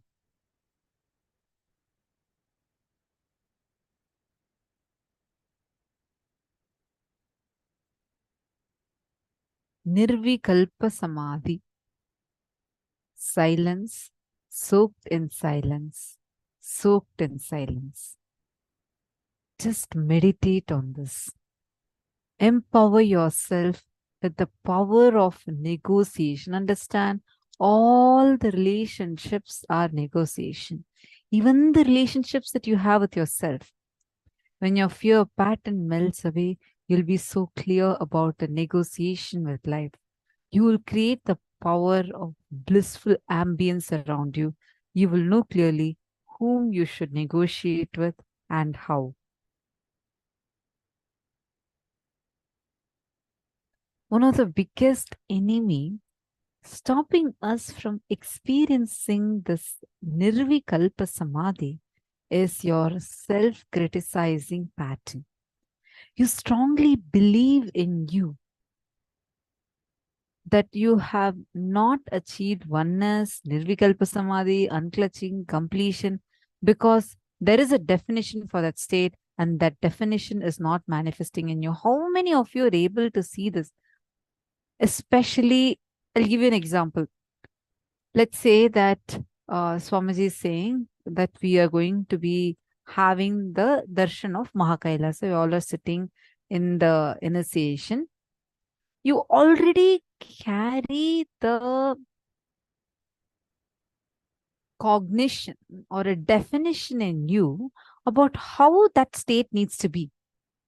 And when you see that, okay, so I'm right now not matching that definition, immediately you start feeling like I have not manifested. Or even take power manifestation. How many times you keep complaining inside you that, look, I'm still not able to manifest this power. How many times I had tried this, still I can't manifest this power. How many of you have this cognitions? Now I see giggles and people feeling that, oh my God, yeah, I feel so. See, understand, that's because we all carry that as a definition inside us. The problem is we are having a certain definition and believing that that definition is a state. On your own, you start having a conclusion. You start believing, okay, oneness means it needs to be ABC. It needs to be like this. Unless I had that as an experience, I don't believe that I can manifest. How many of you are understanding this? Are you cognizing this? Can I request all of you to acknowledge in the chat if you're able to understand?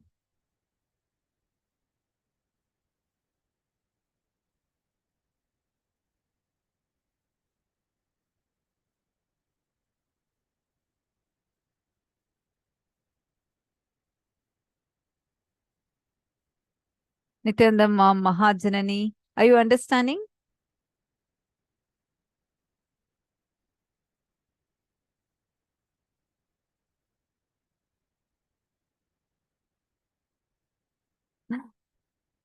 What happened? Why are you laughing so much? See, understand the state of Nirvikalpa Samadhi is what Swamiji has gifted each one of us today. Today, we all are going to see how beautifully Swamiji is going to raise us to that. All right. Now, let's understand about this a little more deeply. The moment you surrender, once you surrender and declare, whatever is happening, decide to know very clearly that he is manifesting. Whatever is happening in you, it is him manifesting it through you.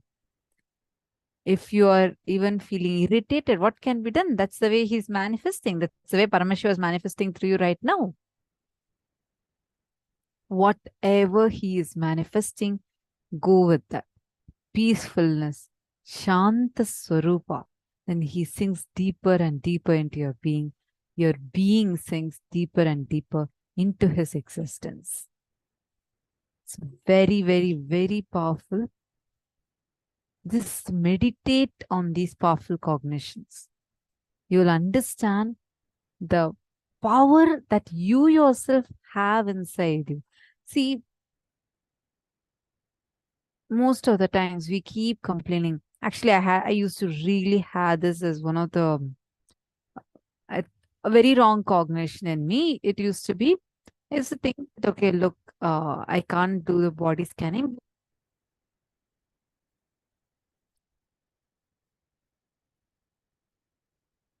I carried a definition inside me. And I used to really believe strongly, okay, I can't manifest any power. No power manifestation will come to me. All other people around me will be manifesting, and I'll be so strongly believing in me. They're able to see, but look, for me, I can't still see. So till the time I see how it is actually, I'm not manifesting. This is a definition I used to carry inside me. And I used to really believe that it's no matter what, how much ever I'm trying, it's not manifesting at all.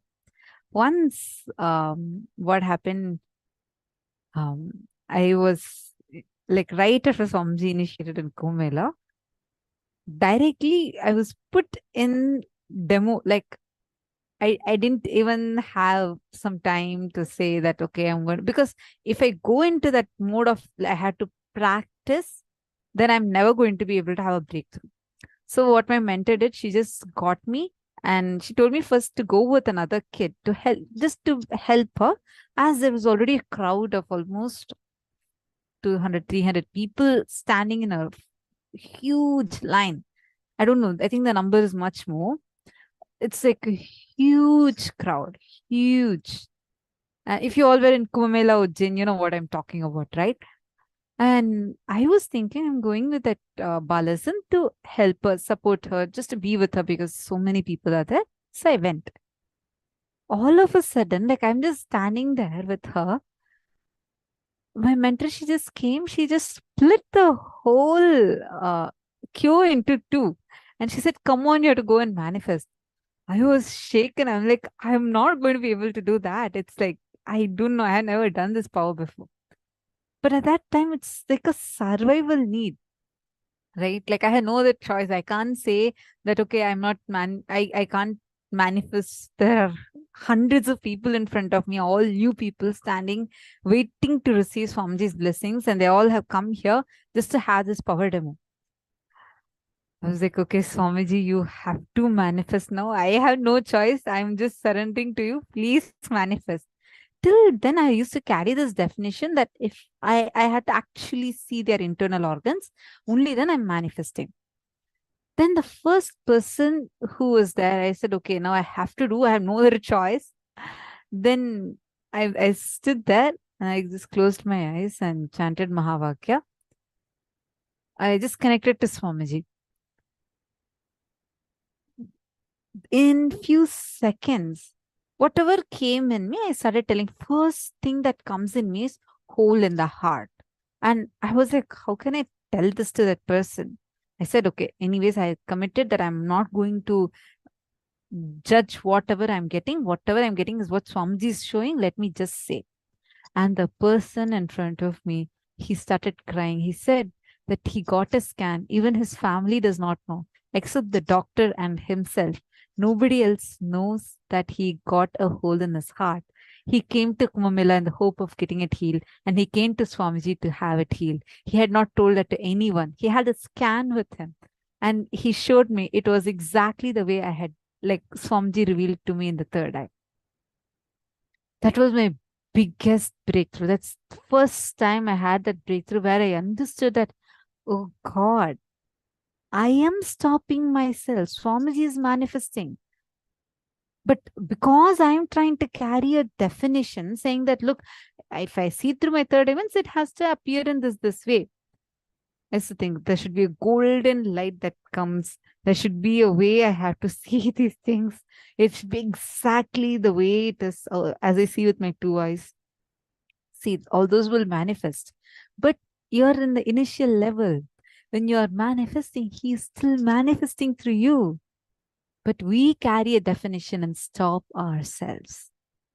How many of you are clicking with this? The biggest problem is us having this self-criticizing pattern and strongly believing in our core, we carry this definition and believing that oneness has not manifested in me, Advaita has not happened in me, I have not experienced this, I have not had any spiritual experiences. No. Instead, change it to just telling, if I'm seeing this, okay, there's a letter A shown for me during the third eye, that power manifestation session. They're showing A, but what Swamiji showed in my third eye is the letter G. That's odd. That's how he's manifesting. I am just going to surrender to him. I will not question this manifestation. Just leave it to him. Every time tell, that's how he wants to manifest. What to do? You will start realizing more and more. You'll allow him to sink in you. When it's like how you put these things in, right? Like you want to get the essence of something. You soak things in water to get its essence, right? Some similar thing, just allow him to ferment in your inner space. Let Paramashiva soak in you more and more and more. You will see how you try to infuse water with, like, let's say you put some cucumber in it or you put some clove in it. You try to infuse water with these, right? For your detox drinks and all. Same thing. Allow him to soak in your inner space. Let him infuse into your inner space. Just tell whatever you're getting irritated. Tell that's the way Paramashiva wants to manifest me. What to do? Keep telling that again and again. Keep reiterating to yourself. You will understand suddenly that intense Paramashanta Swarupa of Paramashiva will just start manifesting through you. How many of you are clicking with this? How many of you are understanding this?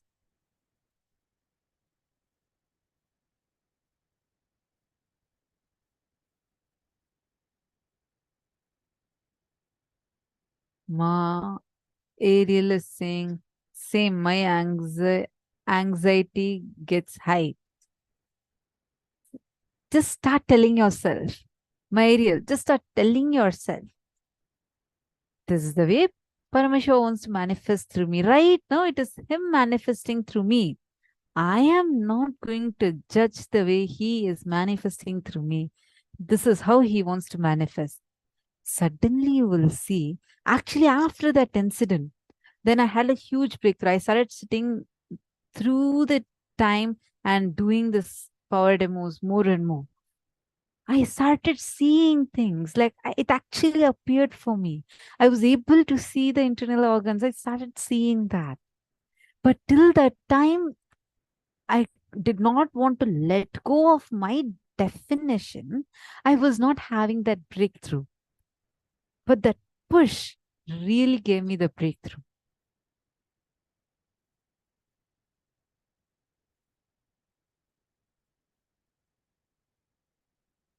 Are you all understanding this? Meditate on this. Meditate more and more on this. Whatever he is manifesting, go with that. Peacefulness, Shanta Swarupa.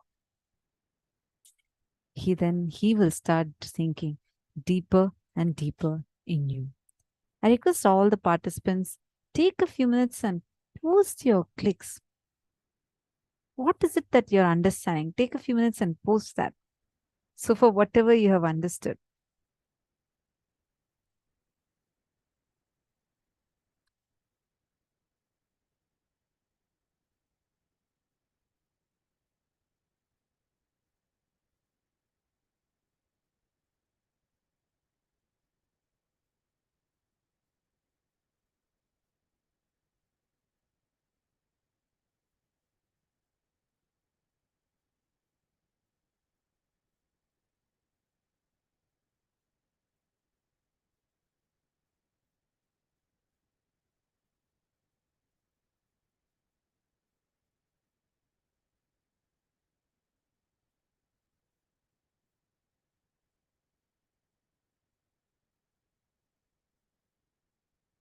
And simple. Source of all knowing is Nirvikalpa Samadhi. It is too easy to achieve because every breath takes turn touching your nirvikalpa samadhi space. Means if you are breathing from nirvikalpa samadhi. Like how Swamiji gave the example of the sun reflecting in the mirror. Only wherever when the sun is reflecting on the mirror, that mirror is lit, alive. When the sun stops reflecting on the mirror due to some reason, then the mirror is not alive or lit. Our body is like a mirror. Only if it is reflecting Nirvikalpa Samadhi for some reason, it is alive. The moment the Nirvikalpa Samadhi stops reflecting in you, it is dead.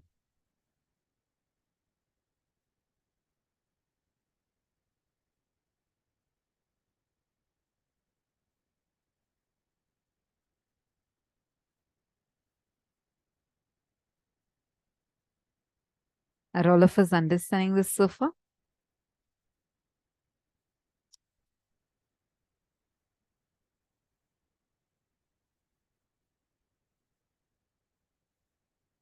Are all of us understanding this so far?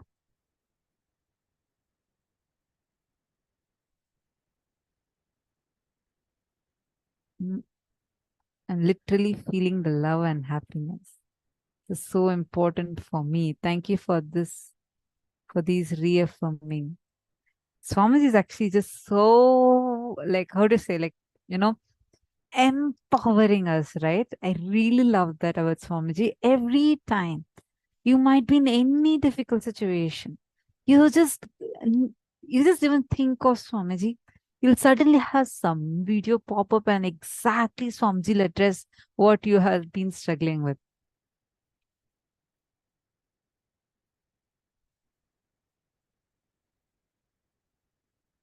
Now, take a declaration and a decision inside you.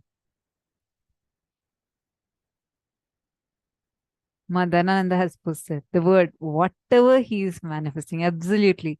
That's the thing. See, you don't need to judge yourself. Anything that Swamiji is manifesting in you right now is Swamiji is manifesting in you. If this is what is manifesting, then he is manifesting that. Just take it. You will see.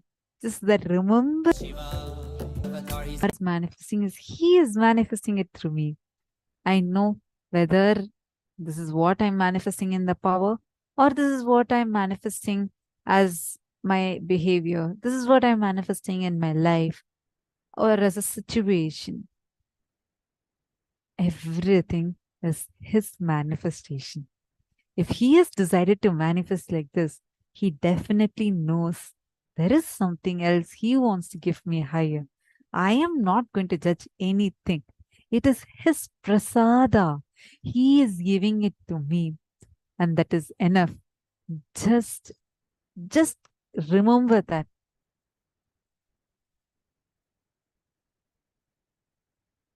Masneha Patel is saying, this is so profound. Whatever you're seeing, he is manifesting. What can I do? Kind of let's go off the stress and anxiety. Absolutely. Actually, just start cherishing it inside you.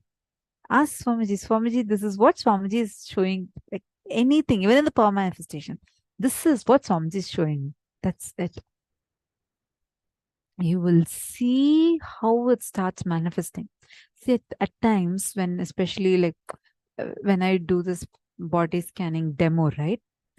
At times, like the first time I started doing it on live, YouTube live, where I don't see the person's face or I don't know who it is. I just go by the comment, people comment, and then we start manifesting through the third eye. At first, it was like I had such a deep fear in me. Some random things would appear. And I would like, okay, am I just trying to visualize these? Are these my own thinking? Or is this what third eye is showing? I'm confused. I used to have this. But like I'm in the live, I can't tell a no, or I can't stop myself. I can't say, oh, I don't know whether I'm seeing the right thing or not. I can't tell this. Like I'm live. And at that time, just, okay, I'm leaving it to Swamiji. Whatever is coming, I'm just going to tell Swamiji, take care.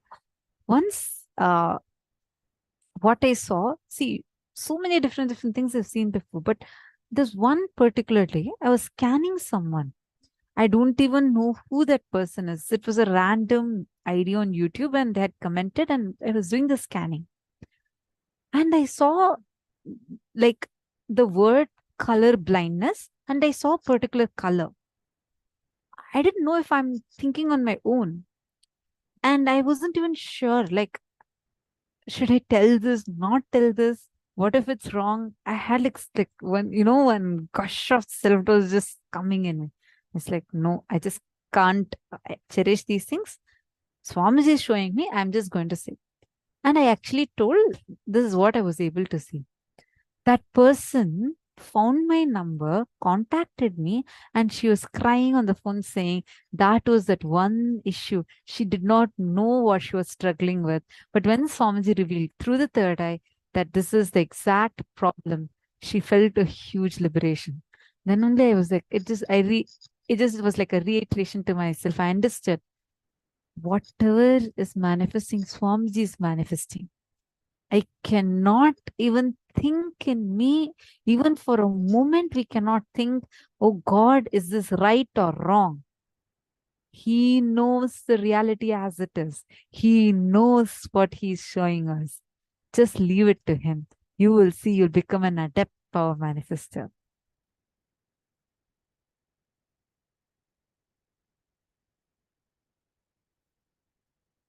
Ma Sneha Patel has posted, I would feel you need years of meditation and spiritual practice to manifest these powers. And hence, I would feel this is not even possible. But this session has opened a different dimension for me. And I'm definitely going to give it a try with this new approach. Ma Sneha Patel, declare to yourself, whatever Swamiji shows, from this moment it is Swamiji showing. You will see in next 2-3 days, you'll have a breakthrough. Don't ever give up on this thought current. Just hold on to this thought current.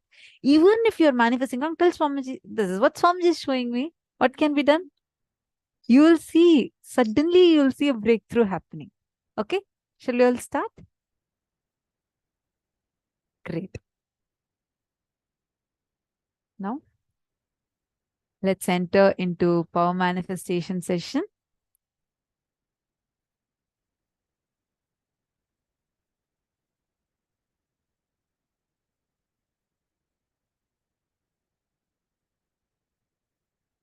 So for the power manifestation session, we're going to prepare with a small, quick meditation. The perpetual completion. Now, listen carefully.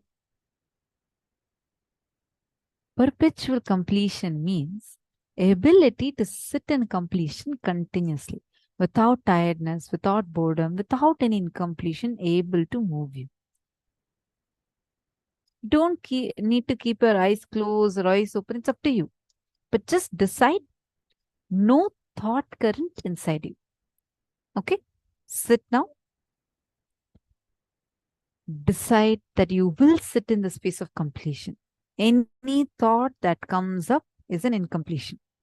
See the source. Why that thought feeling agitated? Why is that thought coming? See the source when you started developing the same thought trend. Relive, complete, relieve. Come back to that completion. See, this whole completion you may need to do only for the first 10 thoughts. Because after that, it'll just be a simple decision. You'll be in the space of completion. Let us start. We're going to be playing Mahavakya for a few minutes. Just sit and as the Mahavakya will help you to be in the space of perpetual completion. Sit in that space. Any thought comes up as an incompletion. Whenever a thought is coming up in you, just look at that source of the thought current and complete. Go on doing this. Only for 10 times you will need to complete. After that, it will just become a decision. We start now. Paramashivoham. Om Nithyananda Paramashivoham.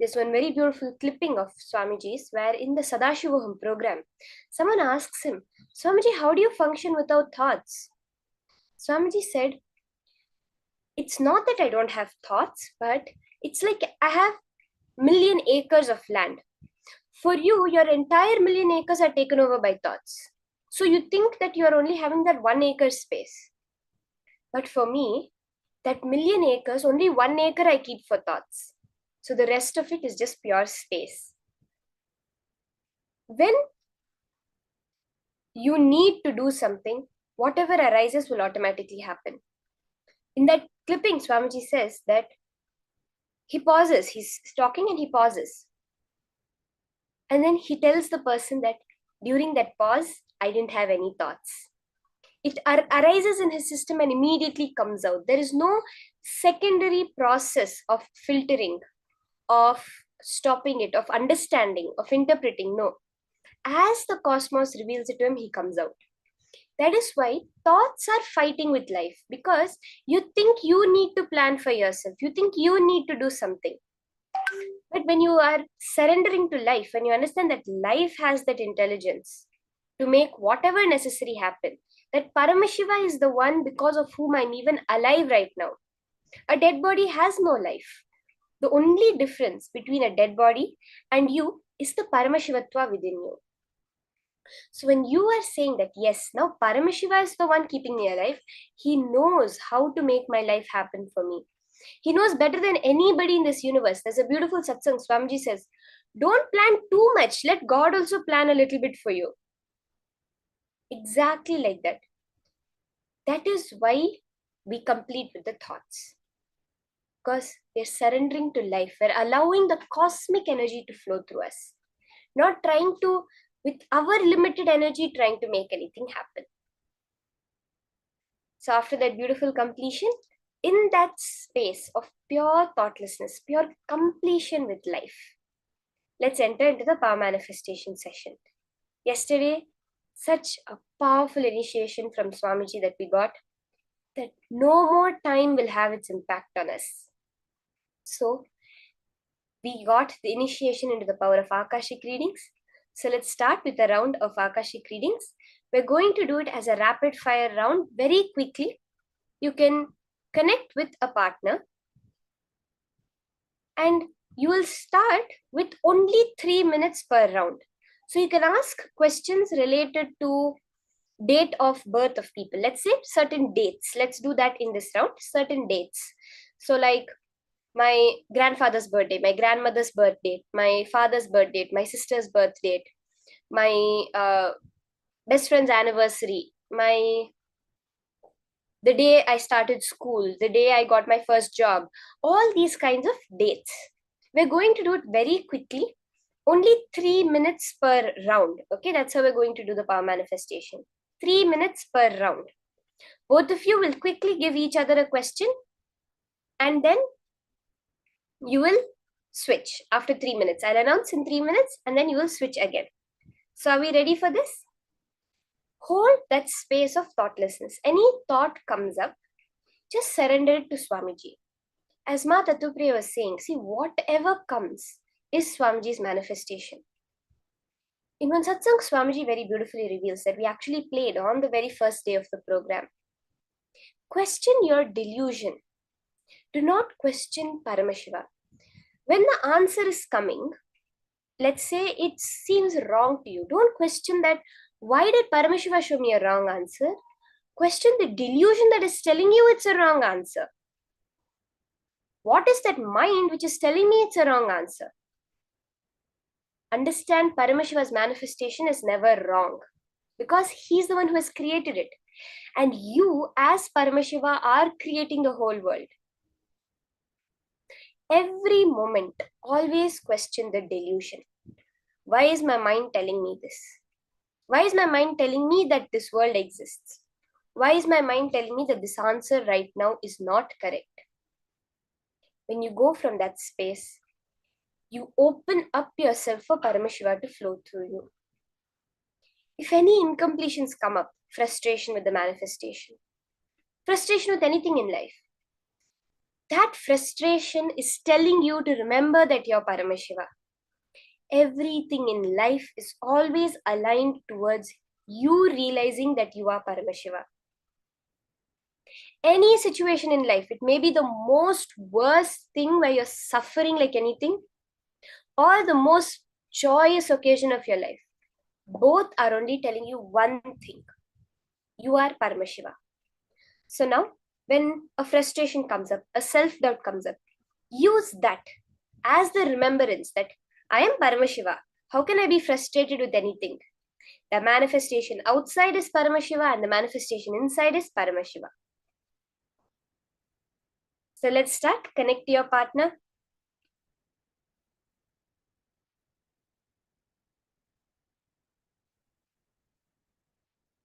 And let's start the first 3 minutes. I'll be putting a 3-minute timer.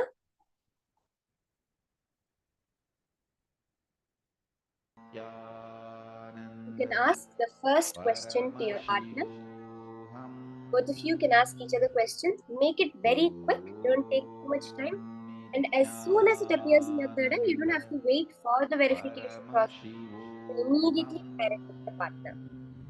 So the first round starts now. You can get a question from your partner about a certain date, your partner's birth date, or her mother's, some family, some friend's birth date, anniversary dates, some important occasion in their life, any date. That's what we're going to do in this round.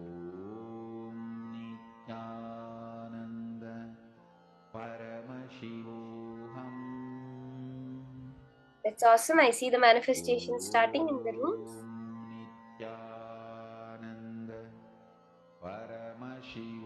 Now, with that powerful initiation from Swamiji, from Bhagavan Kalabhairava himself, he has liberated you from time.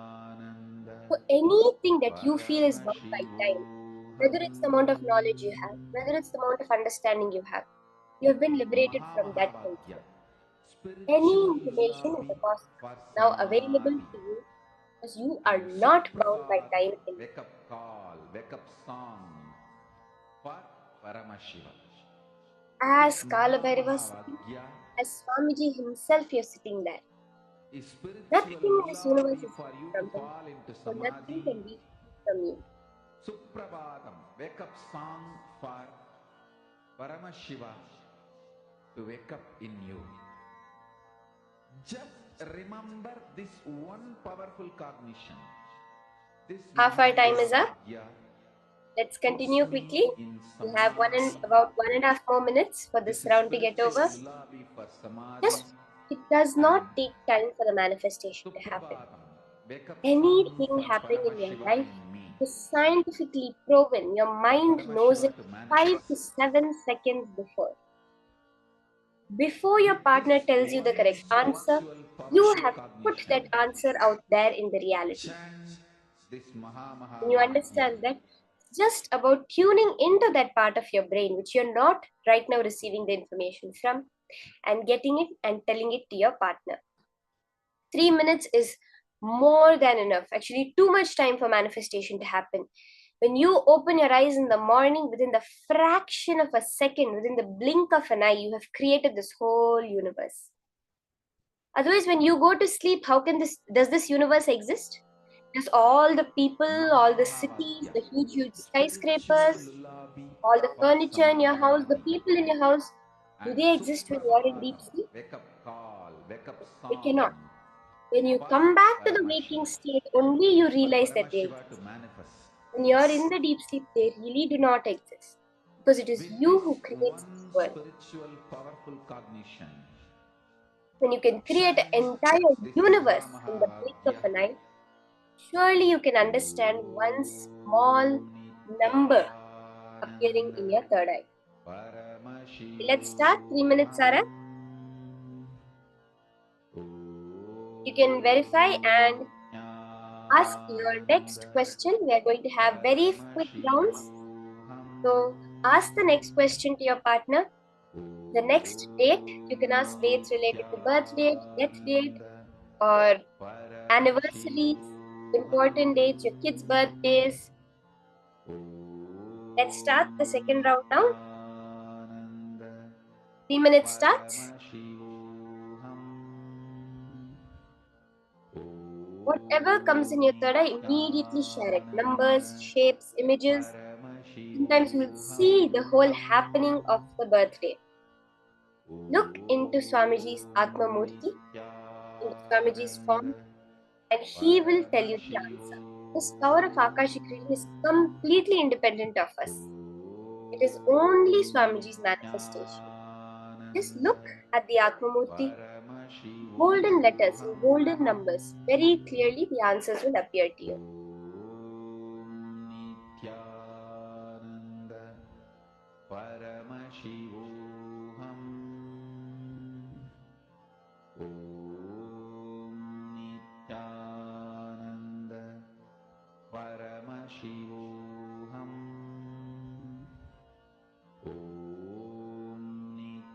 We have few more seconds.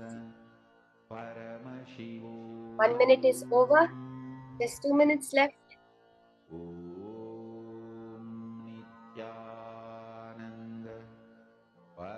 The whole past, present and future is available to you with the blessings of Mahakala Bhairava. He is the keeper of time. If the librarian has opened the library for you, can there be any information in the library out of your grasp? No. Only as long as the doors are locked can you say there's something out of your grasp.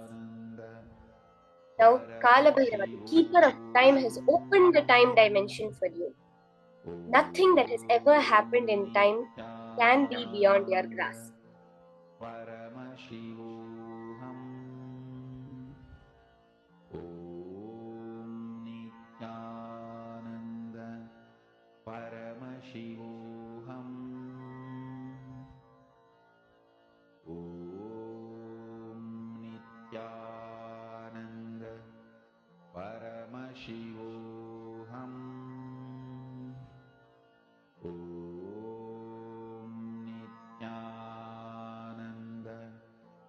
About 30 seconds left.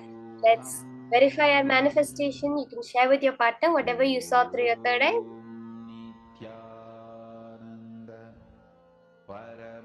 And get your next question from your partner now. Let's start the next round, the next 3 minutes.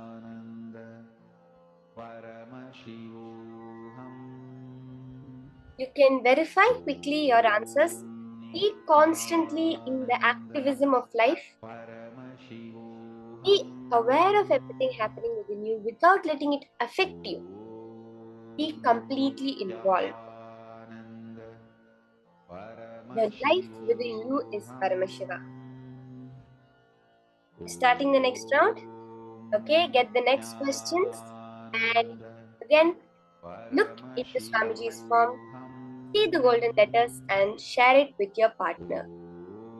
Chant the Mahavakya, raise your frequency. If there are two tuning forks, only when both of them vibrate in the same frequency is the effect on the outer world. Is the frequency induced. Now when you are raising your frequency with the Mahavakya, with that frequency of time, of the information of the cosmos, will just get downloaded within you.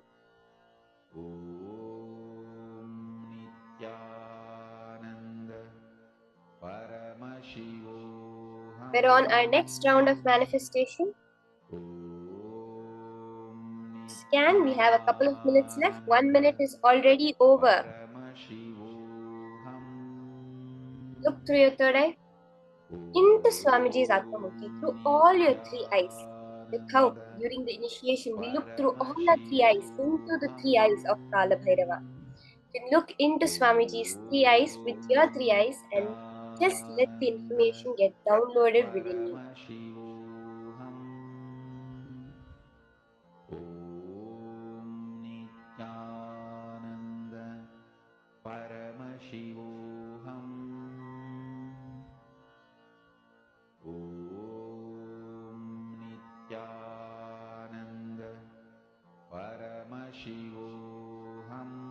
Minute more, we have 60 seconds more. Look intensely through your third eye. Let that completion overflow. Now, you're not fighting with life, you're flowing with life. Life is supporting you and you are supporting it.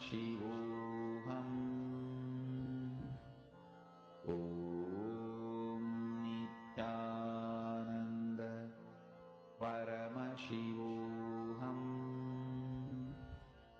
Om Nithyananda Paramashivoham. Om Nithyananda Paramashivoham.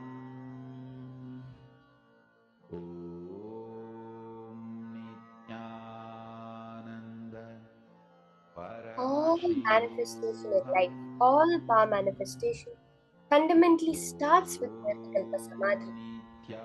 As Swamiji revealed, that the powers that Swamiji is initiating us into are not siddhis, they are shaktis. It's not on the way to enlightenment, on the way to Nirvikalpa Samadhi they are manifesting from the space of Nirvikalpa Samadhi. Okay, 3 minutes are up. Let's move on to the next question.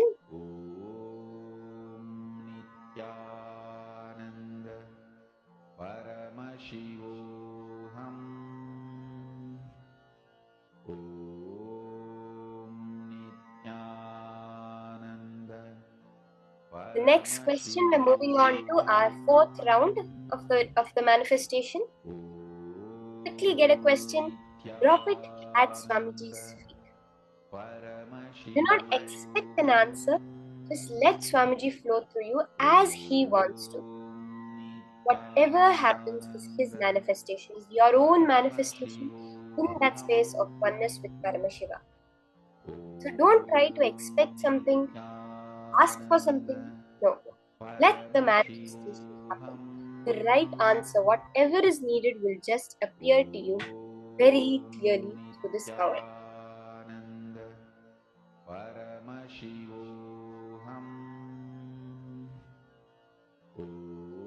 Can get a particular happening and find the date of that happening, or get a particular date and find what happened on that date. You can do it in any way. All are the power of Akashic readings.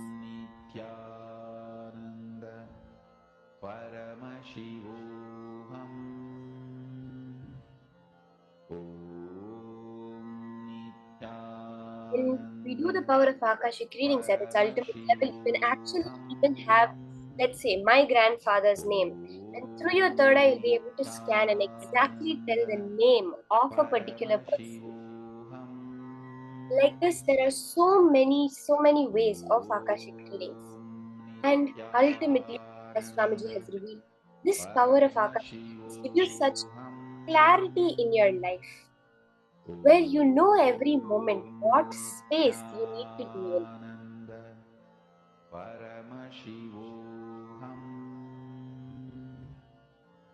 Okay, 3 minutes are up. Let's move on to the next round of manifestation. Our next 3 minutes starts now. Our fifth round starts now. You can verify with your partner the answers and get your next question, the next date.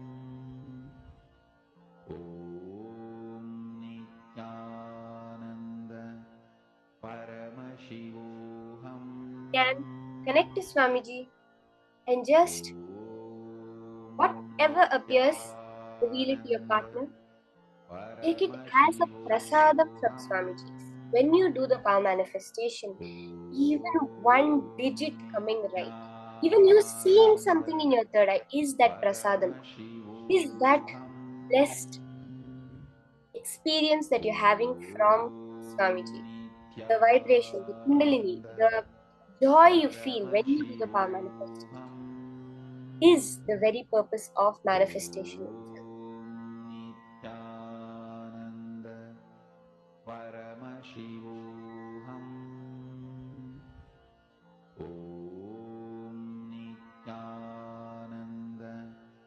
Continue scanning. We have about a minute and a half left for this round.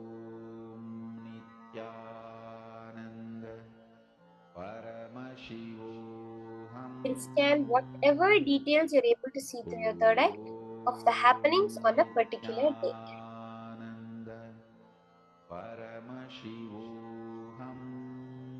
Understand, for this power of Akashic reading, there's no limit. You can see however far back into the past and however much into the future you want to see. Which is the real power of Akashic readings. We're starting just as something we can verify with these small things, but this power of Akashic reading is ultimately just connecting with the cosmos, allowing your skin to experience the skin of the cosmos, which is time.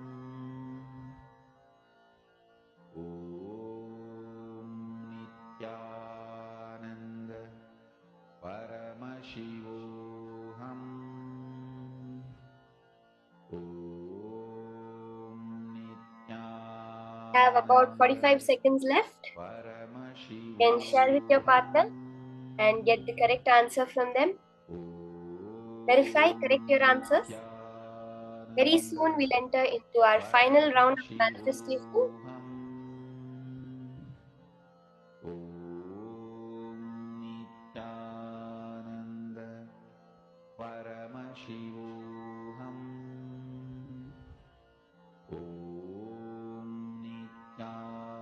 Every manifestation, never had the feeling of boredom with manifestation or of giving up on manifestation. No. Swamiji says the solution for not manifesting powers is doing more power manifestation. Okay, 3 minutes are up. Let's start our final round, our 6th round of manifestation. Get your questions and just look at Swamiji's third eye, gaze into Swamiji's form and get your answers. If you have the Jnananjana, use it. As I was saying, the biggest solution for if there's some power you feel, no, I'm not manifesting, do more of it, because that's the solution to make the manifestation happen, as Swamiji has revealed.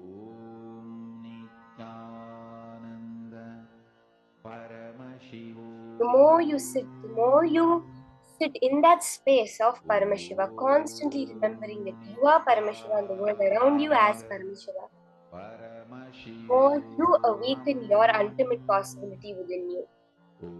You are Paramashiva is not an affirmation, it's not positive thinking. Swamiji says ultimately positive thinking only leads to depression. He always gives us the example of Dale Carnegie, who ended up committing suicide. Because positive thinking is, you're trying to fool the mind. You're trying to trick yourself. When something bad is happening outside, you're telling, no, it's good, everything is all right, everything is going to be fine. Obviously, you're only going to be in conflict with yourself. What Swamiji tells us is the pure truth. He's not giving us some affirmations, positive thinking, something to give you a feel-good feeling. He's telling you the truth as it is. The truth is that you are Paramashiva. It is not a thought to keep you happy. It's not something to inspire you, whatever it may be. For no other reason than it's the truth. You are Paramashiva.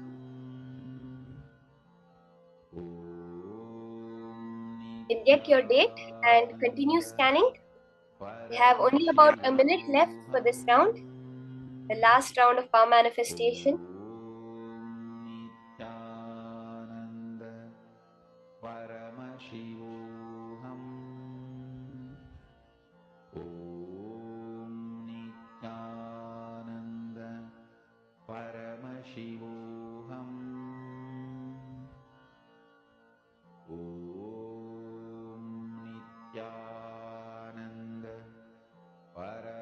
Not just for power manifestation, in your daily life. This is not something apart from what's happening.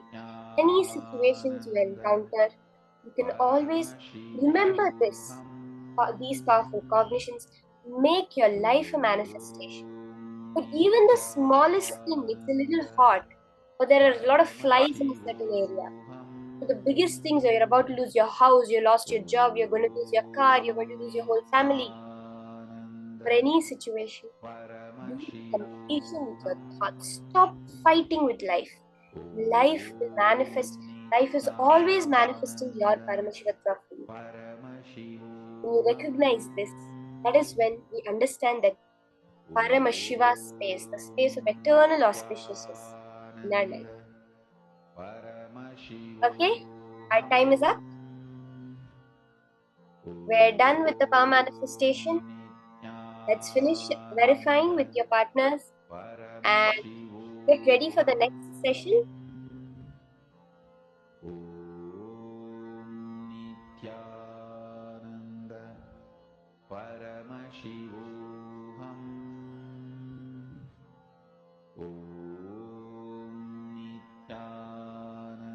Even Swamiji says that whole Kailasa, an entire nation, a country, something considered impossible in the 21st century, Swamiji manifested just through Nirvikalpa Samadhi, just sitting in Samadhi and remembering himself as his true form, as Paramashiva sitting there. Swamiji says, just in Samadhi, as a byproduct, the Kailasa has happened. Your whole life is just a byproduct of what you hold as your inner space. So finish up your last verification. We're going to be entering into a very beautiful session, understanding more deeper about this Nirvikalpa Samadhi, the exact science that Swamiji has given behind. How do you experience it in your daily life? Where you can pull out your reality just from your space dimension. That is the science of unclutching that Swamiji has given us. This is what let's now hear from Swamiji.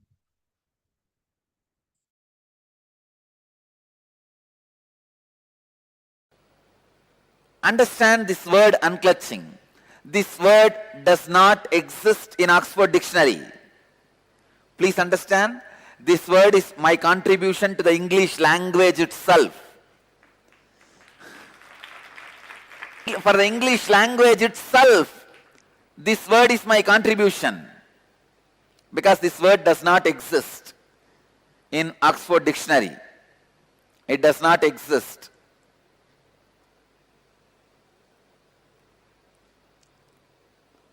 One day early morning, like intuition, suddenly this word has flowered in me as a Mahavagya. Mahavagya means the ultimate truth, the ultimate statement. Each Mahavagya is the punch dialogue from one Upanishad. It is a punch from one Upanishad. Each tradition have their own Mahavagya. There are so many Mahavagyas. Aham Brahmasmi, Tattvamasi, Prajnanam Brahma,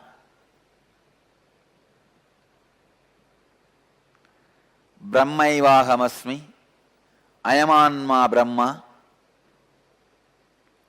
In Shiva tradition, Shiva Sampradayas, Shivoham.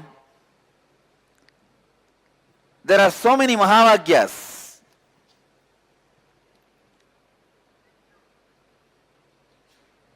Please understand, this word, unclutching, is the ultimate spiritual truth.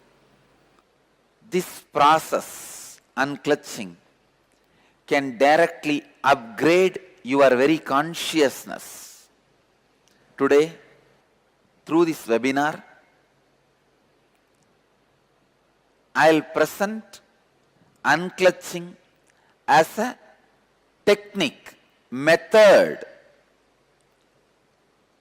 to upgrade your consciousness, raising your inner space.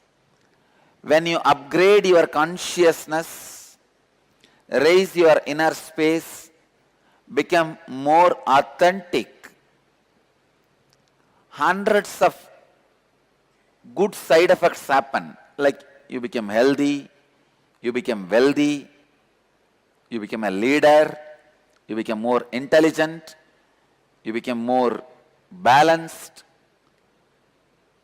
Thousands of things happen in you as the side effect of upgrading your consciousness.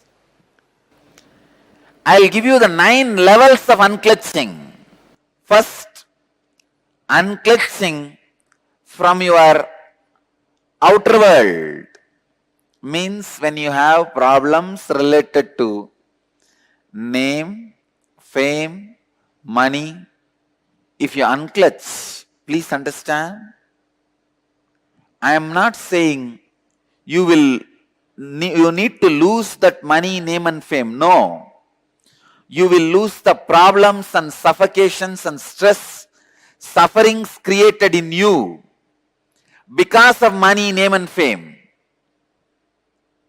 When the problems, suffocation, stress is removed, suddenly you have a pure inner space where you can create whatever you want in the outer world. Understand? Biggest asset any human being can have is free inner space, extra inner space.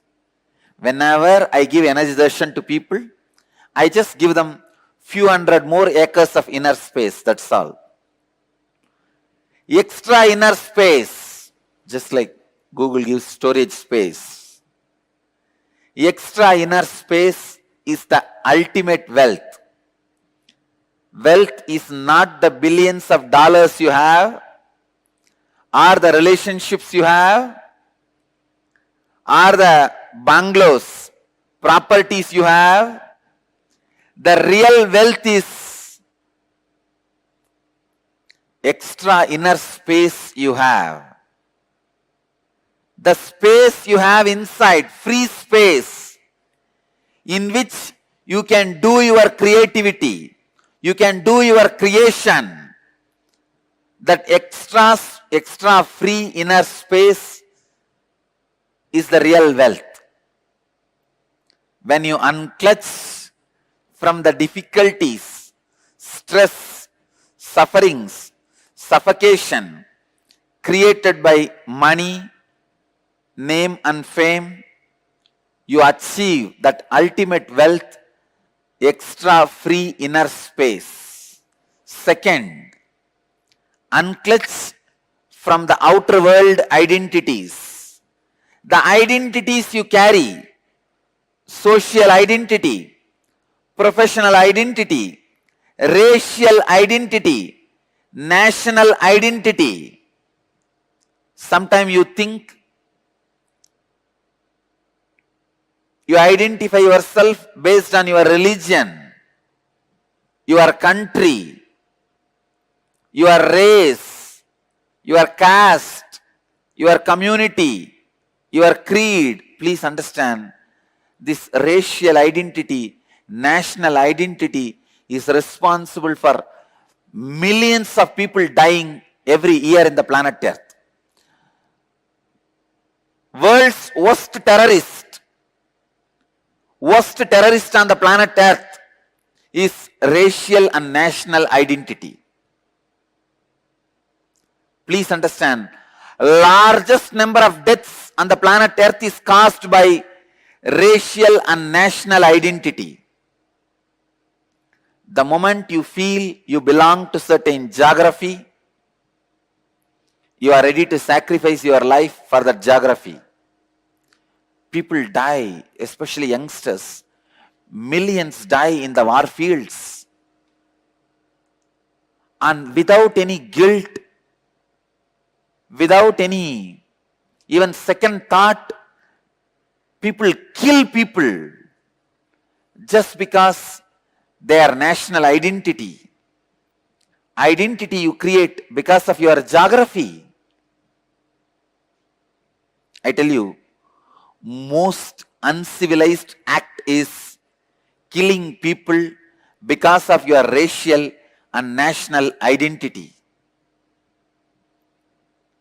It is so unfortunate still human beings have not evolved from that low conscious of killing people, destroying people because of racial and national identity. Same way, the racial identity is responsible for all religious and communal terrorism. Unclutch from social, professional, racial, national identities, you will see so much of peace, joy, bliss happening in you. Universal intelligence awakens in you the moment you unclutch from low-level identities. The moment you unclutch from racial, national identities, immediately the universal intelligence awakens in you. Third, unclutching. Unclutching from thoughts, verbalization and visualization happening inside.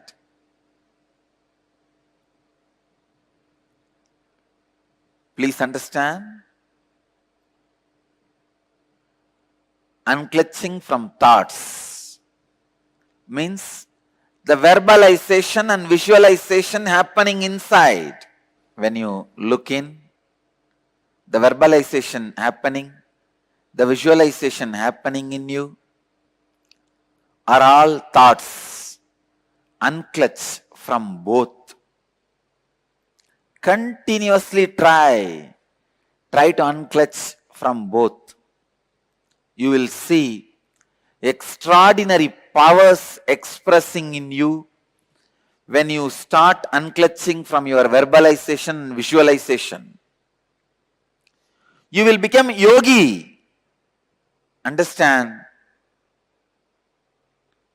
Living as a yogi is life. Unclutch from verbalization and visualization. Whenever you remember the verbalization happening in you constantly, the words moving, or the visualization happening in you, the ideas happening in you, unclutch from that.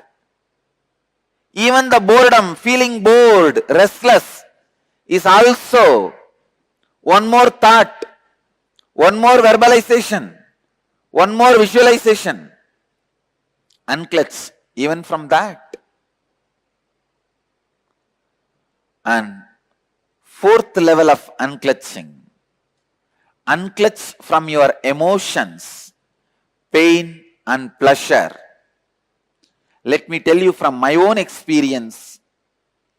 When I fell from the horse during the horse riding and fractured my hand, just all I need to do is unclutching from that pain.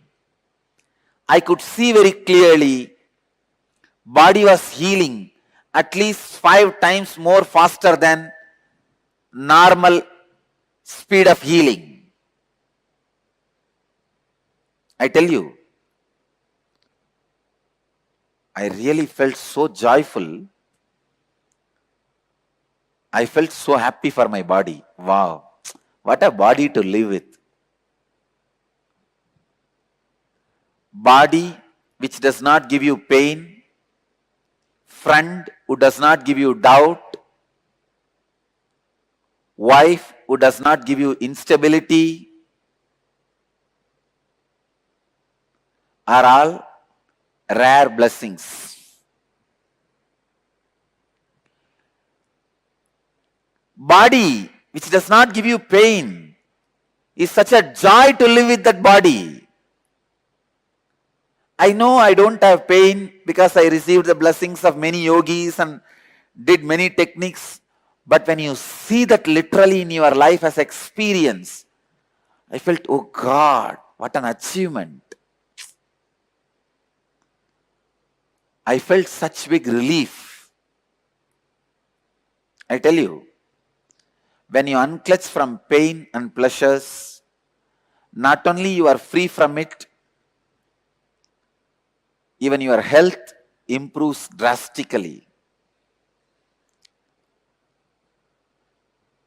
Fifth, unclutching from the inner world identities like parental conditioning, ahankara and mamakara. Ahankara means the idea you project about yourself to others. Mamakara means the idea you believe about you as you inside you. See, always the idea you project to others about you will be more than what you are. Mamakara, the idea you believe about you in the inner self is always lower than you. Idea you project on others, an idea you project on yourself. This ahamkara and mamakara,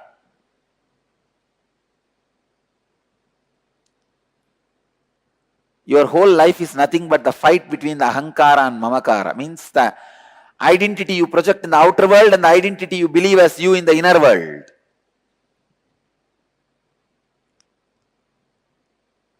Unclutch from inner world identities, both the identities. Unclutch from the identity you project to the outer world, unclutch from the identity you believe as you in the inner world. Sixth level of unclutching. Unclutch from the biomemories. Means the very patterns you are carrying. Pattern of depression, pattern of pain, pattern of irritation, patterns of suffering, patterns of your own ideas. You need to realize the truth. You are not even orphan. Orphan means what? You are alone. Everybody else is your enemy. Here you don't need to realize that you are alone. There is no enemy. You are alone, but there is no enemy. If you are alone, how can there be enemy? Only if there is somebody else, there can be enemies.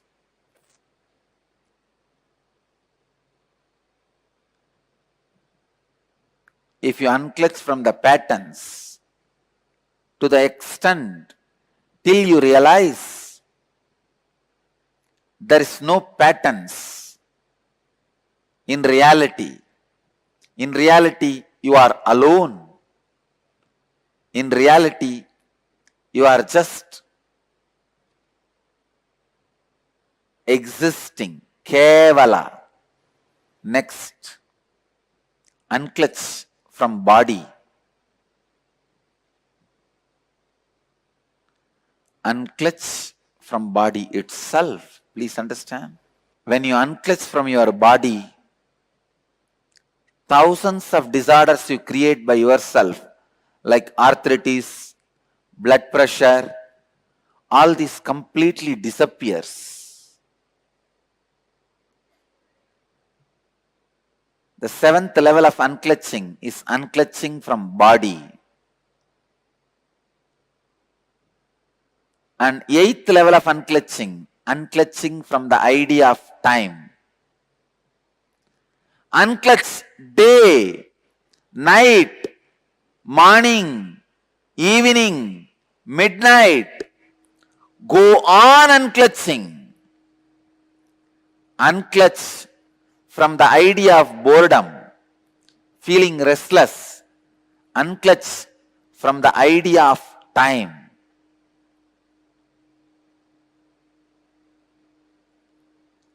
I tell you, time is the greatest myth you are carrying in your life. That is the worst conditioning you are carrying. Actually, there is no such thing as time.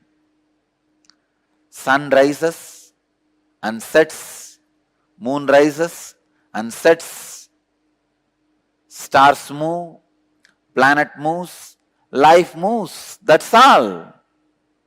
Where is time? You rise, live, disappear. That's all. Where is time? Time is one of the myth like a clothes. You forget human body does not come with clothes. How many of you remember? I tell you, none of us remember. Human body comes to planet Earth without clothes, goes out without clothes. We think human body comes with clothes and goes with clothes. Just like a cloth, class is the illusion which has become part of your biomemory. Time is an illusion which has become part of your very consciousness itself. So unclutch from the idea of time. Ultimately, the 9th level of unclutching from the very idea I. Unclutch from that very idea I. In every level of unclutching, in every aspect of unclutching, you will experience some new free dimension of you. You will experience some extraordinary experiences or expressions. I tell you, all the auspicious things of life and beyond life is achieved just by this one process, unclutching. Just by this one technique, unclutching. Just this one technique, unclutching. These 9 levels of unclutching. The 9th level is unclutching from the very idea I. The I. The very idea I is the source of everything you experience, you perceive. Unclutching from that very source, the idea of I. You can start in these 9 levels, any one level. Because of the benefits and experiences you will have, simply you will move to next level and experience all 9 levels.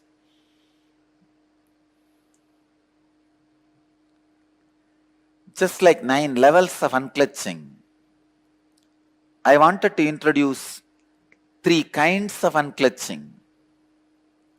Unclutching from the luxury activities, like activities may not be required for your life, which you do as a luxury, playing video games, luxury activities.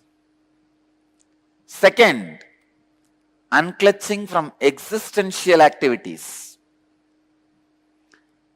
Means for your existence, you start doing many activities like going to your office, your profession. When I say unclutch, I don't mean you will stop those activities. Your body will be performing those activities. The sufferings and the stress caused by those activities will not be there in your body. That's all. In your being. Third, unclutching from the survival activities. Even the basic survival activity like a food, eating, sleeping, unclutching, even from those things. When you unclutch from the survival activities, please understand, I am not saying you will stop eating, you will stop drinking. No. All I am telling you is, you will live in unclutched space. Your body may continue the activities necessary for survival. Unclutching is the greatest life solution.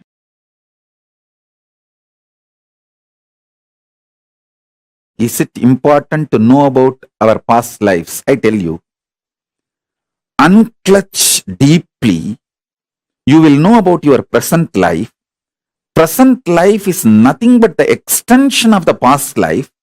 So whatever you need to know about the past will be revealed to you. So you can build your future. That's all. When you actually unclutch, not just your thought currents, your liver, your kidney, your intestine, the very elasticity and plasticity of your brain changes. Listen, youth means whose brain still retains the elasticity and plasticity for the new, exciting, enlightening life, intense life. Youth has nothing to do with based on your date of birth, year of birth. Youth means whose brain is plastic enough, elastic enough to manifest the grooves, to radiate enlightenment, excitement, intensity, joy, life positivity is youth. So when you unclutch, sit in unclutching, your liver changes, your intestine balances, the elasticity and plasticity of the brain, the ability of your brain to develop the new grooves changes. It's no more a dead, frozen stone. It's a living clay in which the new grooves can be formed.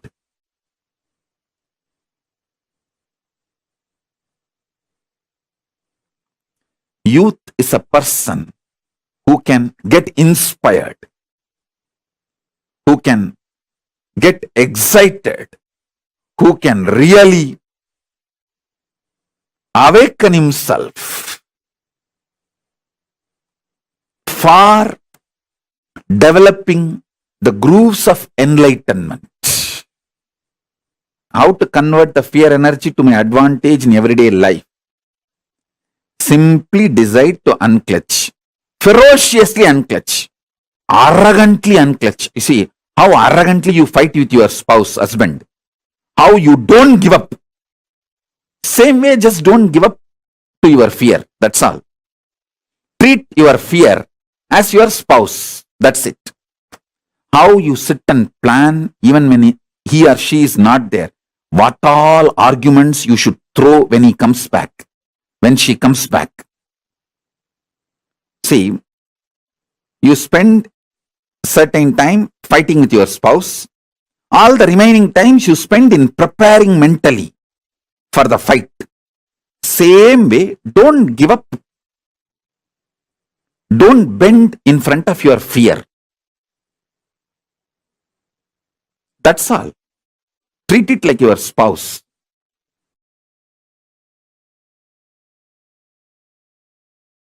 For Paramashiva to manifest in you, you don't need to do anything. Just unclutch, he will manifest. Because he is there already, it's only the drug called your delusion. Drunk by your mind, only that stops his manifestation. So when you unclutch, You relax from the mind drugged by delusion. When you just relax from that mind, that's enough. He just manifests. He gives you the powerful clicks and cognitions. Powerful cognitions. He gives his state, his space, his powers, his being, and conscious sovereignty. Everything. So just cognize. He is there. He is here now. All you need is just unclutch.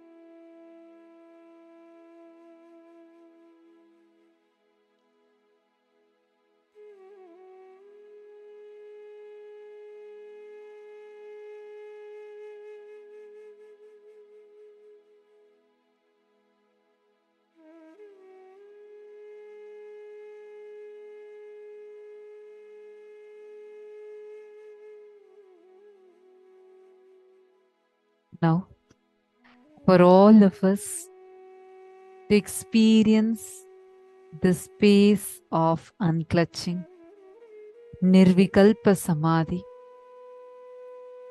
it's time that we all are going to be entering into the Nirvikalpa Samadhi. I request all the participants that are here with us, please sit with your head, neck and spine in a straight line. Let's all enter into this Nirvikalpa Samadhi.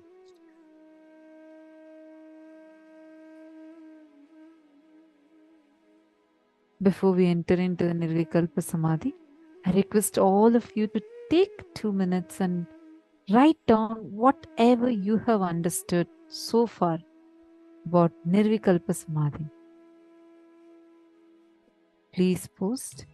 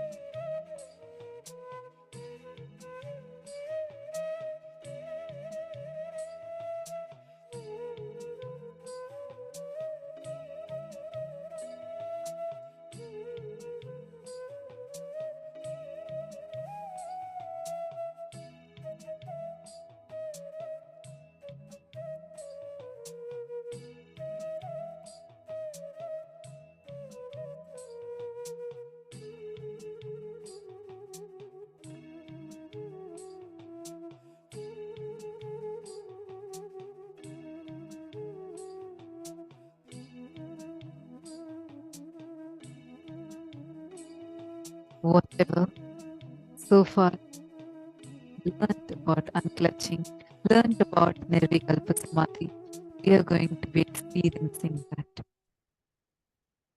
Let's all get ready to have this powerful experience now. I request all the participants that are here sitting with us right now. You all, whatever you're doing, just all of you to pause whatever you're doing.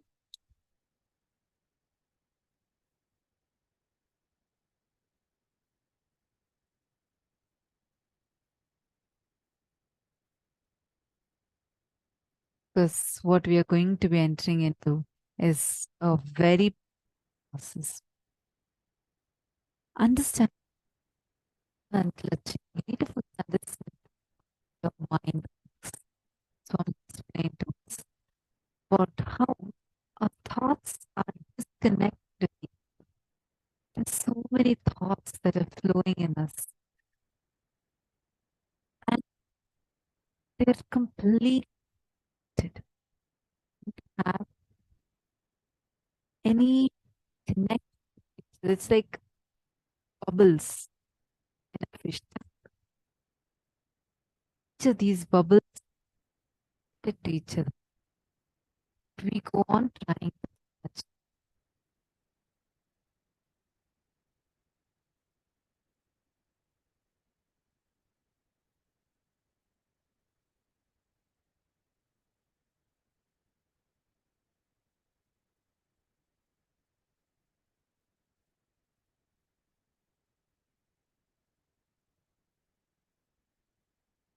It naturally there will be some thoughts.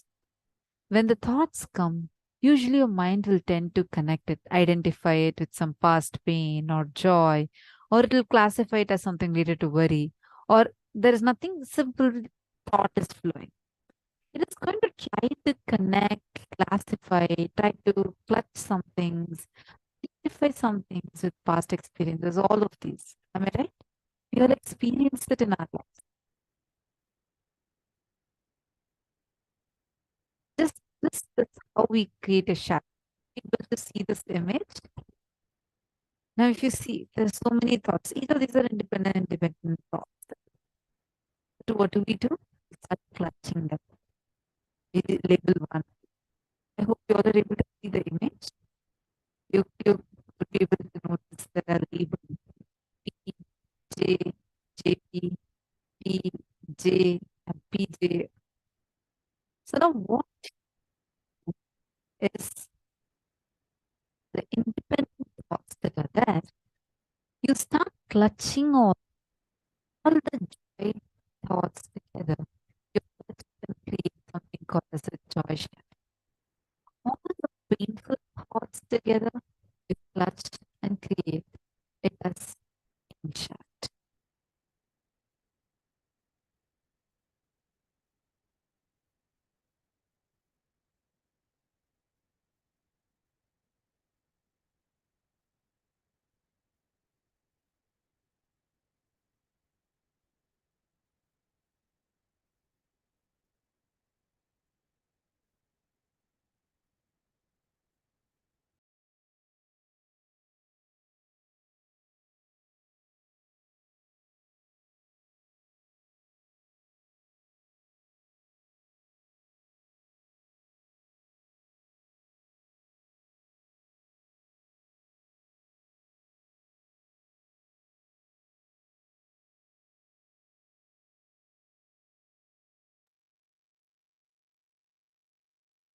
Now, just sit for a few moments. Try this simple experiment. Any thought that is coming, do not clutch it with your past experiences. Don't clutch it with your past suffering or joy. When words come out of your being, instead of giving meaning to it, just see the source of the sound. Sounds are raising in your inner space. When to give meaning, you become realistic. If you look at the source, you go towards the truth. Just let's spend a few minutes. Just not create a thought, not spiritual thought. Do not destroy.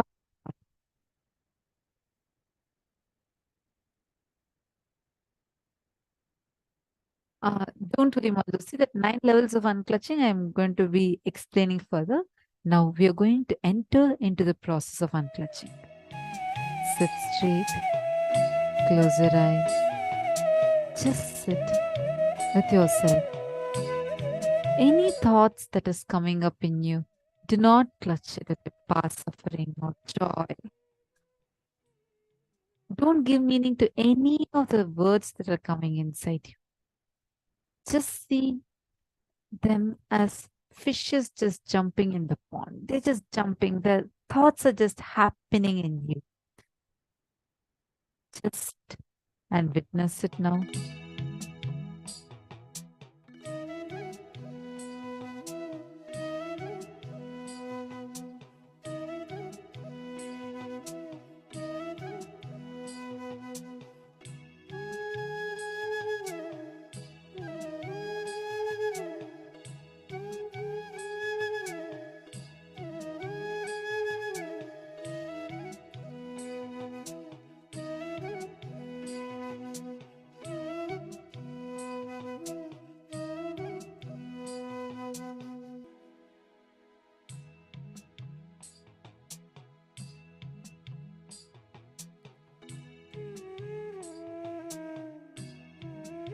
Whatever is coming, just unclutch from everything.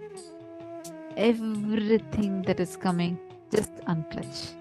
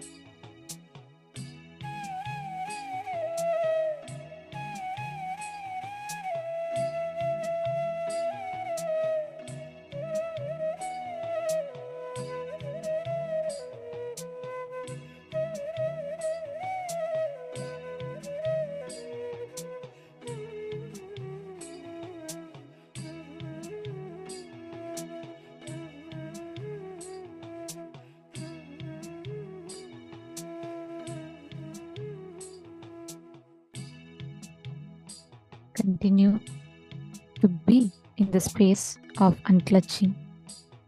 Do not engage, do not create, do not sustain, do not destroy any thoughts.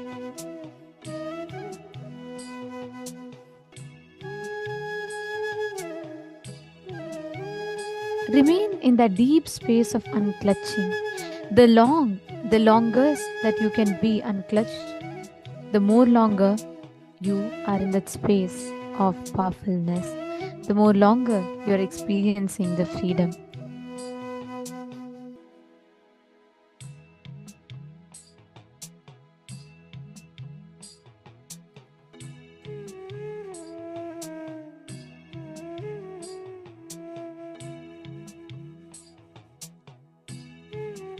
Connect to Swamiji intensely.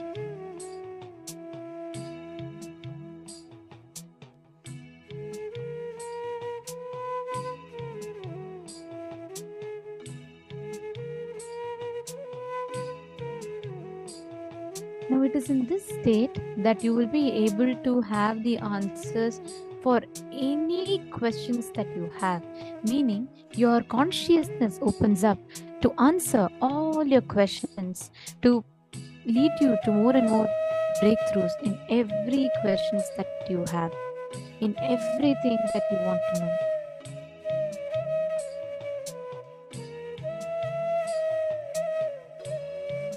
Now, in this same space, let us all get ready to enter into the power manifestation session.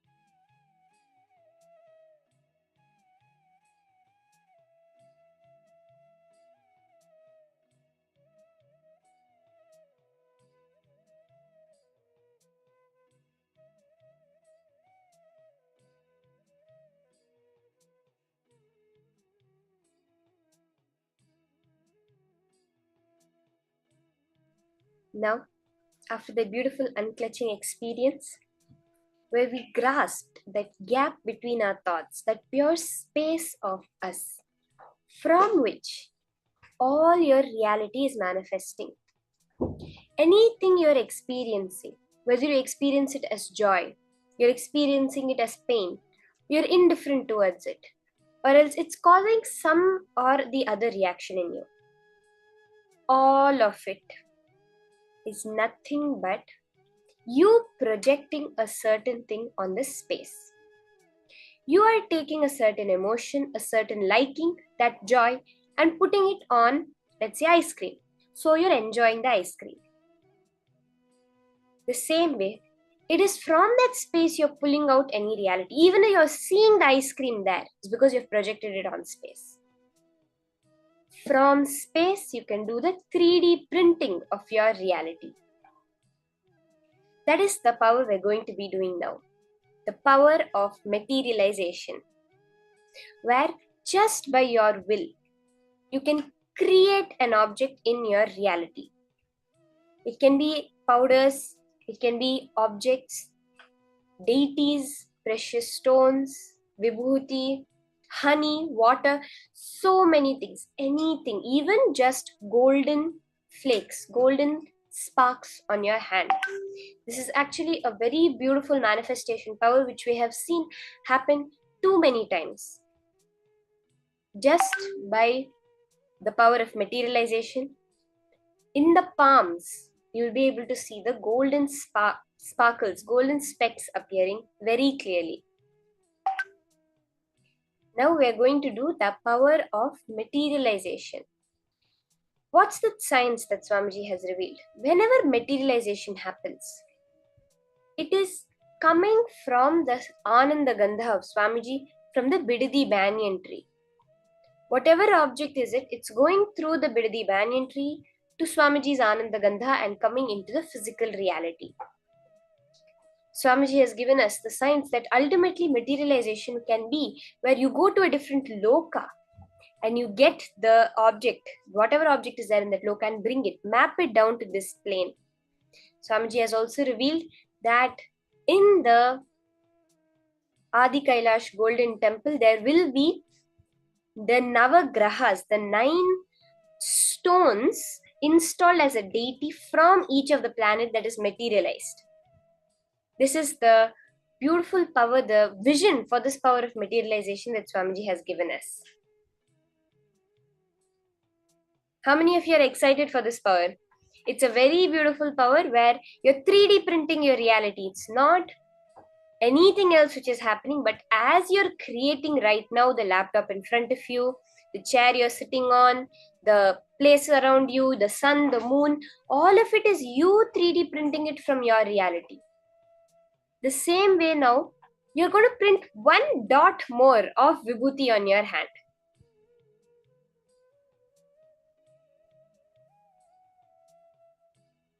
That is all is happening now.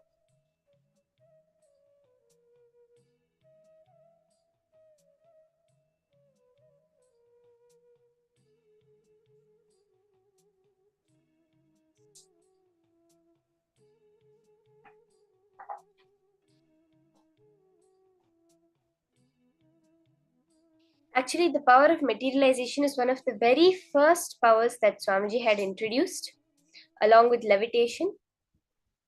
And many people had manifested. Actually, when the brain scan was done on the devotee, when she was doing the levitation, suddenly in the middle, the whole thing became black color, meaning the machine was not able to record the brain waves, the EEG machine. The brain waves had gone so high that the machine just showed black. And it was during that space that the materialization had happened. Your whole brain is taken to the next level. And then from your space, you're directly pulling out your reality. It's literally like deeper than the deep sleep state from where you're manifesting. So let's see the Shastra Pramana and the other Pramanas that Swamiji has revealed for this power of materialization.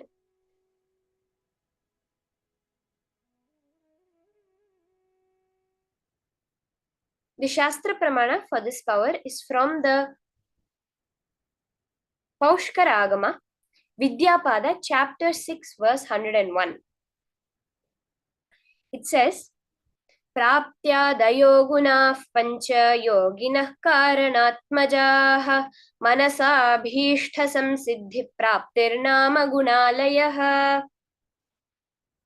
The 5 powers beginning with Prapti arise for the yogis through the internal organs, the antahkarana, such as the mind and others.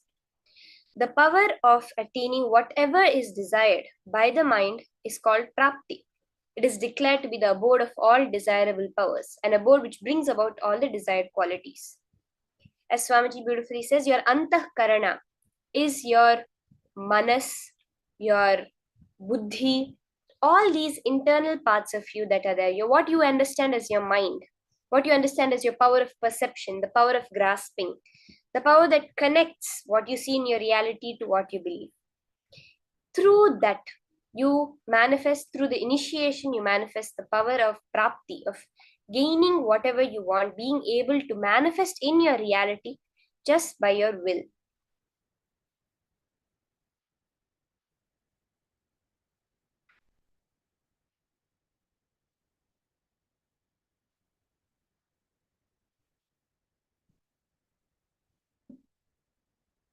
The apta pramana for this power is very beautiful incident from the life of Neem Karoli Baba, who is known to have who has inspired even Steve Jobs and Mark Zuckerberg. They shared their experiences with Neem Karoli Baba. So Neem Karoli Baba was born in 1890 to a Brahmin family. His parents got him married at the age of 11, but he had no interest in the worldly life and ran away from home and reached Gujarat, taking the life of sannyas. After 15 years since then, his father gets to know where he is, begs him to come back home, and after lots of pleading and crying, Neem Karoli Baba agrees to come home. Then he continues his regular life and has 3 children. But then again, after a few years, he leaves again, never to come back. Then he starts traveling and doing lots of miracles for people and helping them. And then in 1973, he attains Mahasamadhi.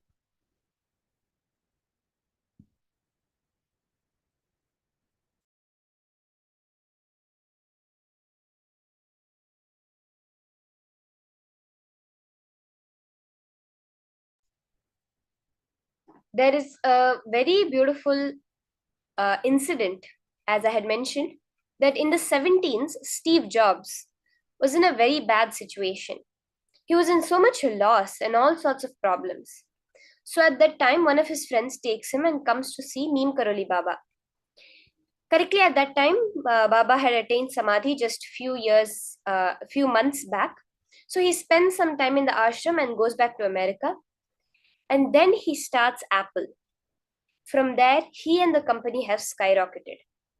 Also, when Mark Zuckerberg started Facebook, he was also in lots of problems and goes and asks Steve Jobs for some help. Steve Jobs tells him to go to Baba's ashram and come. So Mark Zuckerberg also goes, and after that had seen amazing growth and success. This is how physically in life, the materialization of success, the materialization of what we understand as money, as fame, all of that happened from just the blessings in the ashram of Neem Karoli Baba.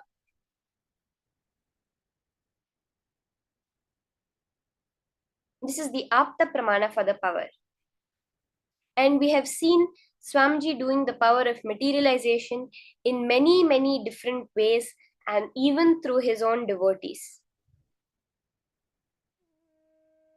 So now we are all also going to be manifesting that same power, the very power that we just saw, being able to materialize anything. See, you can gain anything you want in life. Now when we're doing it, we may start with small powders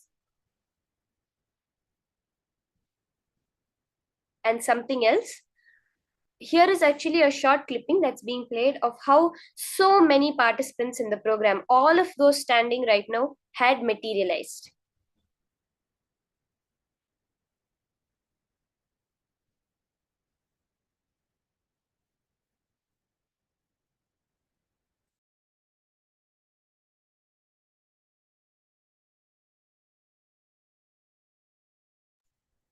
Now, let's all enter into the power manifestation.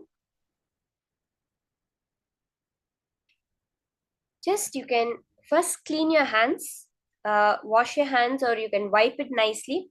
Check that there's no marks, nothing on your hand. You can wipe it or wash your hands and wipe it really well. If you have any kumkum vibhuti around you, you can clear up that also. You're going to do this purely as a manifestation. So you can clear up everything And you can clasp your hands like this. You can clasp your hands or leave it open. Usually we prefer clasping our hands. So you can just hold your hands like this in the Samana Mudra that Swamiji reveals. And now connect to Swamiji, chant the Mahavakya, do the whole unclutching process. Do the entire unclutching process as you're doing, because it's from the space that the whole materialization happens. It is not by some will, it's not by some desire, it's not even by anything related to the length, breadth, and depth. It's beyond the time that Swamiji yesterday Kalabhairava liberated us from. It is from that space dimension that the materialization is going to happen. So just do the unclutching. Sit with your head, neck, and spine in a straight line. Remember Swamiji in your third eye. Chant the Mahavakya intensely. You're raising yourself to the vibration of making the energy into matter. Both the subtle form of energy, of matter is energy, the gross form of energy is matter. All you're doing is taking that conscious energy within you, that space, and bringing it to the matter level. You can start the manifestation.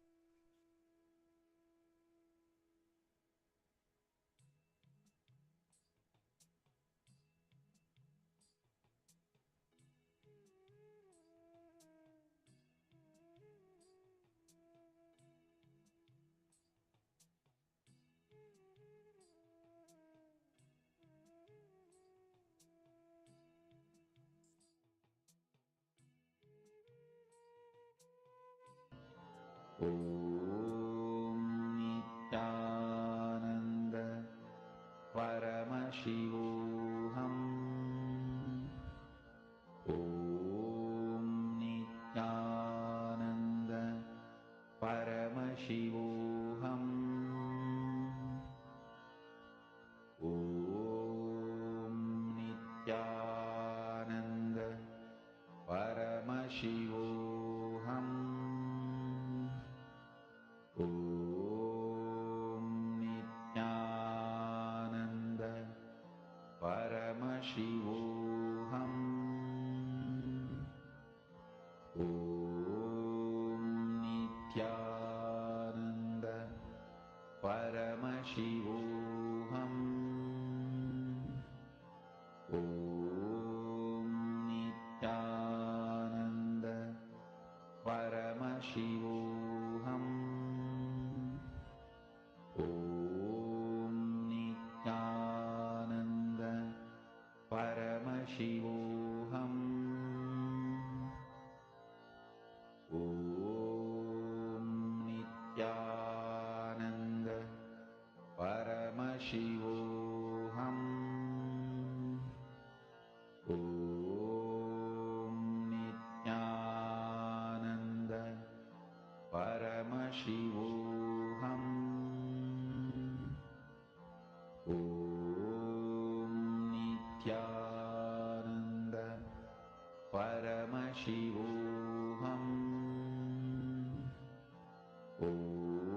Om Nithyananda Paramashivoham.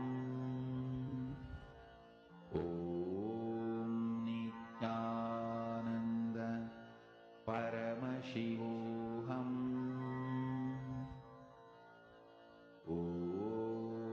Nithyananda Paramashivoham. Om Nithyananda Paramashivoham. Om Nithyananda Paramashivoham. Om Nithyananda Paramashivoham.